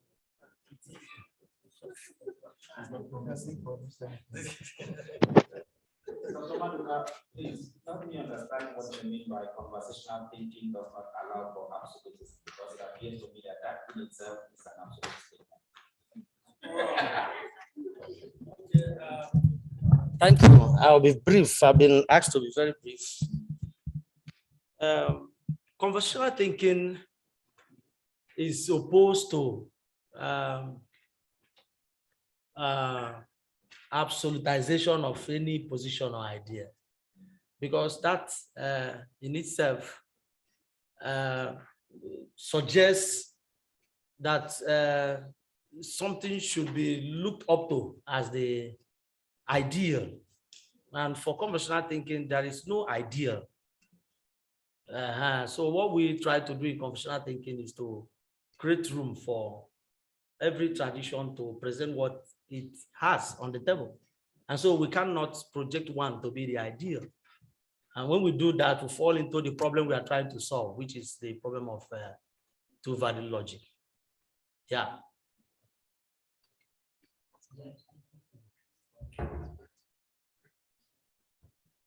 Yes. Thank you so much for the presentation. I just wanted to ask if you could. Am I okay? Sorry. I just wanted to ask you if you could maybe, I don't know how to put this, but present to me, because I'm an archaeologist. I work with you know, material evidence, right? So how would you apply that in the context of materiality, especially when we're dealing with things like you know, monumentality, because that's the bulk of my research. And I want to, monumentality of architecture and landscapes, and how human beings are sort of affecting changes in their environment. But also, you know, the kind of, and I like the presentation because you touched on the application of words, right? So we're actually working on a paper where we're trying to understand how words, that meaningfulness that you bring into our paper around, how do you use these words to convey in decoloniality of our discipline, right? In curation of objects, of material finds. So I guess my question is kind of two-layered, but yeah, if you could maybe try and assist me in reforming or unlearning my worldview, as Dr. Jonathan has spoken about earlier, but kind of relearning the aspects you're bringing about the method and the systems in your three-step approach. Thank you. Okay, thank you. If I understood your question, concerning words and your discipline monumental materials and all that, how can you decolonize using conversational thinking and words and all of that? Now, there's always an idea that one wishes to, share. And of course, if it is true that the idea or those ideas are being shared by means of words or language, if you like, but there is an idea, and the concern in conversational thinking is that idea, not necessarily the language. I may speak a language you don't understand, but someone might be interpreting in a language you can understand, but your concern is to get the idea I'm trying to pass across. So when it comes to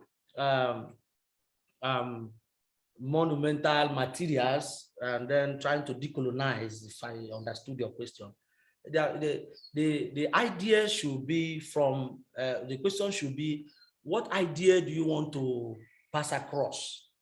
Is it an African-inspired idea in a monumental material?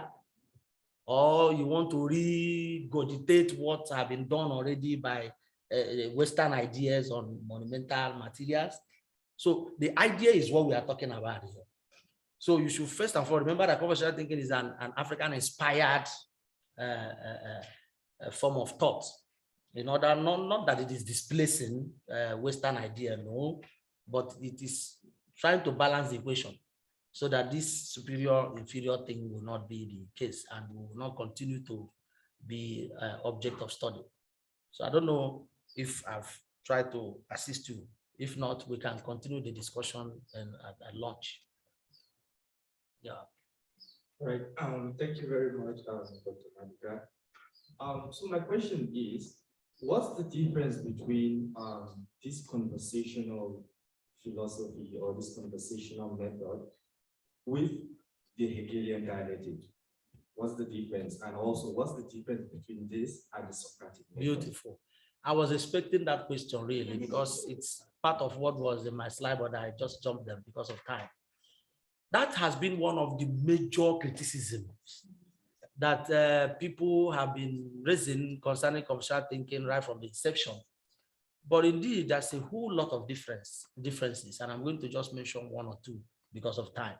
Number one is that Hegelian dialectics, Hegelian Socratic dialectic, is such that ultimately, in terms of outside antithesis, thesis, antithesis, and synthesis, their major goal, the major goal of Hegelian dialectics is to arrive at synthesis, where another thesis begins, and then that continues, almost unendingly. Now, in conversational thinking, we are not interested in synthesis. If you like, you can replace the word synthesis with agreements. We are not interested in that, because that will produce itself another idea or another absolute that you begin to contend with, So what we do in conversational thinking is that we are concerned with continuing that creative struggle. We want to sustain the idea, that is being shared or that is being, put forward, so that there'll be room for knowledge. There's no end to knowledge. When you now synthesize or coalesce or agree, you tend to end knowledge. And conversational thinking does not see that as progressive and as appropriate. So that's the major difference, even though there are other differences, but time will not allow me now. We can continue talking so that we can answer the rest of the questions. Okay, I'd like to find out the aspect, isn't the adoption of a particular terminology in Africa perpetuates the structures of superiority. Like for instance, right now we are in the decoloniality workshop. And for instance, she's an archaeologist, I'm also an archaeologist. And there are terminologies like Darwinism and so forth and so on. And in your presentation, you also mentioned a terminology called Aribistics. And in a society where we have xenophobia and racism, and you mentioned a terminology like Aribistics, whatever it's called, does it not perpetuate that intellectuals from West Africa are much more superior or generate knowledge much more like other intellectuals like in the South Africa and in other states in Africa? Thank you. Okay, thank you for that question. I wouldn't think that that is the case. Philosophy, really, you are coming from archaeology. Philosophy deals with concepts, and the essence of conventional thinking is also to, ride on concepts and produce new concepts in order for knowledge to grow. So you may wish to create new knowledge by conceptualizing new concepts, if I should say that, from many perspectives, and not necessarily the fact that if it is coming from a particular culture like Armaroka now, Armaristic, it means that that culture from where that concept is coming is now overriding or becoming superior to the other. No, that would be wrong to say so. What actually is the case is that there is room for you to create concepts. And at that, you also explain, you will discover that that concept is also explained in a language that readers or listeners would also understand. You understand? So that there's always a root word, a root from where, or etymological conception of a word. It's just like philosophy or archaeology has a root word, probably from Greek, probably from Latin. And it doesn't make Latin or Greek to be superior because the word is drawn from there. If you say so, it will be wrong. So that's not what we are actually doing indeed. All right, thank you very much. Please, a round of applause. So it's time for lunch. So you're invited to go to the other hall and have lunch. We will reconvene in about 45 minutes. Thank you. 45 minutes.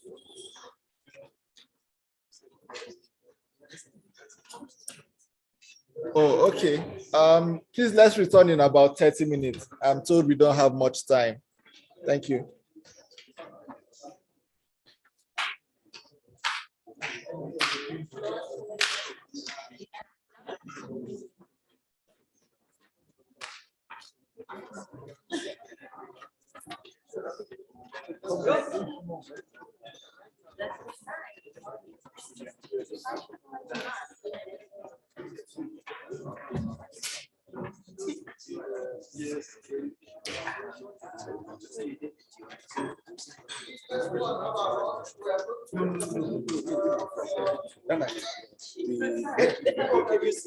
That's where that's my problem. Which ties into the fact that's the highlights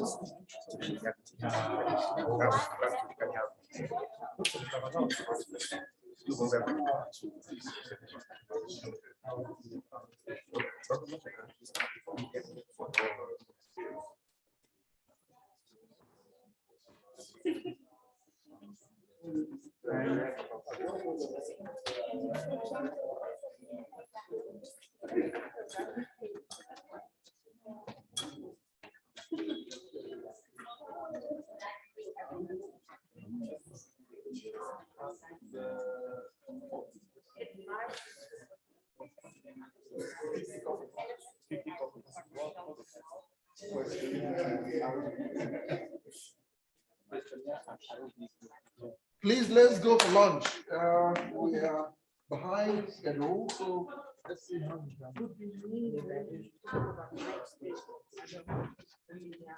Or wherever it allows you to go.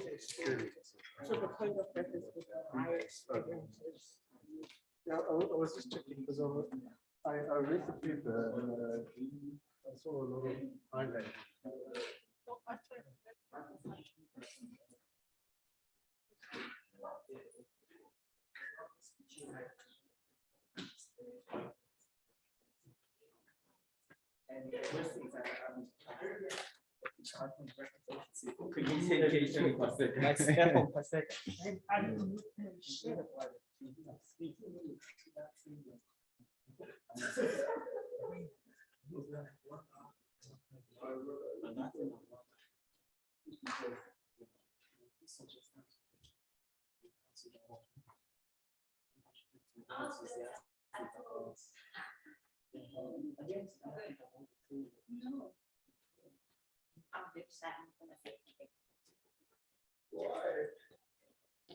Also that session. Strongly believe we have it within us to make it happen.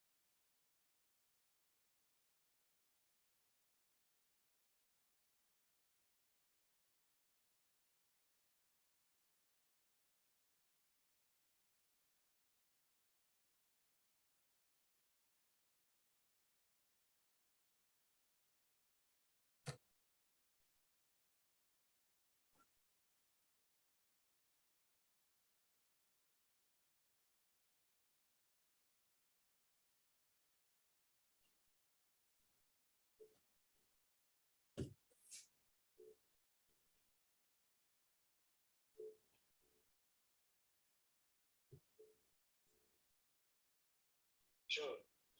Kopa o tell me if the water matter.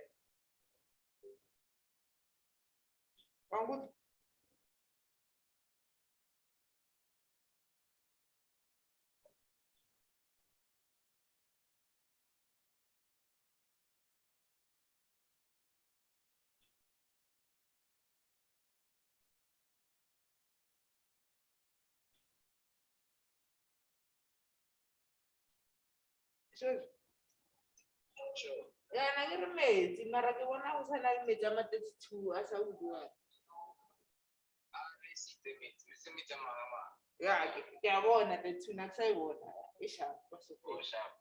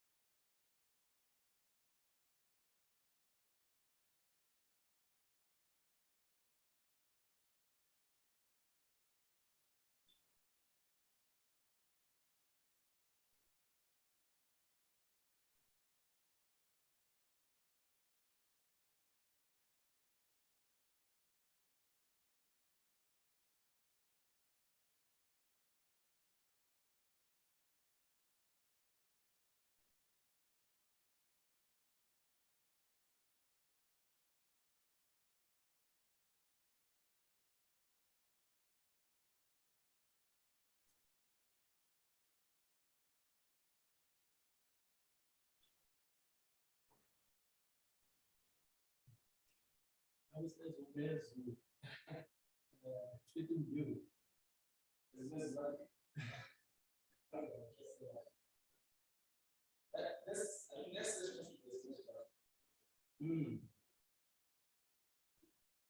Yeah, as you guys go to the exam, I'm very cool.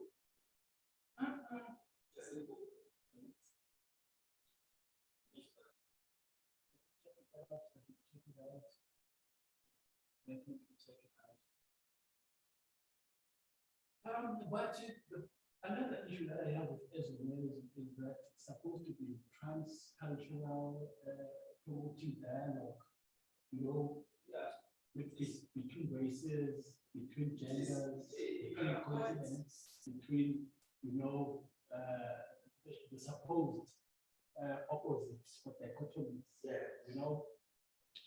But I'm thinking about,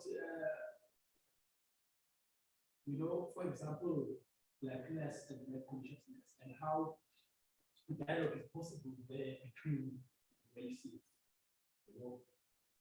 I'm reading a quote here in the book by Isaiah Negedu on decolonial meditation of black consciousness.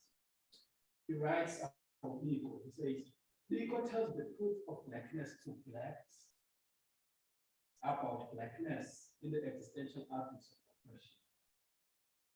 You see, so it's a dialogue between blacks, not between whites and blacks. Why do you think they go in this move? How can conversational thinking address this move? To say no, I want to speak from black to black as opposed to conversational thinking also can be used to address this. That's no colors here and there. So you must allow every person, every idea, every culture, every individual to come. And this kind of understanding, like all knowledge is something like this. And if you take some journals and think of true values, they're not a white man. You reject it. Especially when you ask who is projecting an idea of the West. Your idea of the West.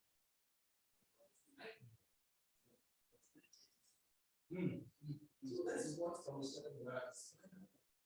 And that's one of the reasons why we introduce journal for society, which anybody, once your idea is another idea.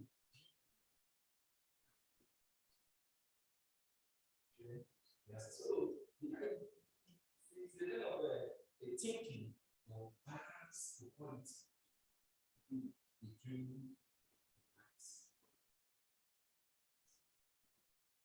different cultures. Yes, so there's no cultural spirit of love, no individual spirit of love. That's the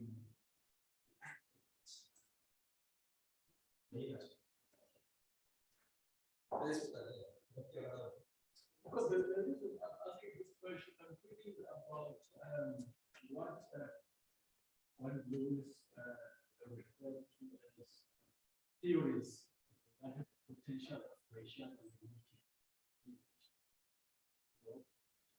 whereby the condition of blacks is not thoroughly interrogated and addressed. How does conversational thinking then take up those issues of subjection, of oppression? You know, how does it address it? Is it supposed to take place between equal in a society where, you know,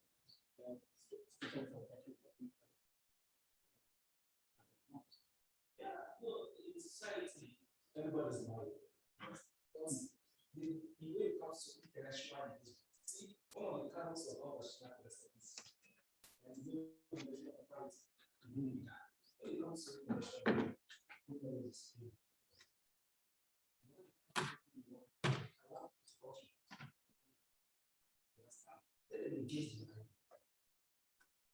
language should not be absolute. So in that area, we try to balance.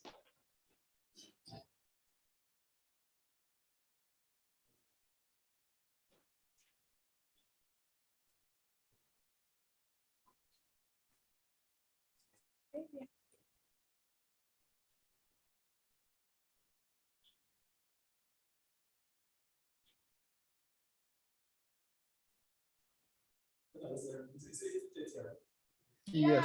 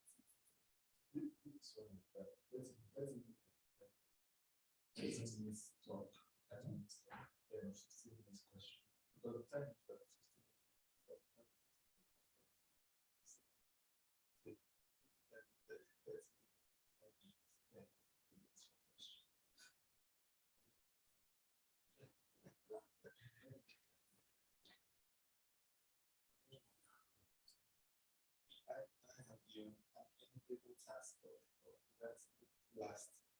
Yeah, that's something that everyone else has. So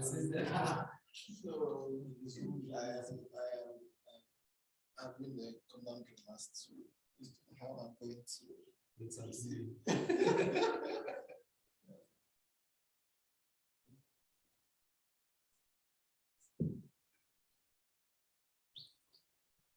Let me go on. Yes, please.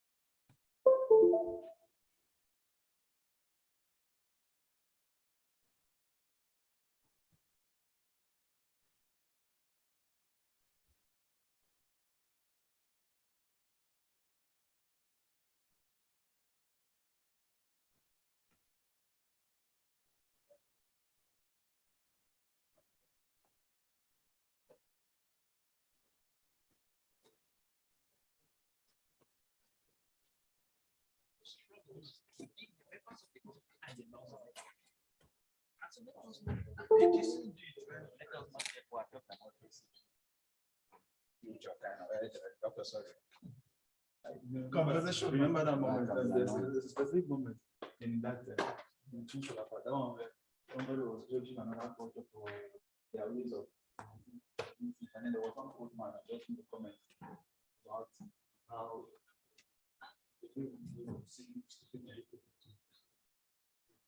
so what kind of question is that? Is the word to ask it's true that God is capable of keeping the same. Did the God assign to perform things?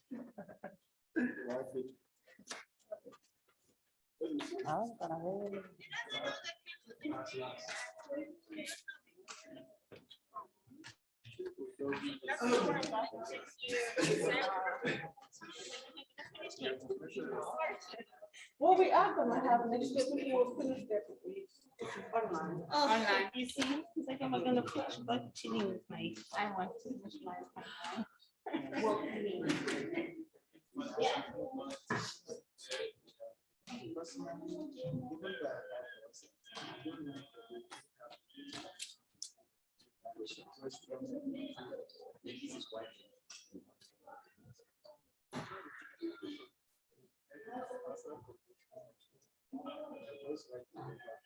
Answering these questions.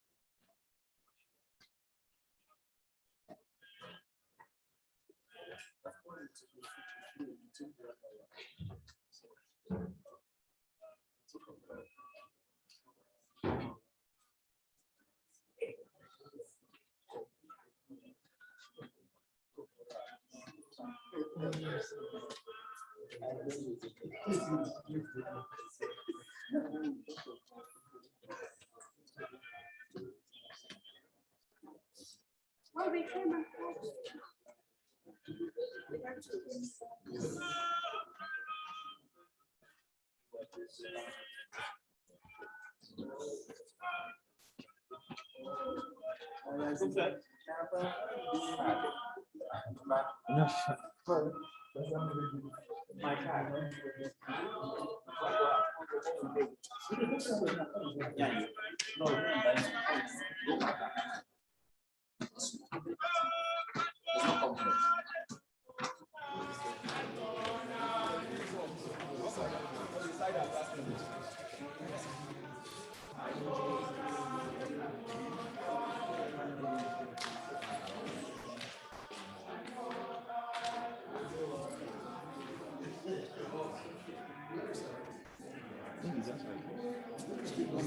It was there before.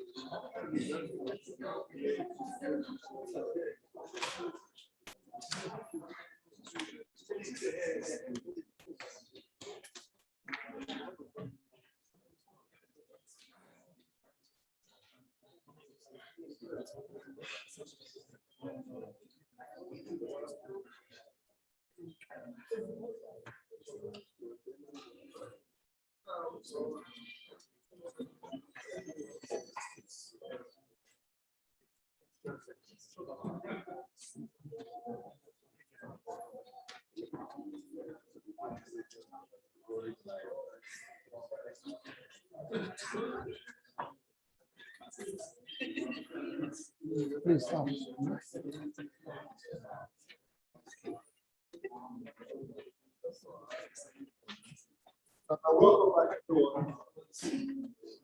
Hello. Hi, welcome back. So we'll move quickly to our next presentation. and that will be by Dr. Enyimba Maduka.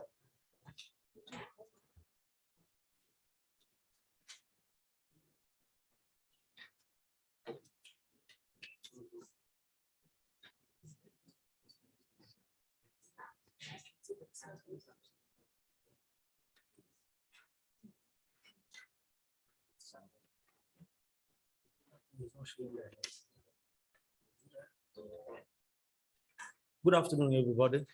Welcome back from the lunch break.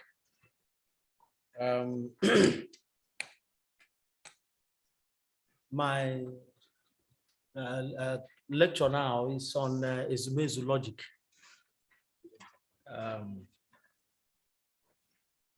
Ezumezu logic as the logic of conversational thinking. Ezumezu logic as the logic of conversational thinking. I must mention from the beginning for some of my friends who are very uncomfortable about certain concepts coming from a particular locality, that you're actually going to have quite a number of them now. So just prepare your mind and let's just get to the juice of the work.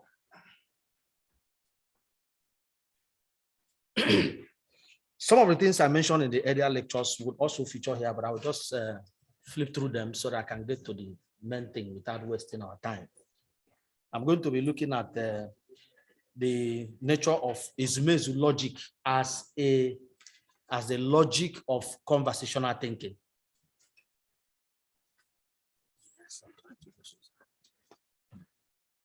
So etymologically, again, we need to define Ezumezu. But why did the idea of Ezumezu logic why was it conceived? There was a need, or there became a need for a logic that is inspired by an African background ontology and worldview, and yet universalizable. This particular need gave impetus to the emergence of Ezumezu logic.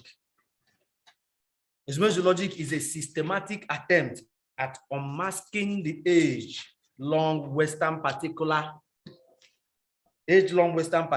elevated to the level of universal and absolute, and driven by Aristotelian two-valued logic, with all the limitations of Aristotle's two-valued logic. So the essence, like I said in my earlier lecture, is to show that this is disfiguring reality. Ezumezu logic is thus a rewriting of the grossly distorted history of rationality, logic, and epistemologies of the global South. What is Ezumezu? Ezumezu is drawn from the three Igbo notions. Here I come again, namely Ezu, which means truth, and Izu, which means falsity, and Ezumezu, which is representing complemented. The third notion, Ezumezu, is the middle value, or the point of complementation, which across the logical system, its name, Ezumezu, but spelled now with capital letter E. Ezumezu then connotes the collective, aggregate, or totality of all that is viable, most potent, and most powerful. There's a need to show the nature of trivalent versus bivalent logic, and how Ezumezu is a kind of paradigm shift. Ezumezu logic is a trivalent or three-value logic, which is symbolically represented with the letters T, F, and C, unlike two-value logic where we have T and F, truth and false. In Ezumezu logic, and contrary to Western logic, T and F can complement. In two-value logic, it is either T or F, and there is no room for a third value. But Ezumezu logic, being a trivalent and also an alternative logic to the two-value logic, creates room for The third value, it also recognizes the context-dependent nature of proposition. Remember in the other lecture, I mentioned that context is one of the major issues or concepts you will be coming across all the time when you are looking at a conversational system of thinking. It also recognizes context-dependent nature of propositions and interdependence of variables or values. This exposes the inadequacies of the three laws of the two-valued logic and the need for additional laws that will strengthen them. Ezumezu logic differs remarkably from Western two-valued logic in these following three ways. There are three major ways or three senses in which Ezumezu logic differs from two-valued logic. First, Ezumezu logic is flexible in its mode of reasoning and application of the laws of thought, whereas Western logic is strict and we can say rigid in its application. Number two, Ezumezu logic extends the two-value logic through the relaxation of its three laws of thought. The law of identity, contradiction, and excluded middle is relaxed. It is not replaced. It is relaxed by Ezumezu logic in order to strengthen it afterwards. Thirdly, Ezumezu logic complements these three values, the three laws of thought in a two-valued logic through the formulation of three new supplementary laws. That's why I said it's not displacing it, it's rather strengthening it. For me, Ezumezu logic strengthens the three-value logic. The weaknesses in the three laws of thought in two-value logic is found strengthened by the three new supplementary laws that Ezumezu logic supplies, making the entire laws of logic to be 6. The nature, these new supplementary laws are njikoka, mekoka, and ononetiti. Again, my friends who are uncomfortable with concepts, I will explain later on. The nature of these supplementary laws will be exposed later on in the course of this lecture. Ezumezu logic is a logical system which grounds conversational thinking and other methodologies in African philosophy and studies. Remember, in the other lecture, I told us there are 3 dimensions in conversational thinking. We have the foundational, we have the architectural, we have the doctrinal, and then the foundational has to do with the logic, which we are talking about now, and the doctrinal has to do with the application, the methodologies and the application, following the rules of this particular logic that grounds conversational thinking. Ezumezu logic relies on some basic assumptions. These are some of the basic assumptions you need to bear in mind, upon which conversational thinking rises on the crest of this Ezumezu logic. Number 1 assumption is that no philosophical tradition is absolute. Each is an alternative to the other. And that is why the two-value logic of Western thought system that presents, absolutes and makes inferior and superior kind of dichotomy is unacceptable and is seen as distorting reality. So one basic assumption is that no philosophical tradition or idea or position, as the case may be, is to be seen as absolute. Each is an alternative to the other. Number 2 assumption is that all true philosophical traditions should be able to be applied in other culture. In other words, should be universalizable. There's a need for whatever that is coming up from a particular tradition should, to a large extent, be applicable to other cultures and traditions. Reality can be interpreted. This is a 3rd assumption of Ezumezu logic, and that is that reality can be interpreted from 3 perspectives: the physical, the non-physical, if you like, spiritual or non-material, and a combination of the 2. But when we come to Western true value logic, you know that we have just the spiritual and the physical. And then for Ezumezu logic, that is a 3rd value. There's a 3rd aspect of reality. And that is where we have a combination of that 2.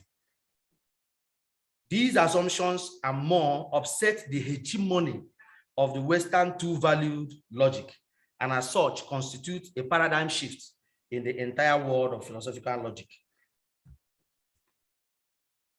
The three additional laws of thought are as follows. Njikoka.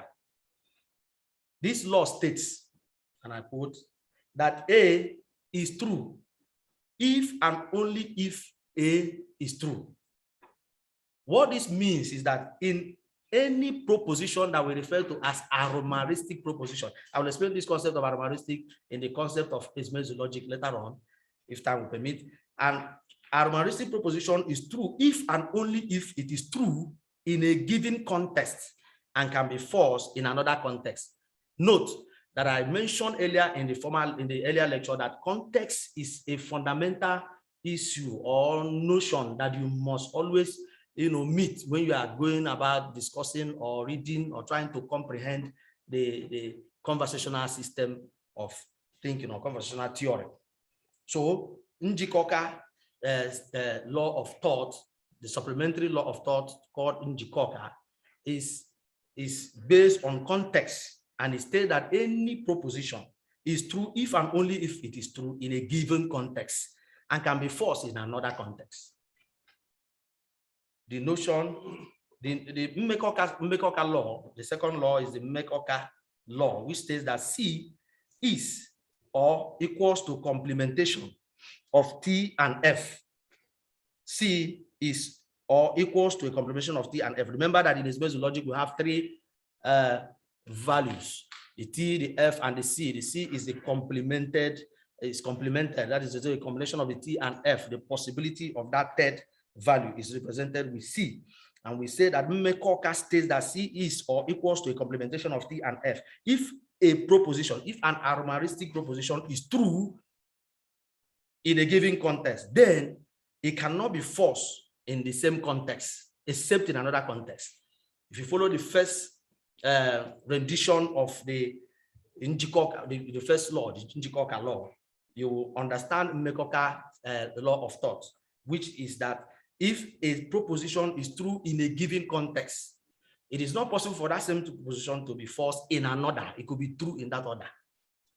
C is the third value called Ezumezu or Mwa Izube. Many more concepts are coming, my good friend. Mwa Izube, consisting of Ezu and Izu, a combination of the first two. Remember that Ezumezu is drawn from the two words Ezu and Izu, truth or false, and then we have the C, which is complementing the two, and we refer to it as Ezumezu. That third value is Ezumezu, or in English, complemented, or you can also refer to it as Mwa Izube. In a contextual mode, context, the value of Ezu and Izu is either true or false in a given context. But when in complementary mode, which is the C value, the third value, the values of both variables are made to be present. Now, for instance, you have T and F. Now, T in a given context can be true. F in a given context can be true or false in a given context. But when the two are brought together on the third value of C, or Ezumezu as we call it, or Nwa-Izugbo as we call it, you discover that both values are made to be present or are seen to be present. Ononetiti is the third value, the third supplementary value that was conceived as part of the new laws of logic in Ezumezu to make up the laws of thought to be 6. Ononetiti states that A is both true and false. A is both true and false. An ohacharistic proposition is both true and false in a complementary mode of thought. Now, there are certain situations where you will see or notice that a statement can be true or false at the same time. And then it is this value, the third value, that creates room for that to be accepted. And ononetiti represents that law that guides such occurrence. Ononetiti accounts for the intermediary values That is the value of not altogether true and not altogether false. In other words, the possibility of being both true and false at the same time. It includes what was excluded in the old law of excluded middle. Remember that the law of excluded middle in the two-value logic does not allow for a third value. Nothing is in the middle. That's why it is called excluded. But the word unentity is drawing attention to the fact that there could be a third value. Something can be there. Remember that this logic is coming from the African-inspired African worldview. There are some logical notions you must also note as we go across Ezumezu logic. One of them, Mwansa, Mwanju, I will not go to that since I've explained it in the first lecture. Mwa Izugbe and Mmeko. I've also mentioned Mmeko in the first lecture. But again, I need to mention them a little bit because of the fact that their role in Ezumezu logic. Mwansa is a peripheral value or an agent that proposes and protests the criticism of his proposals. Mwanzu is a central variable that represents the complementation or conversation of Mwansa and Mwanju. Remember that there are two epistemic agents in the world of conversational thinking, and they are represented by these two major agents, Mwansa and Mwanju, and they are the ones that would, serve as variables. They can take the place of anything, any situation, any concept, any idea, any notion, and then interact with each other to bring about this issue of a third value and also contextual explanation of propositions as they may be, as the case may be in different circumstances. Mmeko stands for a relationship. It connects Mwansa and Mwanju. Remember that Mmeko I've mentioned is a relationship, is the notion of relationship. And that is what enables Mwansa and Mwanju to engage in a productive, creative struggle, to bring to birth new and novel idea. Mmeko activates Mwansa and Mwanju by bringing them together in a creative struggle of contestation and protestation. Another important notion that you must note, and I need to explain in Ezumezu logic, is the notion of ohakarisi and aromaristic. Remember, I've been mentioning aromaristic proposition, ohakarisi proposition. What exactly are they? Ohakarisi means authority lies with the center. Now that's the reason why you need not to worry about the culture where the word is coming from, because there are English versions of them that will help you to understand the thoughts or the idea that is being projected. Ohakarisi here means authority lies with the center from where influences flow to the periphery. This particular notion is very important because it shows the reasoning pattern that is riding the Ezumezu logic. It is a meta-theoretic principle of Ezumezu logic that states that the truth of the center accounts for the truth of the periphery. This type of proposition, we could liken it to what we have, what we refer to as deductive reasoning, where there is you can draw inference from the general to the particular, moving from the center to the periphery, or moving from the generality to the particular. Aromaristic, on the other hand, is a principle in Ezumezu logic that seems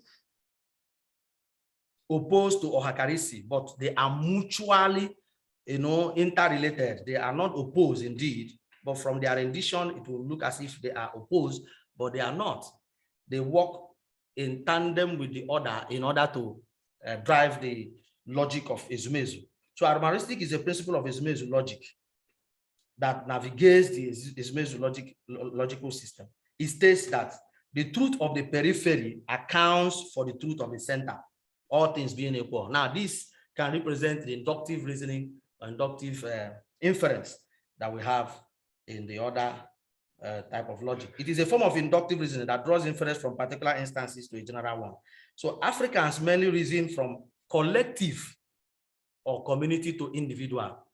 This is the reason why ohakarisi is the type that moves from the generality or the center to the periphery. So we can see that this notion of Africans reasoning from collective or community to individual, you can find it in the ideas of Ubuntu and communitarianism. When you check the works of Mbiti, Eze, and so many other scholars in the area of African communitarianism. Now, more notions of logical Ezumezu logic that will help you to understand it is the notion of thesis of regimented ontology. Inspired this thesis or this idea of regimented ontology, thesis of regimented ontology is inspired by the Igbo maxim, Uwezuoke, meaning that nothing is complete. There is no grand norm of knowledge. It takes us back to the idea of not accepting absolute idea. Nothing is complete. There is no grand norm for knowledge. Uwezuoke. This means that no single theory can account for the ontological structure of all theory. That is the reason why Ezumezu logic and conventional thinking gives room for alternatives and not absolutes, but alternatives. Because no one single theory can account for the ontological structure of all things. Though theories may be universally applicable, it is nevertheless from a particular culture. So, but there must be some, to a large extent, you have to a large extent applicability to other cultures. This explains why conventional thinking neither absolutizes nor plays down on any particular perspective to knowledge, but gives room for the other in a mutually beneficial manner. This is actually the goal of all that we are doing in conversational thinking. Some of these principles are important to also note. Some principles of Ezumezu logic.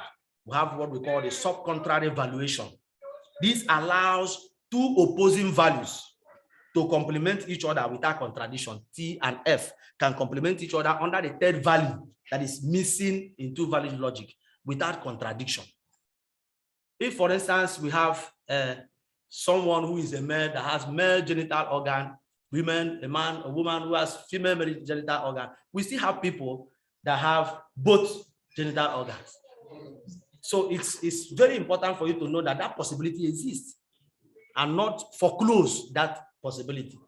The three-value logic allows this. Ezumezu logic draws our attention that this can be possible. We shouldn't foreclose it. So sub-contrary valuation is derived from the basic African ontology, which does not forbid two opposed systems from being true at the same time, and while still retaining their specific presuppositions. Very important. This principle is evident in Mwansa-Wanju. We must always be meeting this concept of Mwansa-Wanju, interaction in conversational thinking, where none of them loses its identity while engaging with the other. Now, that takes me back to the question that you asked concerning Hegelian dialectics.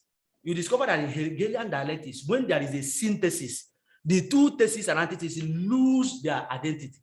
And what we have is a new identity called synthesis, from where another identity, thesis and thesis begin again. You see, but in Ezumezu logic and conventional thinking as a whole, we do not give room for such, it does not give room for opposing variables, seemingly opposing variables, to lose their identity and when they are creatively engaged in a struggle or in a logical interaction. They still retain their specific identities as they go on. You see, it's just like in Western culture where it's expected that Africans should just subsume themselves and their culture into Western ideas. You see, but it ought not to be so. It's supposed to be an interaction between the two world cultures, and then each will remain with their specific identities, while there is still epistemic interaction. This principle is evident in Mwansa-Wanju. Okay, I'll explain that. And then the next slide, we have what we call the modes in Ezumezu logic. I'm trying to be fast. This shows how they complement each other.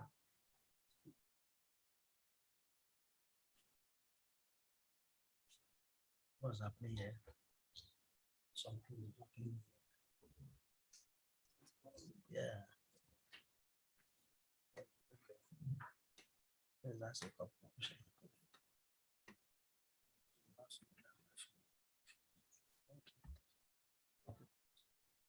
So this shows how the complementation of the two standard values, sub-contrary in a third value, does not erase two value of Western logic. Rather, it shows that there could be an inferential switch from one platform to the other. Remember, this idea of modes is what explains the fact that Ezumezu logic is not replacing or displacing the two value logic. It's only drawing attention to the fact that there could be alternative. There could be alternative that may better explain reality than the other. This can happen in two ways, namely in a contextual mode, context again, and in a complementary mode. In a contextual mode of interpretation, we see Ezu and Ezu, that is true and false. Remember, that's what Ezu and Ezu is representing in the idea of Ezumezu logic. Ezu and Ezu, which is true and false, as peripheries to the center, and which interprets variables on a contextual basis. Under the complementary mode of interpretation, this allows two standard values to be joined together in an intermediary third value through a conjunctive motion that results in that third value called Ezumezu.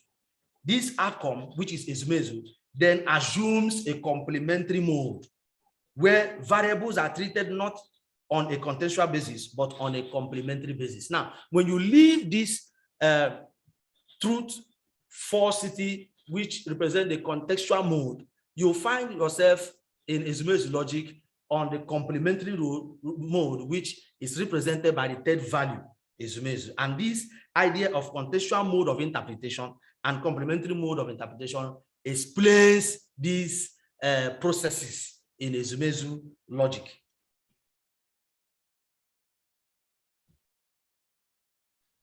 We have again what we call the context principle, which states that whatever that is stated is a statement about something, and that which is stated to be meaningful must be stated within a context. I cannot just we can't overemphasize the importance of context in conversational thinking. Entities or variables share their meanings and acquire new ones from context to context. And this is the reason why it is important for us to bear in mind that it is context that actually matter in the realm of conversational thinking. Again, this is evident in once and one-to interaction in any conversational thinking project. As variables or placeholders, once and one-to can assume different nature and occupy different positions depending on the context of discourse. So what our minds should always be focused on is the context of discourse in any engagement. This further reveals how Ezumezu logic undergirds conversational thinking. In all, Ezumezu logic overcomes the challenge of truth-value gap created by the three-value logic of Klein and Lucas Seward and the two-value logic of the Western culture. Conclusively, as a logic of conversational thinking, Ezumezu logic is flexible, is dynamic, as is evident in the interrelationship between Wansa and Wanju, though it is also applicable in any universe of discourse. No effective and durable system without a sound and valid logic that foregrounds it. Thank you very much.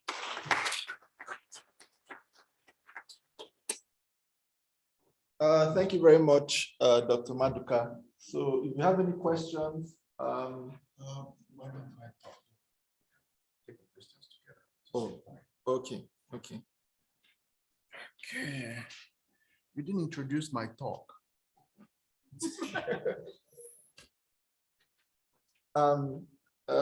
Next speaker we have is obviously Dr. Jonathan. So Dr. Jonathan, over to you.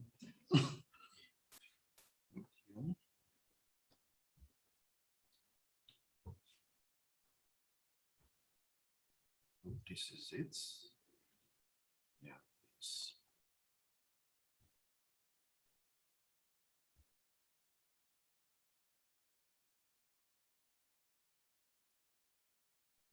Okay, so let me share my screen. Thank you very much. Unlike Dr. Maduka, I'll try to be brief. And don't crucify me if I fail. The intention is there. All right, the important thing, it might sound Greek to some of you who are not philosophers, or even those of you who are budding philosophers but haven't come across much of logic. Some of these things might sound Greek to you, but they are not. These are things that you deal with every day.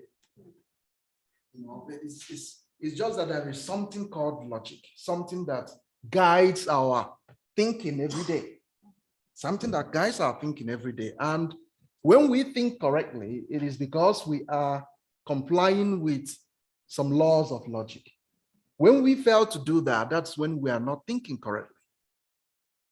And often in life, you find yourself in situations where you have to judge your parents, your siblings, your friends, and they give you a reason why they did that, and you say, but it sounds so stupid. How could you do that?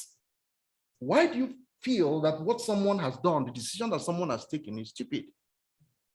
Because somehow it's innate in you. You possess thinking faculty. You could see that the reasoning behind it is not sound. You're dealing with logic. These laws that are being explained here, it's just that you have not formally come in contact, or you're not familiar with these laws, so they're not Greek.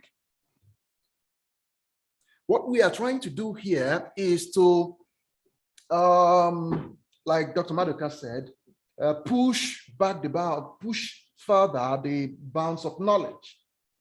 We are trying to, for Aristotle that formulated the worldview of Western people in the 3rd century BC, articulated the 3 laws guiding that thought. He did that being influenced by what he sees in the culture of his people and how his people reason.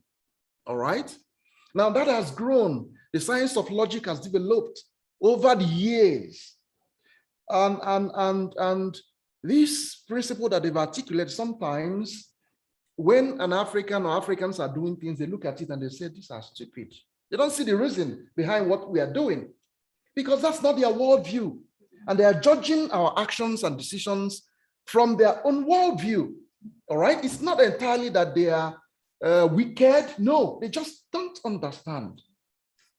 All right? Now it falls to us, the Aristotles of today, okay, to also formalize, systematize our own logic, the logic that guides the way we also reason. And that is why Ezumezu is not jettisoning the classical laws of thought. No, because if you throw up an apple here, it will fall to the ground. If you throw it up in London, it will fall. That's two valid logic. All right? And if you want to cross the motorway here in South Africa, you have to look left and right, because it's either you that will cross or the motor vehicle will cross. Both of you can cross at the same time. That's the excluded middle, a lot of excluded middle. So it applies everywhere. All right? However, a lot of identity, for example, that says that something cannot be what this and not be that thing at the same time.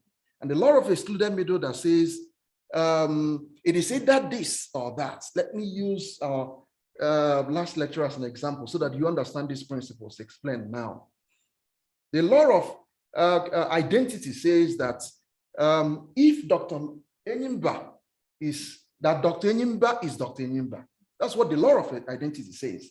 So you can't say that Dr. Enyimba is Professor Matolino. You can't say that. You will violate the law of identity, because the identity of Dr. Enyimba is Dr. Enyimba. Now, what about law of contradiction? You can't say that Dr. Enyimba is Dr. Enyimba, and at the same time, you say that he is not Dr. Enyimba. You have contradicted yourself. Law of contradiction. What of excluded middle? All right? The example I gave to you. You can say, for example, that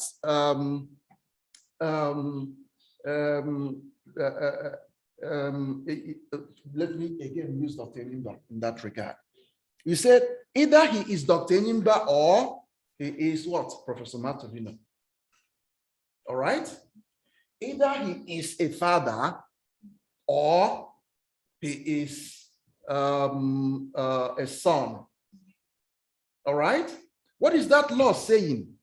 that he is either a father or a son. He cannot be a father and a son at the same time. Is that correct? He can be a father and he also can be a son. And this is that what was excluded by the law of excluded middle in the two-value logic is what the law of anonymity is including. Because take it or leave it, in your various relationship with people, sometimes two of your friends have a problem and they meet you and they are quarreling, and you listen to this person and you listen to this person, and then you say, well, both of you are correct. Just that. According to the two-value logic, you can't say that. One person has to be correct and one person has to be wrong. But we know that sometimes two people can be correct even when they are opposed or saying something opposed to each other. All right?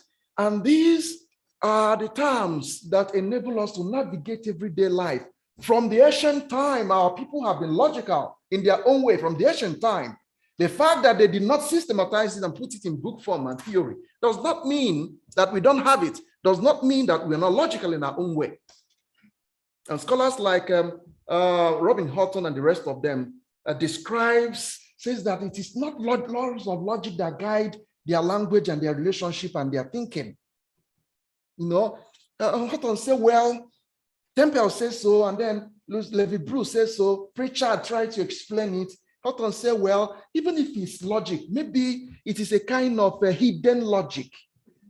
What does that mean? All right? So what does that tell you? It is not their responsibility to come and formalize our own logic, the logic that guides our thought.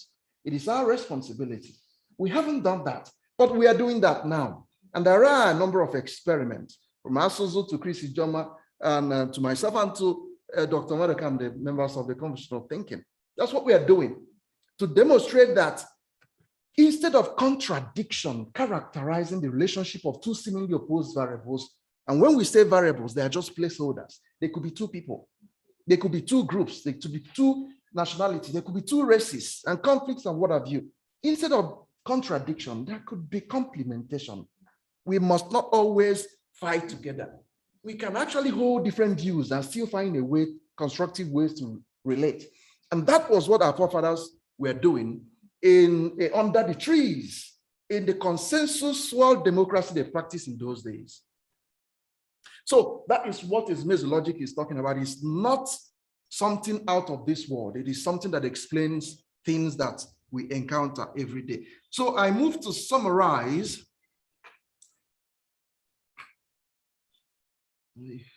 Let me not be the native doctor that cures everyone but couldn't cure himself.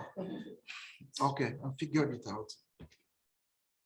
Now, the subject of my talk, as I try to summarize, is Ezumezu, Decolonial and Interdisciplinary Foundation. He has given us the basis of Ezumezu logic, and I want to demonstrate the decolonial and the interdisciplinary dimension of this logic. Now, we can't talk about decoloniality without coloniality. And coloniality, like I said earlier, has its own logic, the two-value logic that I've been explaining. So there's no point spending so much time in it. We have explained that logic so much. And then perhaps I should mention some of the principles of that logic, like the principle of bivalence. That every statement is either true or false. The principle of determinism, that every statement is either necessary or impossible. So if something is not, then it is impossible. If something does not exist, then it is impossible. It's not true. Okay? Perhaps in some ways it's true, but not absolutely true. It's not absolutely true. So it falls on us to provide laws that will axiomatize any statements that are in opposition to the dictates of these principles. That is what we've done with the Ezumezu logic as we move forward to get to the point we want to make. Now, Ezumezu has a decolonial logic. It's a variant of three-value logic. He has said that. It's a decolonial logic that transcends bivalence into trivalence. Yes, it's a truth-glut logic, both and. That is both and logic with a middle position. He has explained that, grounded in 6 laws of thought, in addition to the 3 that was in existence, developed by Aristotle in Greece. And of course, these statements are evaluated true, false, and complemented. He has also explained that. Now let's look at the metaphysical principles of Ezumezu logic. He has explained the CMI1 and CMI2, the complementary mode of interpretation and the contextual mode of interpretation.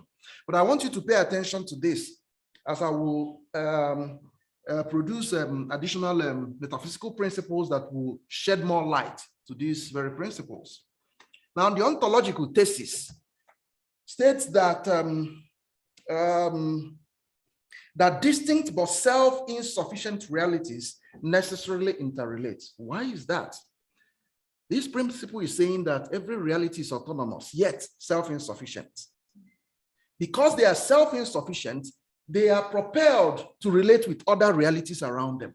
Why don't you live alone and not seek to mingle and relate with other people? Even there are people you relate with on a daily basis that are so annoying. Given the choices, we don't want to relate with them. But why do you go on relating with them? Because it's necessary. There's something they offer that you don't have. There's something they offer that you don't have. You go to a friend to explain a certain topic to you. You don't like him or her.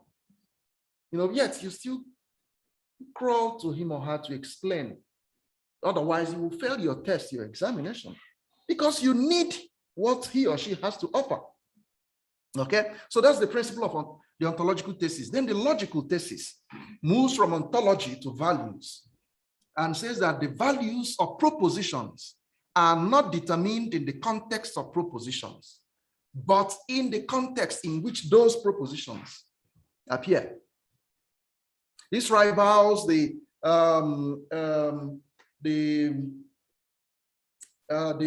principle of propositional contextualization that the German logician Gottlob Frege offered. Frege says that the values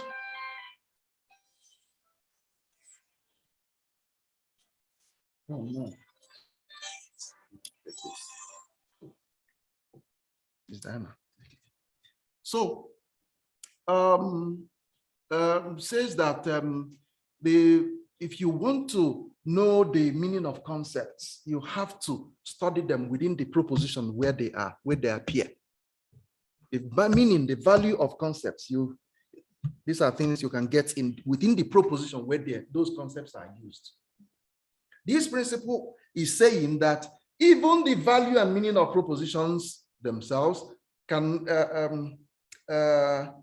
to determine them, you have to go to the context in which those propositions are used, not the concept now, but the propositions themselves. And I give you a classic example I like to use.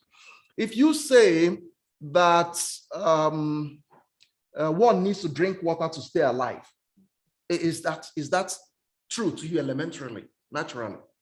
It's true, right? Good. Now, let's move that statement to a specific context. The same statement, we now say one needs to drink. Okay. One needs to, the same statement. Okay. One needs to drink. One who is drowning in the Limpopo River needs to drink water to stay alive. Is that statement, does that sound like true? You have contextualized it. Somebody is drowning in the Limpopo River, probably have gulped a lot of water, waiting for a savior that's not coming. And then finally, you appear with a bucket of water and you're pouring down to that proposition cannot be true. It was true when you had not contextualized it. Where was it? In the complementary mode. Now, when you moved it to a contextual mode, the truth value changes. And that is why our principle of contextuality states that context offsets fact. In science, and indeed everywhere in Western developed methodologies of inquiry, they talk about fact, as if they are strict. Well, African intellectual worldview and the logic we mechanize from it is showing us that facts are not strict. Context could flip them. Let's move that same proposition to another context. One who is dehydrating in the middle of the Sahara Desert needs to drink water to stay alive. Is that true? Obviously true. Another context, the same proposition, different values in different contexts. So context obsesses facts. And the idea of context does not have so much space in the two-valued logic, but it has a lot of space in the variant of three-valued logic that we have propounded. And it's not as if we are inventing these things from the air. We are looking at how you and I as Africans reason every day and look at reality, and we try to mechanize laws and principles to explain them. That's what we've done. And that was what Aristotle also did for Westerners. Okay, so the essence of this logic is to supplement, because there are still, even though contradiction does not apply all the time, it applies some of the time. Excluded me to the same thing, identity, the same time. We know that this is dogmatic, that's identity. It applies here, as it applies everywhere, but it's not enough. You needed more laws to capture other forms of inferences and reasoning, that especially the ones coming from here that are not captured in that one formulated over there. Okay, so it's also grounded the three principles: contextuality, which states that context observes facts; relationality, variables necessarily interrelate; and complementarity. Similarly opposed variables can complement rather than contradict. See the relationship between these three principles, last principles, and the first ones, the contextual mode and the complementary mode of reflection and inferences. And then you would even see more of it in the here when we talk about the two forces that drive movement of realities. Okay, ontology deals with realities. Logic deals with the laws guiding the relationship of realities. Okay, but there are two forces that move these realities to compel them to move, to interact, engage in relationship. All right, and the first one is self-insufficiency, and the second one is self-preservation.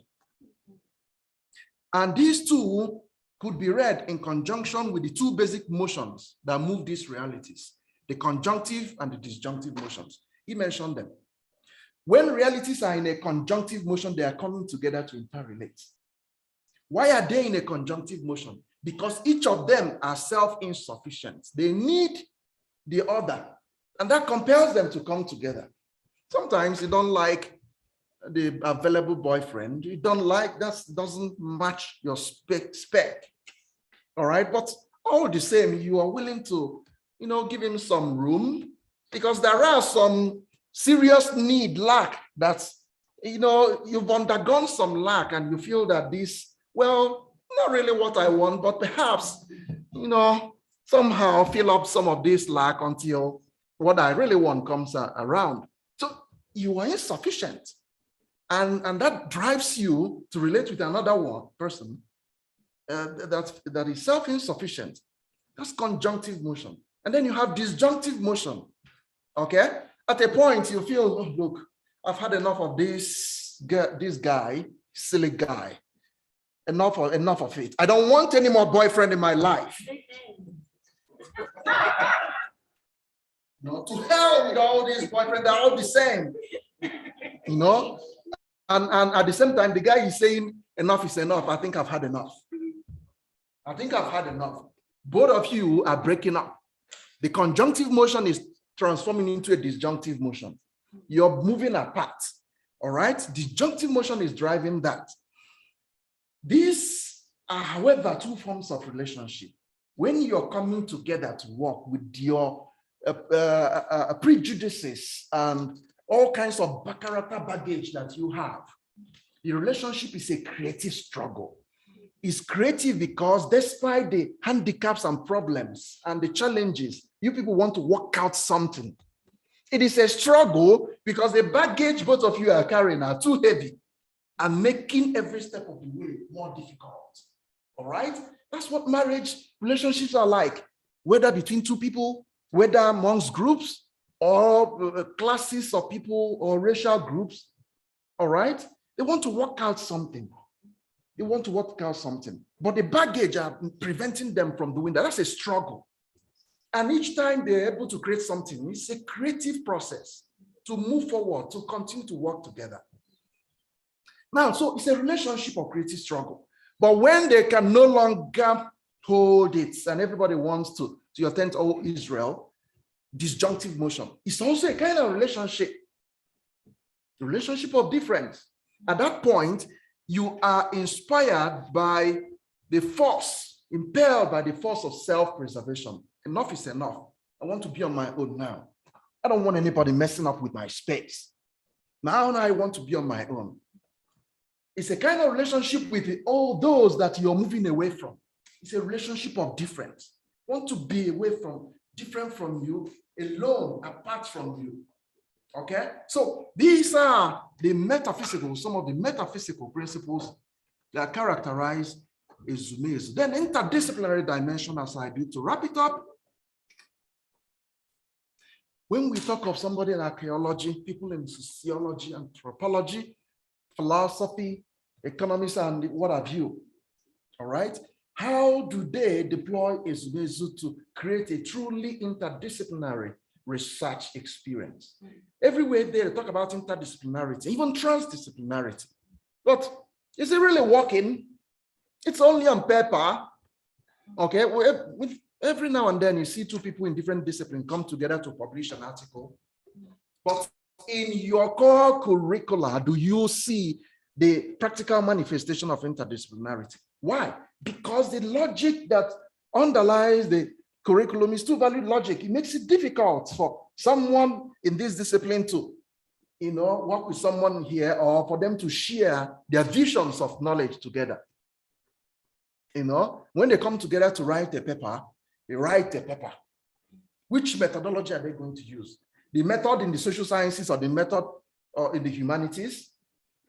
How are they going to combine the two? Nowadays, they are talking about mixed methodology. It is in light of interdisciplinarity. Yet, it becomes much more difficult to implement in practical terms if the logic is still two-valued logic, because there will be that dichotomy and lopsidedness. And somehow they patch the whole thing through. But the solution is a logic that does not promote unequal binaries, and a logic that does not highlight contradiction, but shows a preference for complementarity. And that is the type of logic that we promote here. So when you deploy that type of logic, you begin to see the idea of interdisciplinarity take really practical, full life form. All right? So such that a discipline, it becomes a domain of knowledge, contextuality. These assumptions are okay within that domain.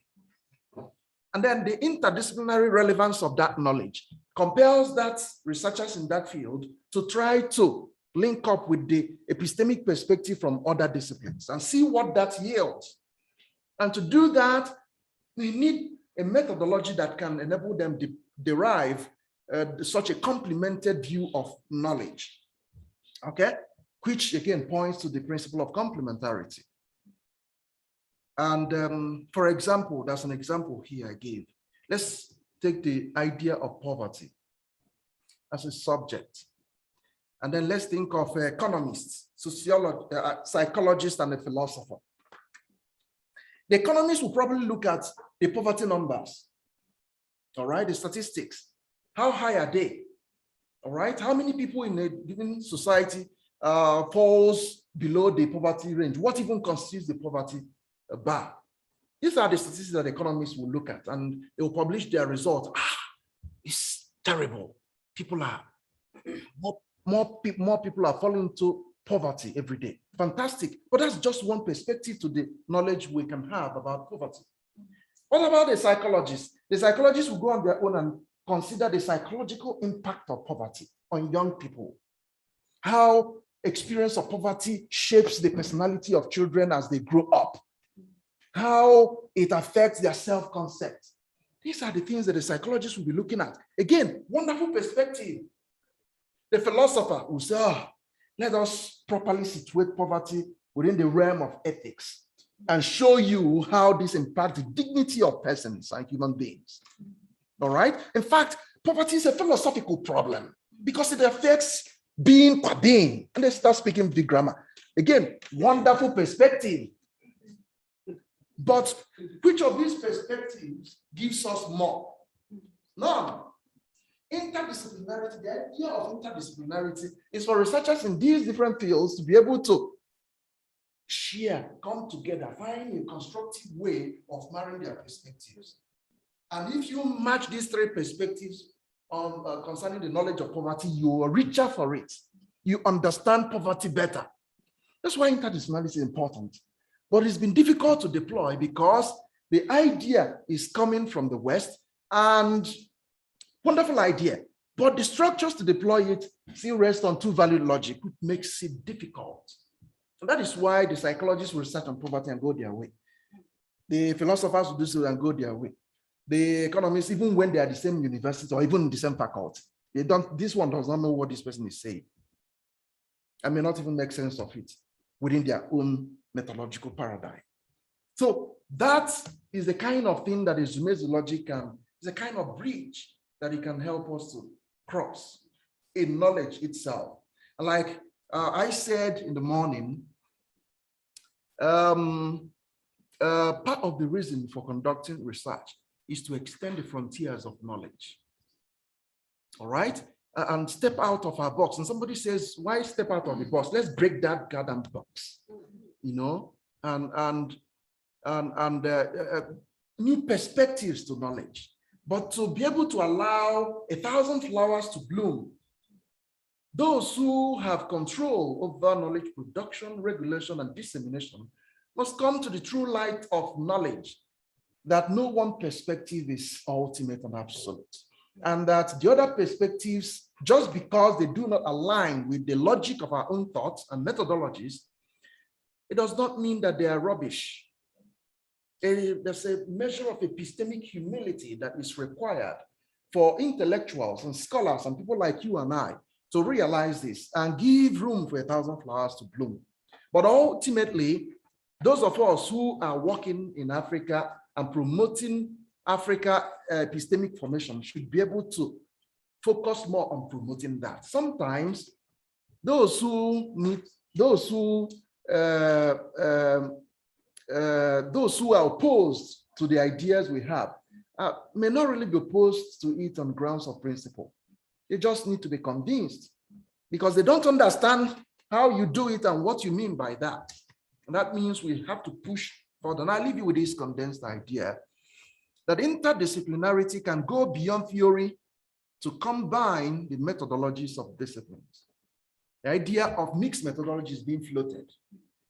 But I tell you, I wrote a proposal that I submitted to a certain government in the West that wants to fund such research in Africa. And I wrote a research proposal grounding it on Ezumezu logic to show how it's going to float. And they rejected it because they don't understand that logic. They don't understand that logic. So every day people are still publishing all kinds of nonsense on mixed methodology, and you look at it and you see it is still this two-value logic.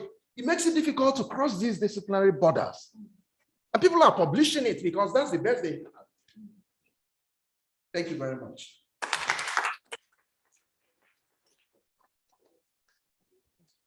Thank you very much, Dr. Jonathan. It's time for questions. If you have questions.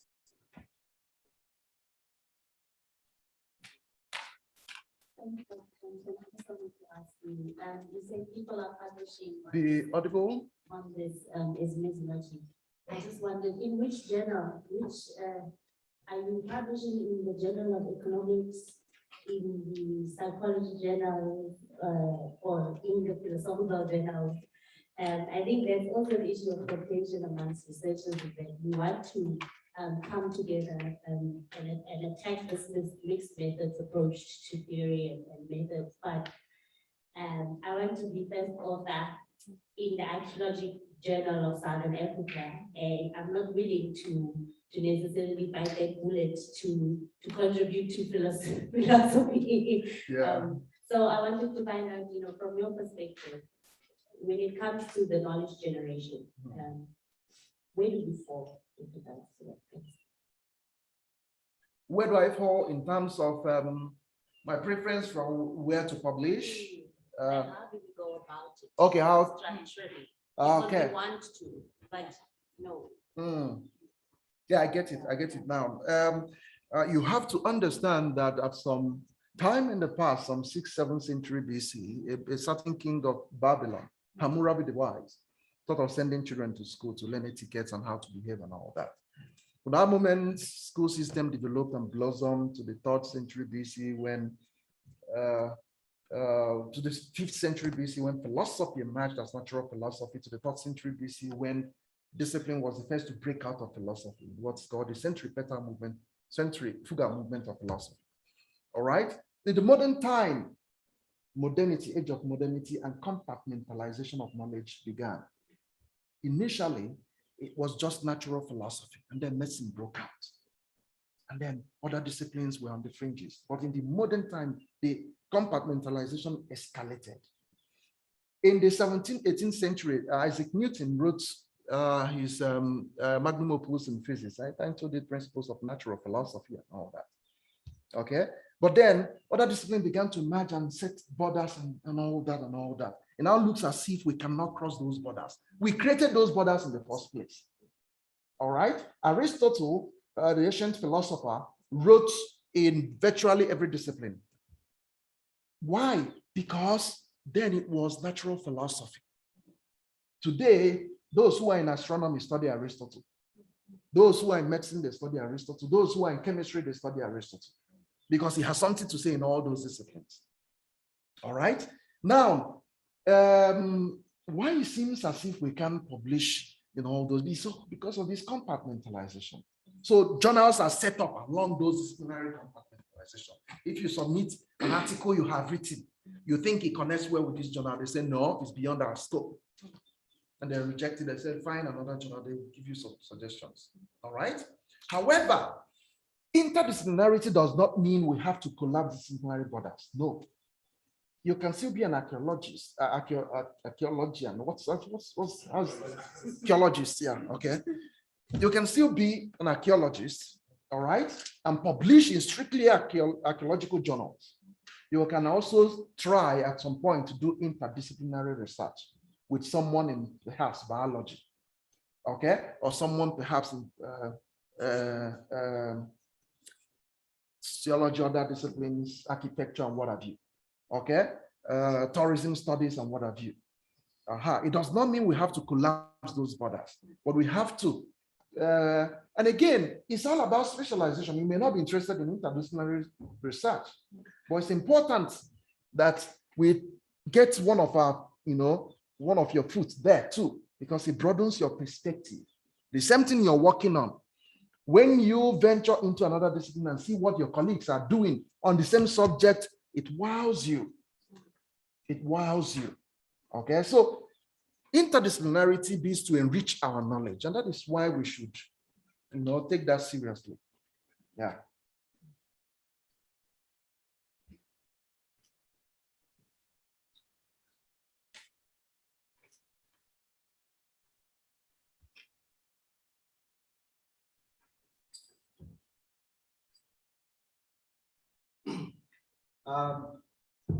She says, firstly, compliments quotes because I agree with most of what you said. I think that Ezumezu logic is a good example of how we can go from decolonizing to Africanizing production. So that's the first point I wanted to talk about. And I hope we can talk about that further later on.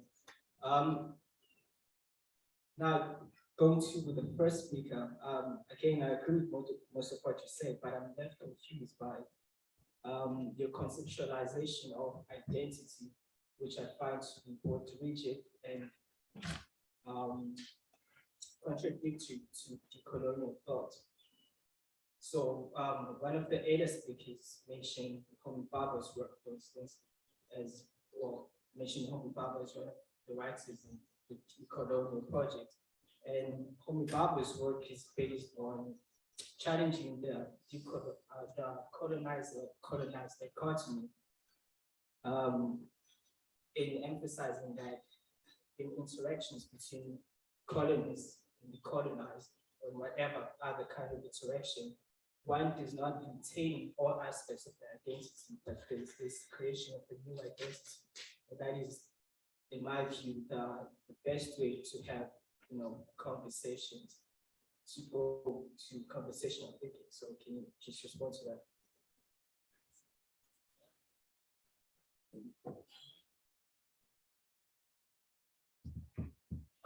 I'm not sure I got you well, but if you are talking about the dichotomy between the colonialist and the colonized, and how that can be, from the perspective of Ezumezu logic, overcome.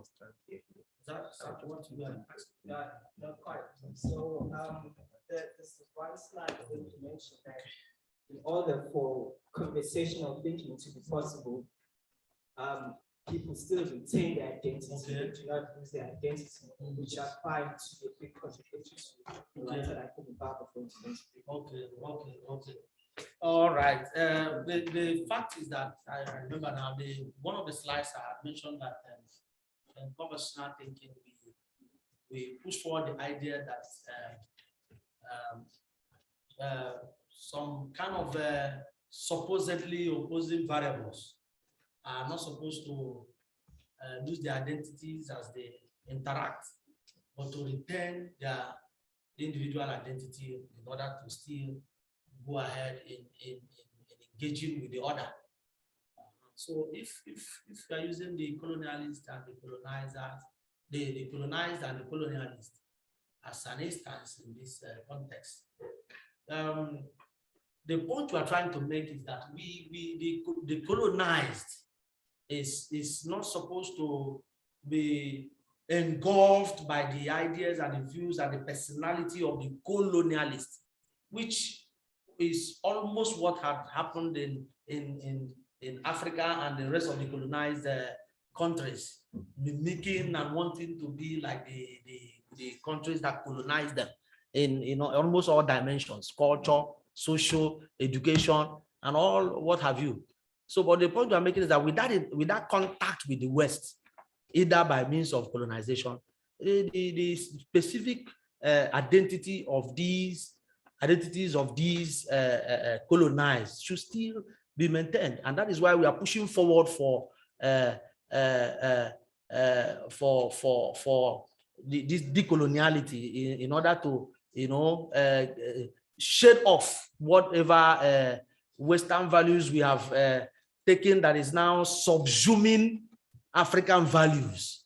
So there's a need for African values to still be distinct while we are also interacting with Western ideas and values. So remember that one of the canons of conversational thinking I mentioned in the earlier lecture is moderate decolonization. And this is what it is pushing towards, so that there will be no disintegration of identities just because there is an interaction with what appears to be superior, and then you want to be like that. It's not disintegration as such, Okay. it's rather mixing of two identities from one. It doesn't mean that you are losing your identity, but you are taking some aspects of your identity that are common to the other person, and that forms, that universality. Yes, there's room for borrowing. You can borrow from the other. Remember the canon of moderate decolonization. There's something good about this culture you can take from, and then there's something about your culture you will still return, and then continue with that interaction without having to abandon yourself for the other in the name of superior and inferior. Okay. Let's just read the questions here and give space for the last talk for the day, so that perhaps after that we can have more questions that will arise, since the subject is similar. Okay, so I introduce Dr. Aribiah Attoe to give us his talk on conversational method as a decolonial and interdisciplinary approach. A lot have been said about the overview of conversational thinking, the sociological practical application that Dr. Leyla gave us, and the logic of conversational thinking. Now is the method itself. Over to you. Thank you very much, Dr. Jonathan. But before I begin, I know I have the unenviable task of presenting last when everybody is tired, and also the task of presenting after Dr. Jonathan's passionate presentation. So I'd like for us to, at least for a minute or two, if you like to stretch or do something, just have the time to do that just now before I start. It's fine. Thank you for that review.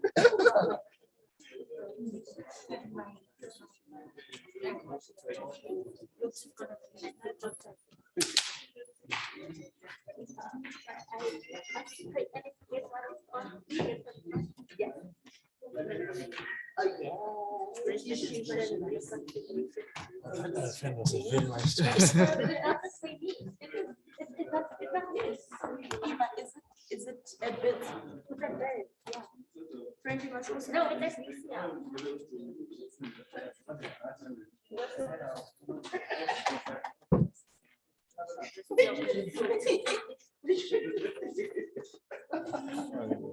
If I get to go back, Once it's 3:45 or 3:44, just call them to come back.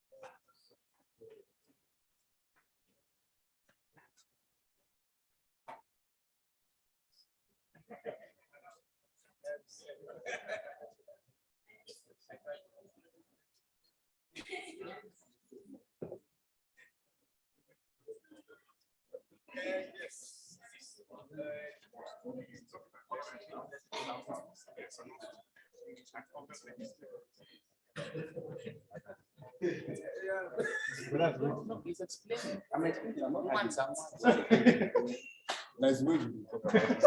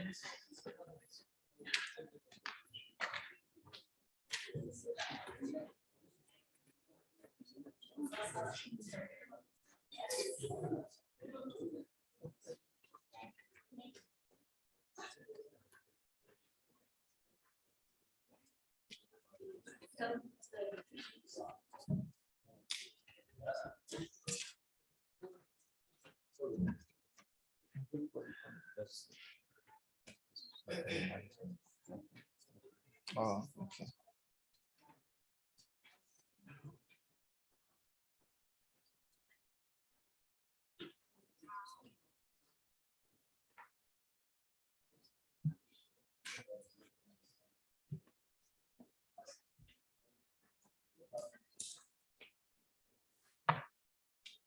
Okay, welcome back, everyone. Welcome back. I'm sure you've had your time to, stretch, send out WhatsApp message, and so on. So I'll be speaking to us on the conversational method as a decolonial approach, or a decolonial and interdisciplinary approach. First things first, we need to understand why this conversational method is important and why decoloniality is important. And it's important because decoloniality is something that affects us mentally. And once it captures our minds, it affects everything we do, even the way we do scholarship, even the way we do live our lives.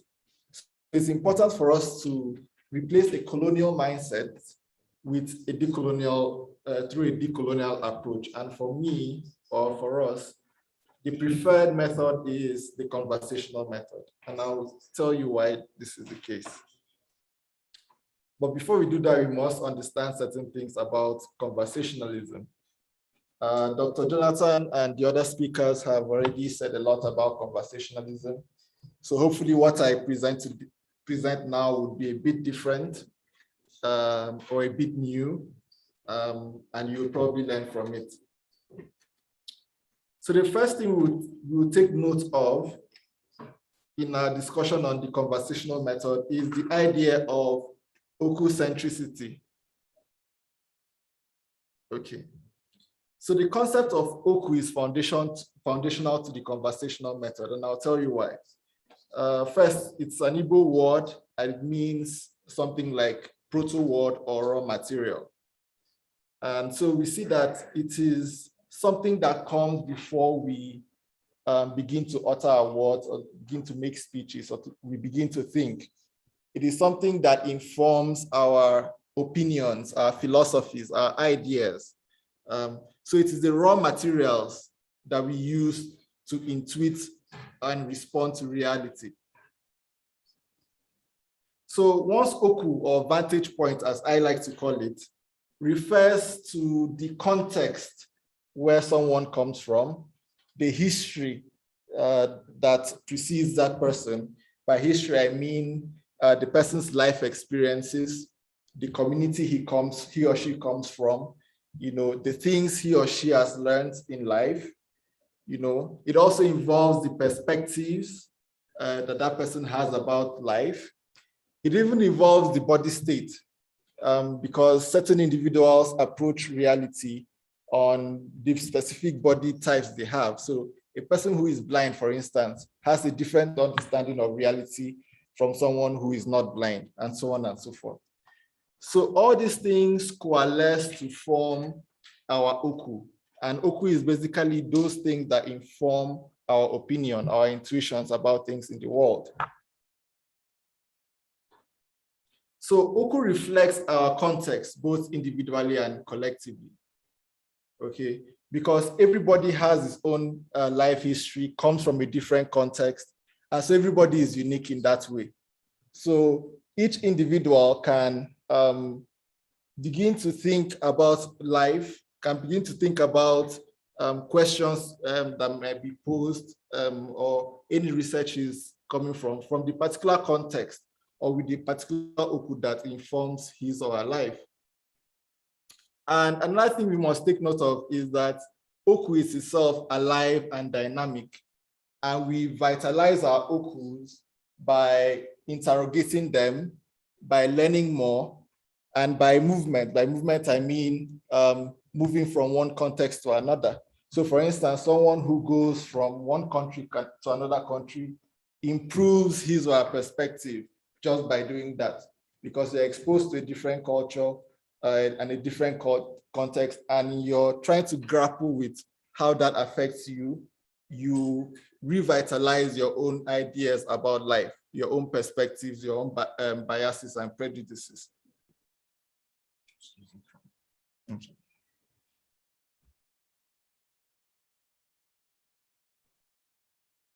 Okay. So now that we know what UKU means, the next thing we will look at is conversational thinking. And the speakers have said a lot about conversational thinking. So it was first propounded by Jonathan Chimakonam and elements of what was formerly called the Calabar School of Philosophy, but is now called the Conversational School of Philosophy. It is largely influenced by the works of anonymous traditional African philosophers of the complementary school of thought.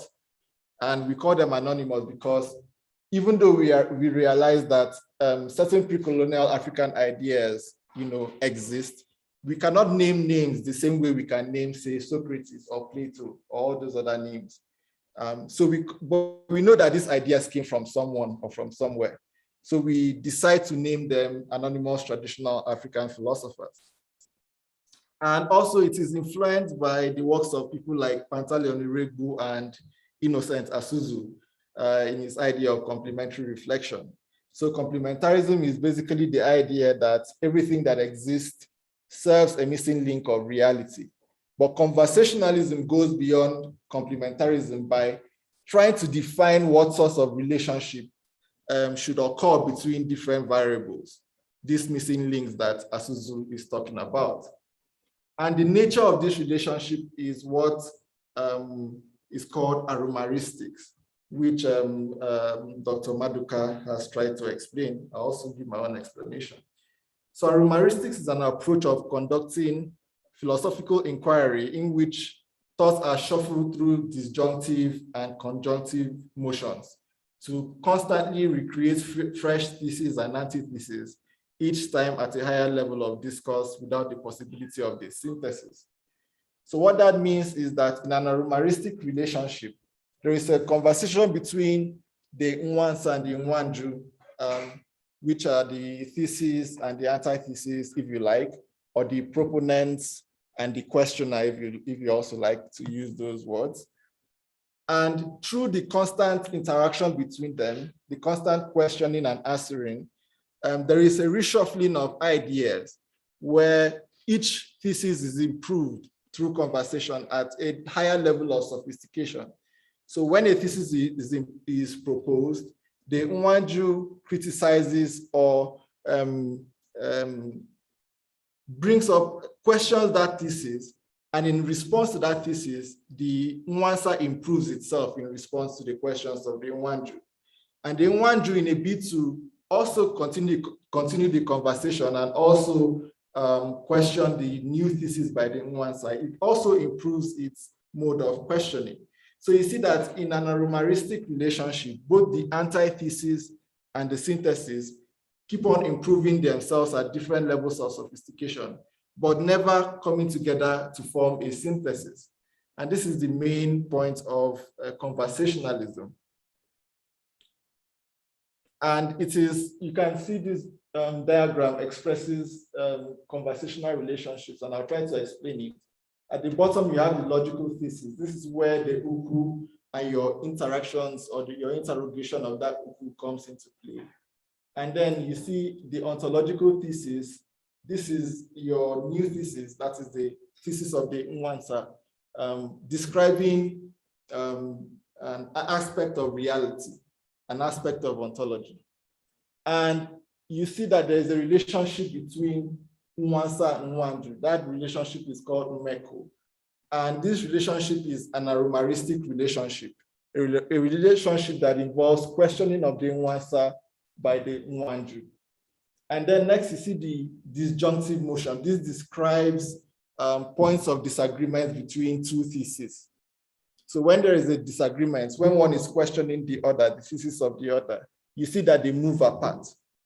But when they begin to respond, when the Nwansa responds to that questioning, and there's a bit of agreement between the two, then we have the conjunctive motion, and that leads to complementarity. But complementarity does not mean a synthesis, because there are also still points of disagreement, even in that complementary relationship. And that again informs the tension of incommensurables. That is the point where the Nwanju begins to tackle those disagreements that still remain. And again, we have a disjunctive motion and a conjunctive motion, and then the process continues endlessly in conversational thinking. There is no end to it. And you see at the top, there is what you call the Benoke point. This is the closest point of complementarism between the thesis and the antithesis, or the Nwansa and the Nwanju, without actually achieving a synthesis. Because once you pass the Benoke point and achieve synthesis, then problems begin to emerge. I'll talk about that as we move forward in the lecture. So another important concept we must take note of in conversational thinking is what I've termed the up-down movement of thought. So the up movement represents a sort of positive improvement of thoughts through conversational discourse.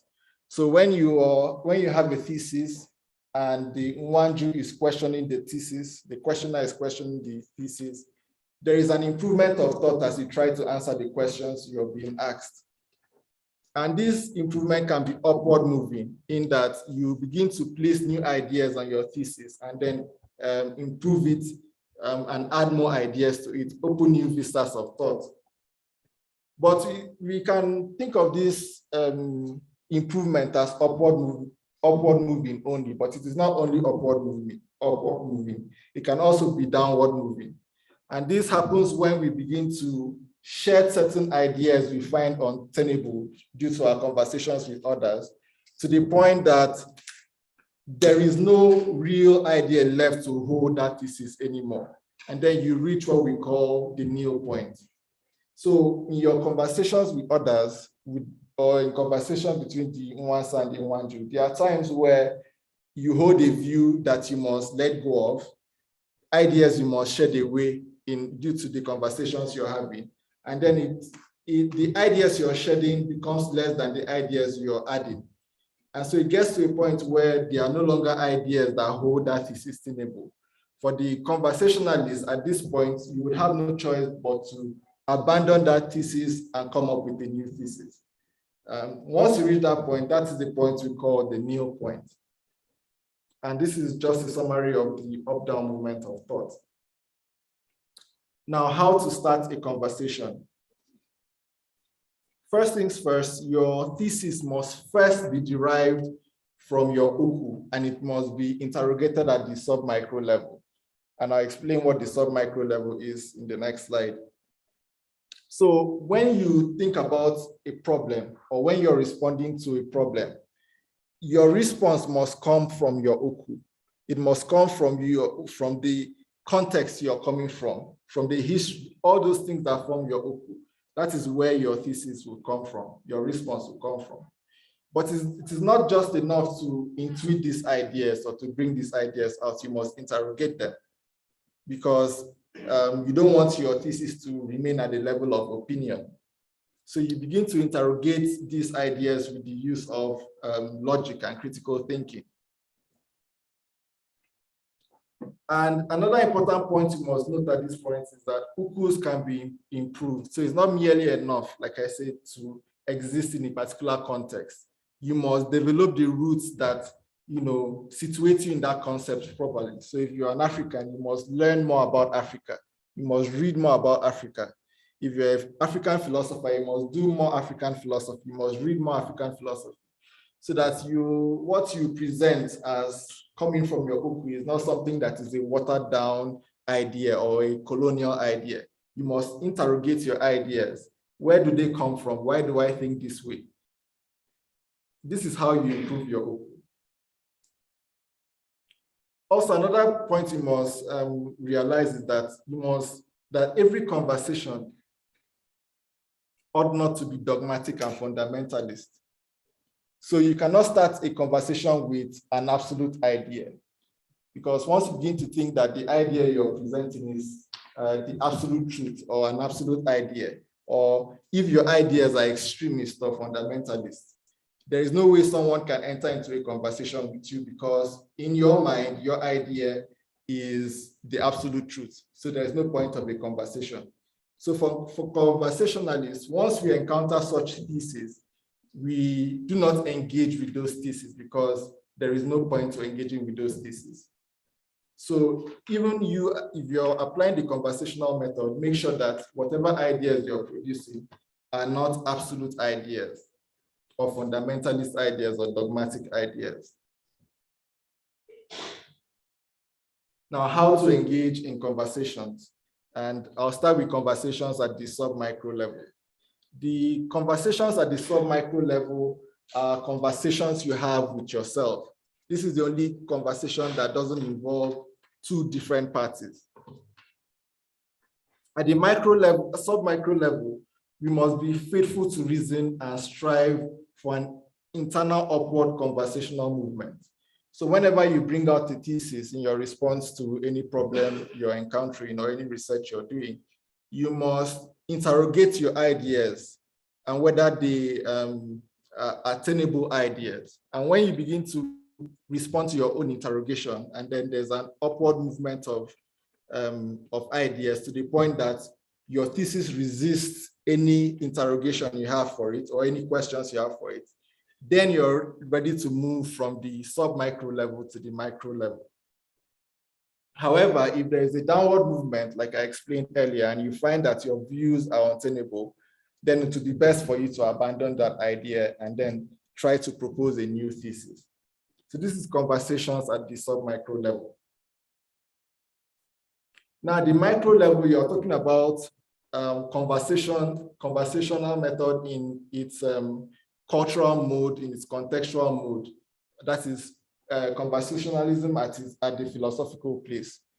Another way you can put it is that it is conversationalism for Africa, or for African philosophy, or for African sociology, or whatever you want to call it. Here, the aim is to interrogate established African ideas, African views, or African concepts, or worldviews, in a bid to improve and fine-tune these ideas. So in this instance, the answer would be other African philosophers, for instance, if you're a philosopher, or you're conversing with other African ideas, not necessarily ideas that are global yet, as it were. And conversations at the micro level are of two types. There's the conceptual conversationalism and institutional conversationalism. At the conceptual level, you're talking about ideas, you're talking about philosophies or worldviews. But at the institutional level, you're talking about established social structures. So things like educational systems, political systems, religious systems, and things like that. So things like Africanizing the curriculum would be an example of an institutional conversationalism. So you're interrogating these structures in a bid to improve them or to fine-tune them. And this is what conversationalism at the micro level entails. At the macro level, you're talking about conversations at the global level, at the intercultural level, at the interdisciplinary level, and so on, at the comparative level, and so on. In this instance, the Nwansa, that is the proponents, are those indigenous ideas that you bring forward at the global level and are interrogated by other cultures or other contexts. So for instance, if you bring an idea in African philosophy, and then it is interrogated by philosophers or ideas at the Western philosophy or in Asian philosophy, this is conversationalism at the macro level. So unlike intercultural philosophy or comparative philosophy, there is no integration of different cultural ideas or the mere comparison of ideas with another idea from a different culture. Instead, there is a mutual creative struggle. So it is not just mere comparison of ideas. There's mutual interrogation of each view by the other. where each view improves itself on the basis of that interaction, leading to the global expansion of thought. So when you interrogate, when you bring together ideas from Africa with ideas from other parts of the world, and you allow them to interact and to interrogate themselves, you see that each idea improves themselves without actually subverting the other into like a synthesis of some sort. And rounding up, I want to talk about what we call the Benoke problem. And this is a problem that arises when you move beyond complementarism and go towards synthesis. So the Benoke problem starts when the Benoke point is crossed. We identify the problem when conversations end, and two, when there are no longer two theses in a conversation, but one grand thesis.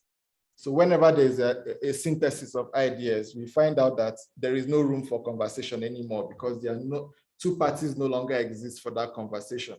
You now have one absolute view, one thesis, and when that happens, both views, both Nwansa and Nwanju no longer exist. Another point you must note is that the normal point or the new point might look like the Benoke problem since only one thesis is left, but it is not the same thing. Remember, I told you that the new point or the normal point is when you begin to share ideas, when through conversation, one thesis shares ideas until the position is no longer tenable. And when that happens, that thesis would have to be abandoned, and then one thesis is left until the other Nwansa brings up another thesis. This is not the same thing as the Benoke problem because the fact that there's only one thesis left comes as a result of the fact that there was a conversation, not because of the fact that there is a synthesis. So it's important to note that distinction. Now, how does the Benoke problem manifest itself? First, actors begin to believe that they fully understood and accepted each other's views. In the earlier talk, I think by Dr. Maduka, we talked about meaning. It is impossible, one can say it's impossible for you to fully understand the other person absolutely. If that is the case, then it's impossible to claim that you fully understood each other's views. But however, when you begin to cross the Benoke point and try to achieve a synthesis, the assumption is that you have fully understood each other, which is not true. Another way that the Benoke problem manifests itself is that there is a subversion of context and exposure to the very real possibility of hegemony and coloniality. So whenever you try to approach a synthesis, you find that one view collapses into the other. And at the end of the day, that view ceases to exist. The colonialism of African thoughts and African knowledge during colonialism is a good example. Another way that the Benoke problem manifests itself is unique contexts lose their identity as they merge with the dominant context in a synthesis. So whenever there is a synthesis, each view collapses into the other to form a synthesis, and both the Nwansa and the Nwanju is lost. We have no context anymore. We just have one absolute view. And these are the manifestations of the Benoke problem. So in conclusion, I've tried to describe the conversational method as I understood it. I've talked about opocentricity. I've talked about aromaristic relationships. I've talked about the various levels of conversationalism. So I'm happy to take your questions at this point.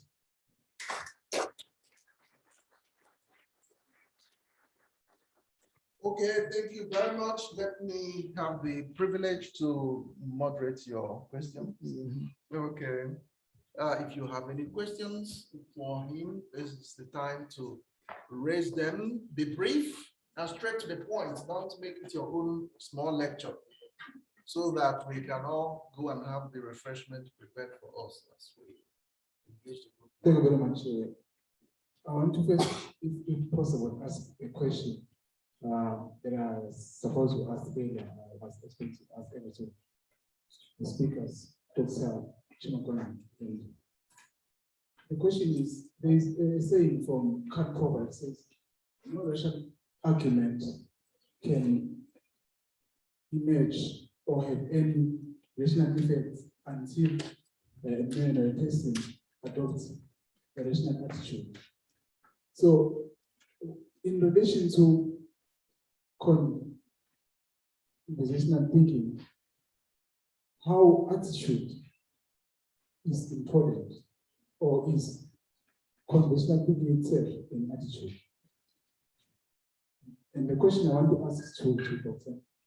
is in relation to the OKU, of which you said it's based on historical sense of the person, how historically oriented they are.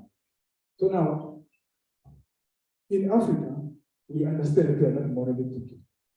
There is also some difference in historical setting. So now, even if in African philosophy we try to engage in conversational thinking, is the historicity between Africans as a people, if there is a dichotomy in that historicity, how does it affect the way one engage in conversational thinking? Thank you.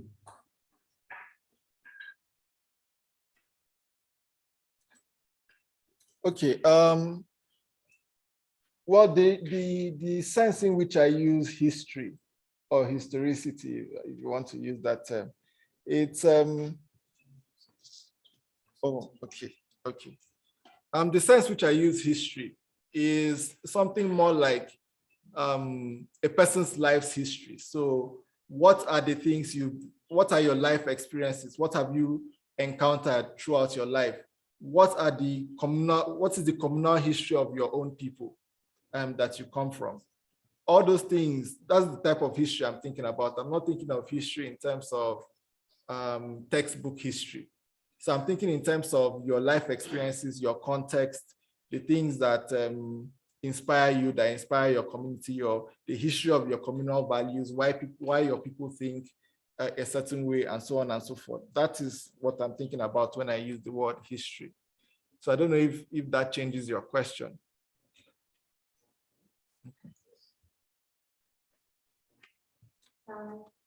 Thank you, Pastor. I just wanted to thank you especially for giving sorry, I'm not sure if I was but the full point.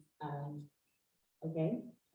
I quite understood it because in the beginning, when we had Dr. Leyla's presentation, I was quite concerned about the synthesis in the end, because for me, that looked as if we just had come to an agreement that, okay, in the end, what there is every person can just wear what they want. Every person should be allowed to wear whatever they want, dress however they want, except for the job and administration. But now I'm understanding from this point that at that point, it's not necessary that the idea, the thesis, or the antithesis collapse to one another to bring out this great idea that solves all the problems. But instead, what is important is the process to reach that antithesis. That is what I'm now understanding. So it's not necessarily a question, but it's just a comment to say, I'm understanding that the point is the process to reach that one synthesis that becomes a valuable practice or valuable conversational method. So that's the, yeah. Cool. Anyway, I don't know if you agree. Yeah. Thank you. Maybe I should throw light on that. I'm not sure you were there. Oh no, I wasn't. Lecture. Now, Dr. Leyla, who is a consultant with United Nations, working for the United Nations, put this method to practice on several occasions. And one of the occasions was what she described. She got two groups, all right, to come up with an idea about wearing hijab in Russia, in Austria. One group made up of young Austrians, another group made up of young immigrants from Afghanistan and different other places. And immediately, they all started with absolutistic positions this Austrian said, no, you're not to do that. Those people say you have to do that because God's law supersedes human laws. And then she got them to engage in a conversation. To engage in a conversation, there has to be mutual respect. There has to be recognition of the other, recognition of equality. All right? And once they started putting that to practice, they started changing their views. They started changing their views over the course of 4 days. Each day they will come and debate and end up with different views. Tomorrow they come and again on their new views and end up on a new one. What is happening is that from stage to stage, they were making the ideas more sophisticated. And if they continue, it the better. But it got to the after the 4th day, because the higher you go, the more difficult. It's brain work. That's why it's called creative struggle. You have to struggle because you have baggages. You have to create out of it at the same time. And in the process, they got tired at some point and say, you know what? Anybody can wear what they like. What does that tell you? That your position is, one position is just one perspective. And when you allow yourself to come into conversation with someone with a different perspective, and you people are objective about that process, it's bound to change as you begin to complement the more. However, for each position, you are supposed to raise another thesis to challenge it, to even make it better. But on the after the 4th day, they were not willing to go further because it was becoming tighter. They were getting a better result and it was becoming tighter. Those who felt that it is approved by their religion to wear it because God's law supersedes human law, we're already changing. Those who say, no, this is our country and it's a secular country, can't wear that. They were already changing and they say, well, anybody can wear what you like, end of conversation. When you do that, it is because you don't want to engage further and you have arbitrarily crossed the Benoke point and you've landed in conversational, at which point there's crisis of living.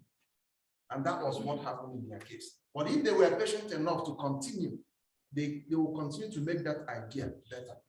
That is, so it wasn't a synthesis. They crossed the Benoke point, which they were not supposed to cross, by agreeing. And they did that because they wanted to be off this philosophical task.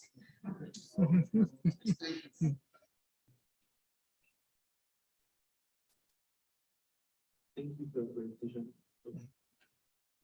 Yeah, my question is, I'm looking at the idea of Ezumezu logic that it provides that trivalent space that enables decolonization to work, if I understand you perfectly. Me? No, the first presenter. Okay. So the first presenter, Dr. Jonathan, you said that the Ezumezu logic provides that trivalent space for decolonization to be workable. So my question is, how does it play now when we talk about the Benoke problem? For example, when we start having a conversation between a bivalent space and a trivalent space, and from your argument, from your presentation, the trivalent space is supposed to provide us that decolonization, that will make decolonization to be workable. So is it not kind of, are we not talking about the same Benoke problem? Okay, actually we are not. When he was giving his talk, he made mention of sub-micro level. When you engage with your own self, the micro level and the macro level. All right. Now, when we talk about deploying Ezumezu logic as a decolonial logic, we are talking about that at a micro level. All right. If we now take it to that level, we're taking it to macro level. In other words, you're going meta-theoretic. You're no longer within the realm of theory, you're going meta-theoretic. Okay? But to try as much as possible to clear that to you. If someone coming from the perspective of coloniality, the foundation of which is the two-value logic, and another person coming from a decolonial angle, the foundation of their thoughts is a variant of three-value logic. How can they come together to think together and work together and complement? Okay? Logically, Ezumezu obeys the way of the integration of the two systems of logic. That is why it does not displace the three classical laws of two-value logic. It built on it. It accommodates it, but supplements it with other laws that weakens it in order to create a new platform of reasoning. All right, called Ezumezu. That's at the logical level. At an ontological level, people from those two different cultures can work together, because when someone from the that culture that supports two-value logic has a position regarding a certain topic whatsoever, let's say it's euthanasia, all right? And they said, well, people, it's their life, people have the right to take their own life if they're bored and they don't want to live it anymore. And someone from this side will say, no, I don't think that would be right, because even when they are alive, they are bored. That life itself, it connects with other lives and means a lot to other people. And if taken, will hurt quite a number of people, or even hurt the society itself that everyone is interconnected to. All right? This is a thesis. This is an antithesis. All right? And they begin the conversation from there. And gradually they will be chipping away from what they hold strongly on, until before you know it, their views are aligning. All right? But then when they agree, it is because they have decided to abandon that conversation and cross the Benoki point. They are not supposed to align to a synthesis. All right? What they are supposed to do is that when someone has modified and revised and brought forward, and then the one will have to try to plug holes into that new thesis. They are not trying to win arguments. They are only trying to make their position stronger. So if the person who is coming from the two-value logic foundation background formulates a stronger argument in support of euthanasia, or maybe a revised version of it, the other person coming from this other side tries to plug holes in that same argument that will compel the other person to go and revise further. At every stage, they are coming up with something better. So it's a collective project. And because they are working on it together, each side will contributing what they have to contribute is a complementarity. It is not a synthesis. All right? Complementarity is in working together. Synthesis is in agreeing on something finally. And conversational thinking does not support that, because once that is done, that marks the end of conversation. Conversational. Okay, and it's not supposed to end, because knowledge continues to grow. And we must continue to challenge ourselves to extend the frontiers of human knowledge. These are the theoretical levels, so it looks quite difficult. But when you identify a context and apply it, it makes more sense and becomes more easy to comprehend. Okay, so perhaps we'll take one more question and then we'll leave to the conference room two for some refreshments. Okay, thank you. And my question, I think, is probably to both of you. And it might be a little bit of an unfair question, because I'm an anthropologist and I have a different kind of way of asking questions. Because as I'm sitting here, I'm just wondering, so like with this conversational method, like to what end? What are we actually trying to achieve with it? And in practice, if someone were to use it in practice, what kind of problems are they trying to solve? What kind of if not solving problems, what kind of contribution are they actually trying to make when they use this method? And then, so like basically, what's the point? What are you trying to achieve?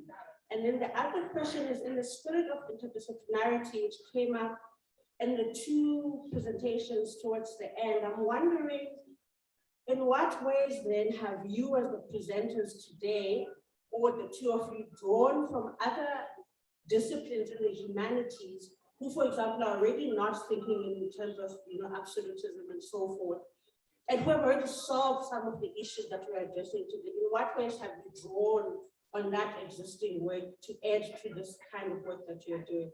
And maybe an unfair question is, are there any people who are not philosophers in the lineup of speakers today in the spirit of interdisciplinarity?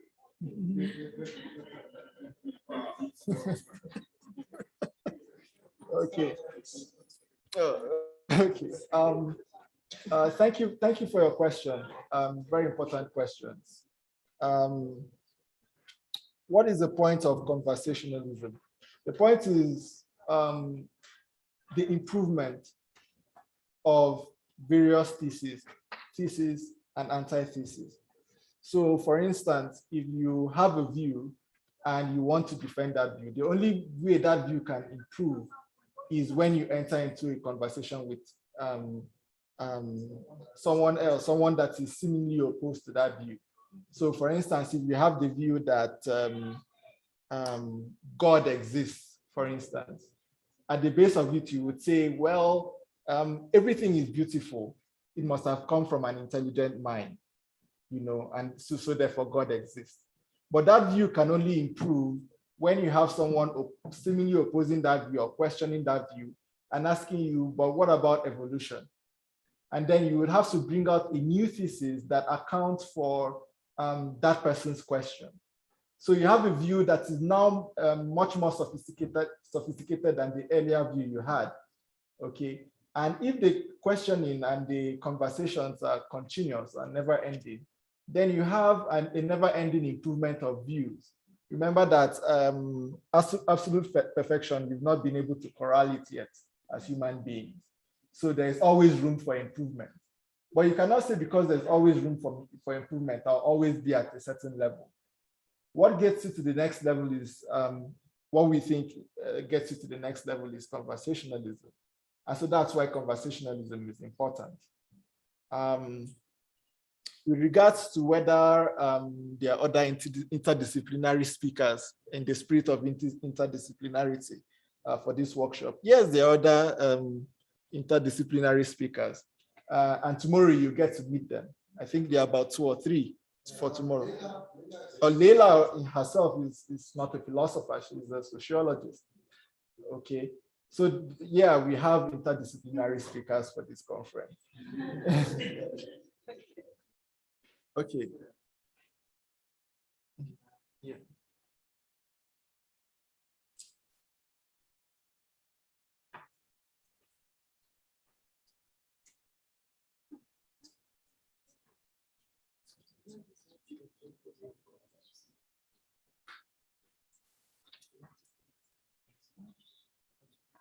So I'm sure you all have received the little documents we shared about the group work. So we would have that in where we used to have lunch and dinner. There are refreshments there, and then we'll inform you how we go about the group work while we're having the refreshments. So we can all move to conference room 2. Thank you.